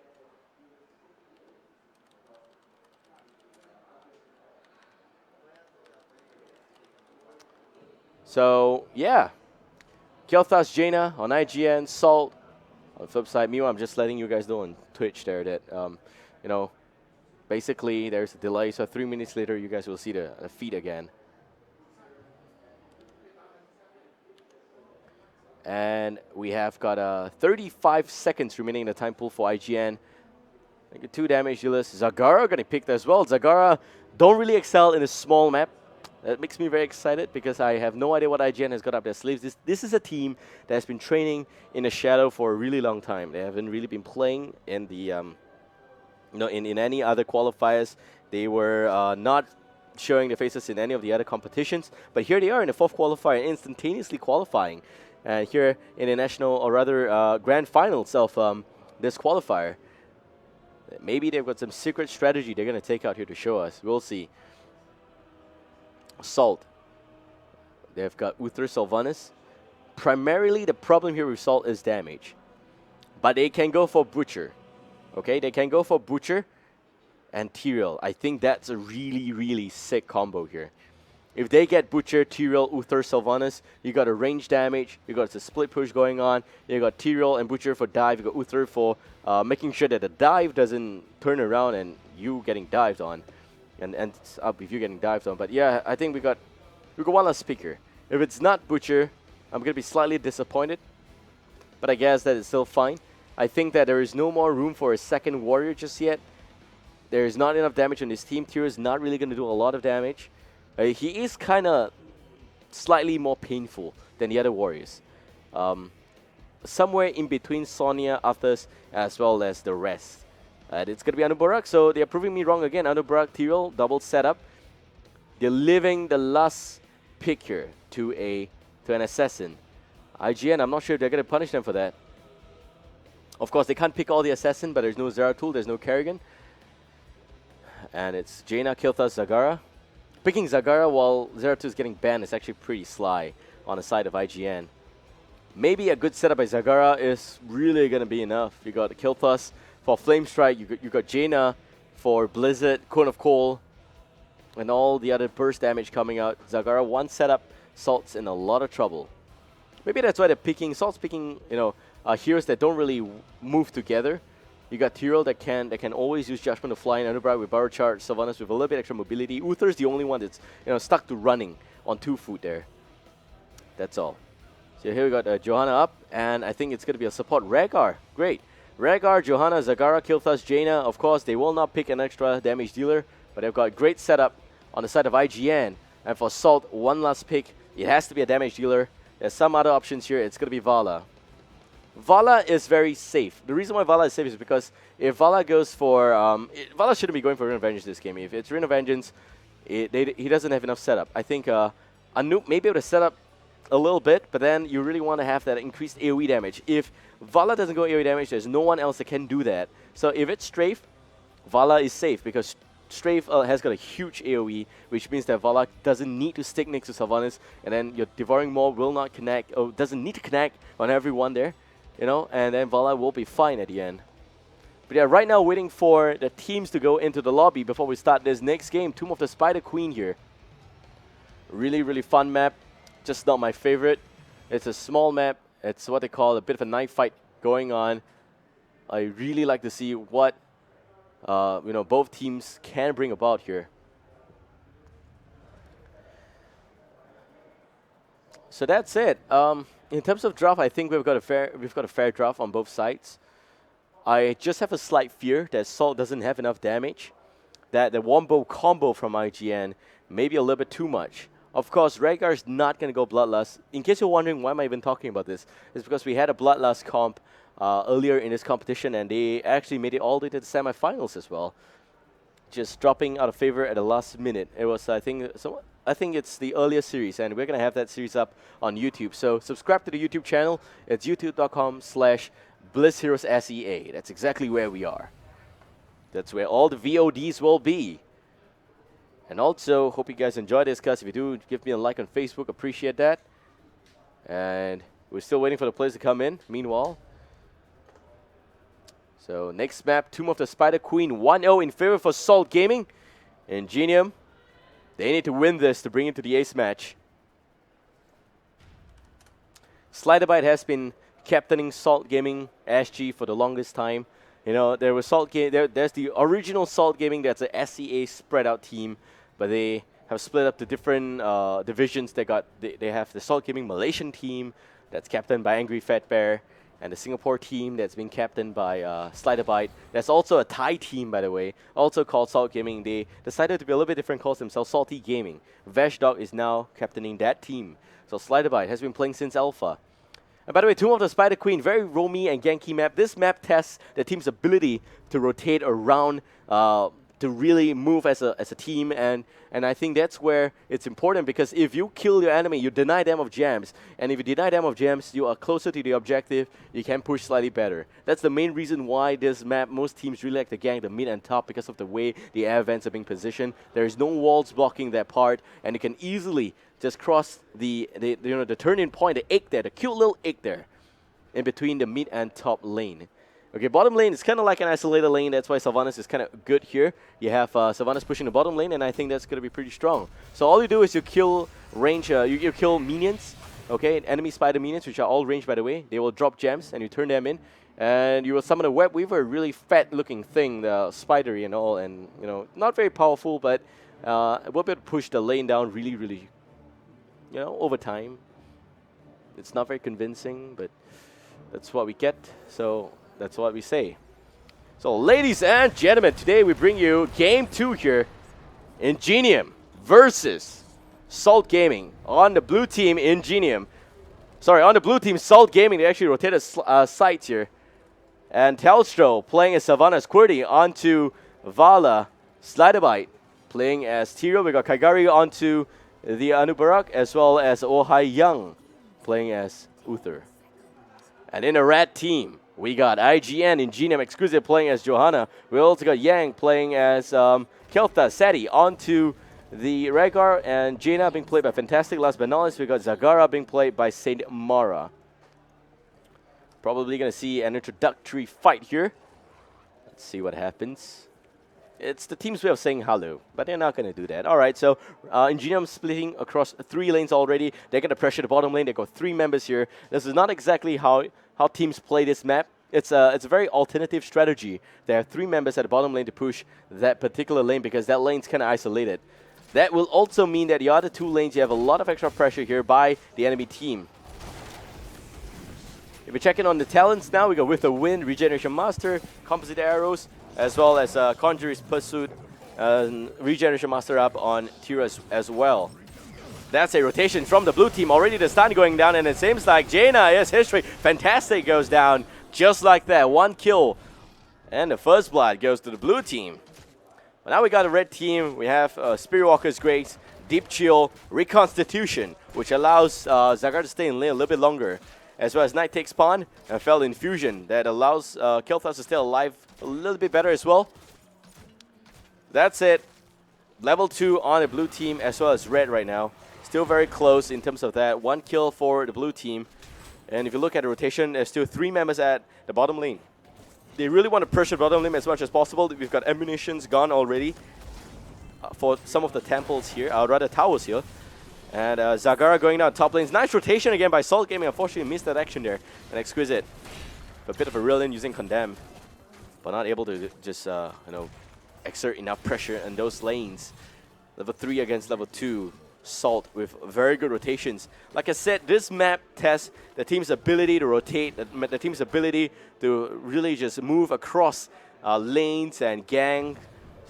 And it just tests the team's strategy a lot. So now, Ingenium is being forced to adapt to the strategy and to pull 2 members away from the bottom lane. We got only Yang here. Exquisite's there as well. That's the mid lane. We've also got Saint Mara disappearing from the top lane. Telstra is here as well. And if you're looking on the talents, we've got Envenom up for Sylvanas. The Beetle, a little bit of Legion of Beetles up for Anup Barak, as well as the full-on multi-shot build for Vala. We got Protective Shield and Amplified Healing for Uther as well as Tyrael respectively. Now, red team, level 4, Sliderbite, a little bit of trouble here. There goes the Shield Glare. And also Condemn coming in. Punish goes down. Sliderbite is going to be fine. Tyrael, Archangel, not so easy to go down.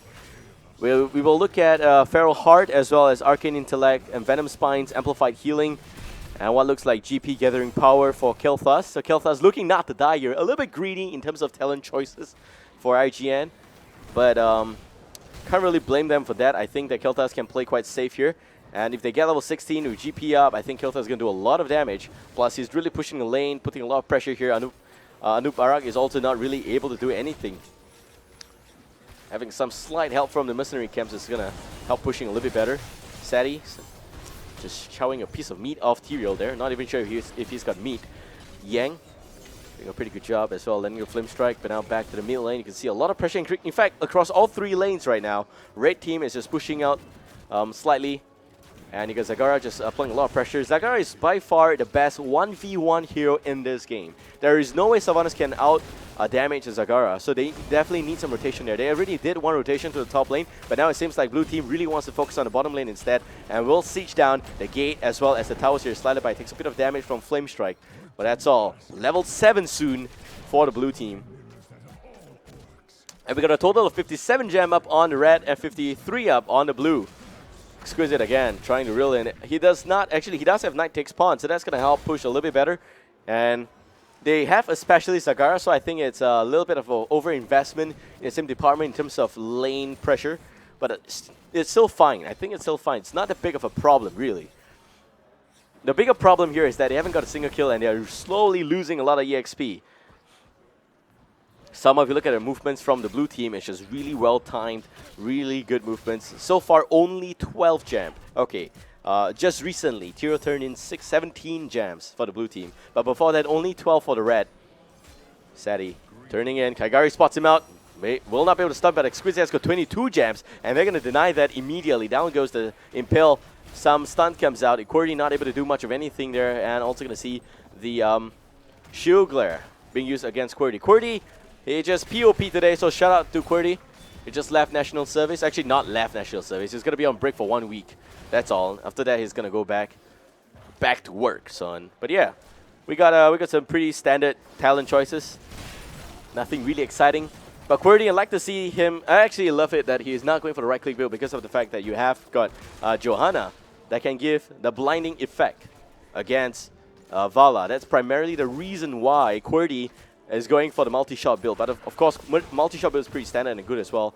So not much of a trouble there. Oh Haiyang landing the Holy Radiance. They should give Uther a skill called Holy Cup, but hold that thought. Here we have Johanna, a little bit of trouble, Unstoppable being used as well. Iron Skin, Impale will not connect. Nicely timed, but just a little bit off. So level 9 up on the blue team. 1 full level advantage. It seems like the bottom lane push is really effective. Also, they turn in the Web Weavers. They will not get any mercenary help, but they will be able to do some damage on the structures on the red team. We will look at Unstable Poison as well as Leeching Scarab. So more on the Beetle build for Anubarak. Slight deviation here. We've got Regeneration Master as the first talent choice. Standard multi-shot build into Repeating Arrow, as well as the Clan's Utility Uther plus Better Momentum up on a Combat Tyrael. Now here comes the Web Weaver. And it seems like we've got time to talk about talents on the red team for now. We've got Earth Shield, Frostbitten, a double Battle Momentum up on both Zagara as well as Johanna. And what seems like Fusion Bomb. So here we have the Web Weaver pushing the bottom lane. We have also got some heroics for the blue team. So red team instant disengage. They are just backing away. Exquisite got 28 gems. Needs to be very careful here. Maybe the vault by Qwerty. Not used as that, but here comes the strafe, buying more time. Some damage coming out. Web Weavers goes down. Kaigari from behind, nice stun. There goes the Impale, connects only on 2. Iron Skin being used. Here comes Tyrael flying in, more damage. Flame Strike, 2 men down on Ingenium. And we got 3 men still alive somehow. But we look at the heroics, it is Whirling Arrow, it's Locust Swarm, we got Strafe, we got Divine Shield, we got Judgment. Really awesome choices here. I think no qualms about it. Like I said before, it's not going to be Reign of Vengeance. And again, Kaigari, Impale, Zagara doesn't have escape mechanic, will go down Exquisite with a 3-man condemn, but will not do anything. 61 gem. This guy, he owns Taka Jewelry, man. But that's basically Exquisite, best jeweler in town right now. 61 gem out of 70. He needs a space to turn in. I hope he gets the space to do that. But right now, you can see that the blue team is just so far ahead. Ingenium. They got the right draft. They just got to wait and hold on to level 16. I think that basically they don't have the draft for this game, this map. When I say right draft, I mean that they've got some good wombo combo. They just need to hit 10. So here we go. Level 10. Water Elemental, Ancestral Healing, Devouring Maw, Blast Shield, Phoenix.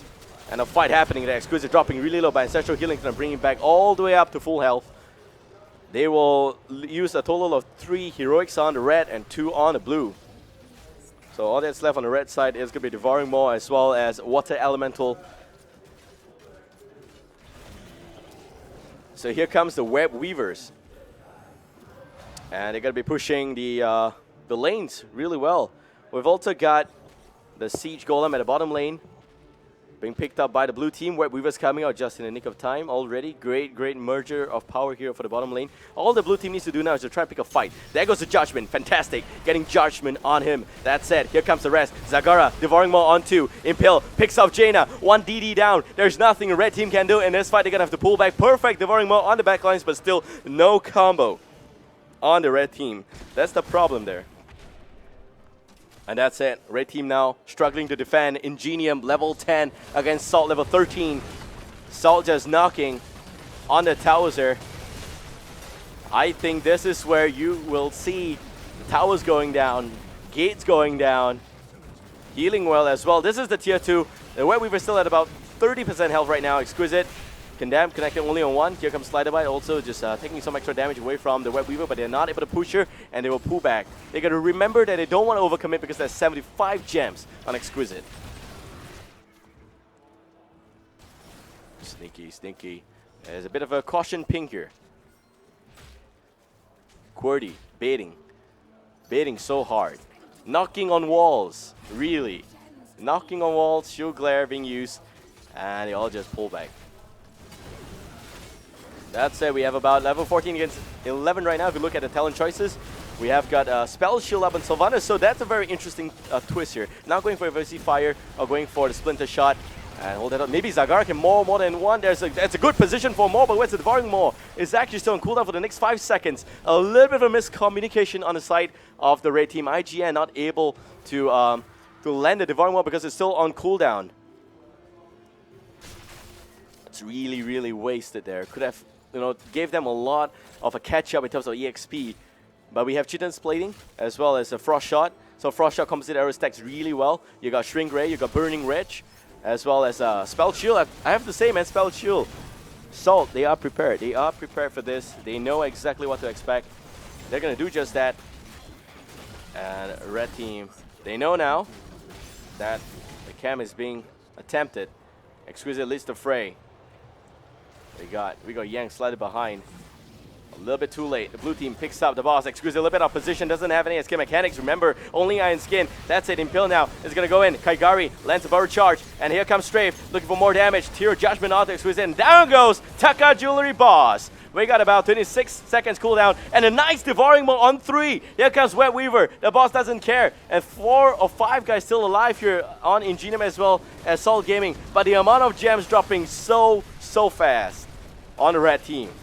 Exquisite there was the primary target. They bursted. They used everything in the arsenal, every single weapon, every single pistol, every single rifle, even a small little machine gun on the right side. It was used to take down the jeweler there. So unfortunately, Exquisite not able to hold the front, will go down at the end. But we've got about almost like 10% of EXP left before blue team gets level 16. So they are now effectively 2 talent ahead. And okay, 1, because they just got 13, okay? So that's fine. Cold Embrace, Blood for Blood, Benediction, Salvation, as well as what looks like an unknown talent here. We have also got on the red team Healing Surge, Stormfront, Mutalis, Burning Rage, Flamethrower. So this is really interesting to see that. We've got about level 16 against level 13. Everyone is just doing whatever they can here. There's a bit of a fight over the Bruiser Cam. Sliderbite still is going to channel it up.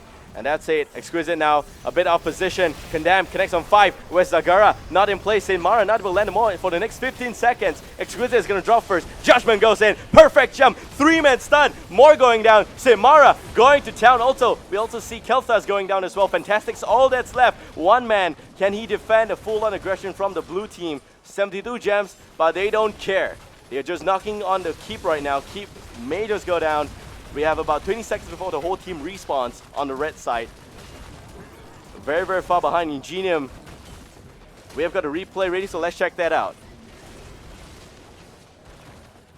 This is exactly what happened. Saint-Mara, 20 seconds before Devouring Maw is off cooldown here. And Strafe doing so much damage to the AoE there. And QWERTY just completely ignored, by the way. So bursting, everyone going down. Yang, of course, denied access to his own home. It's basically like you forgot to pay your tax, we're going to lock up your house there. Sounds very familiar, right? But yeah. So we've got about level 17 on the blue team, level 13 on the red.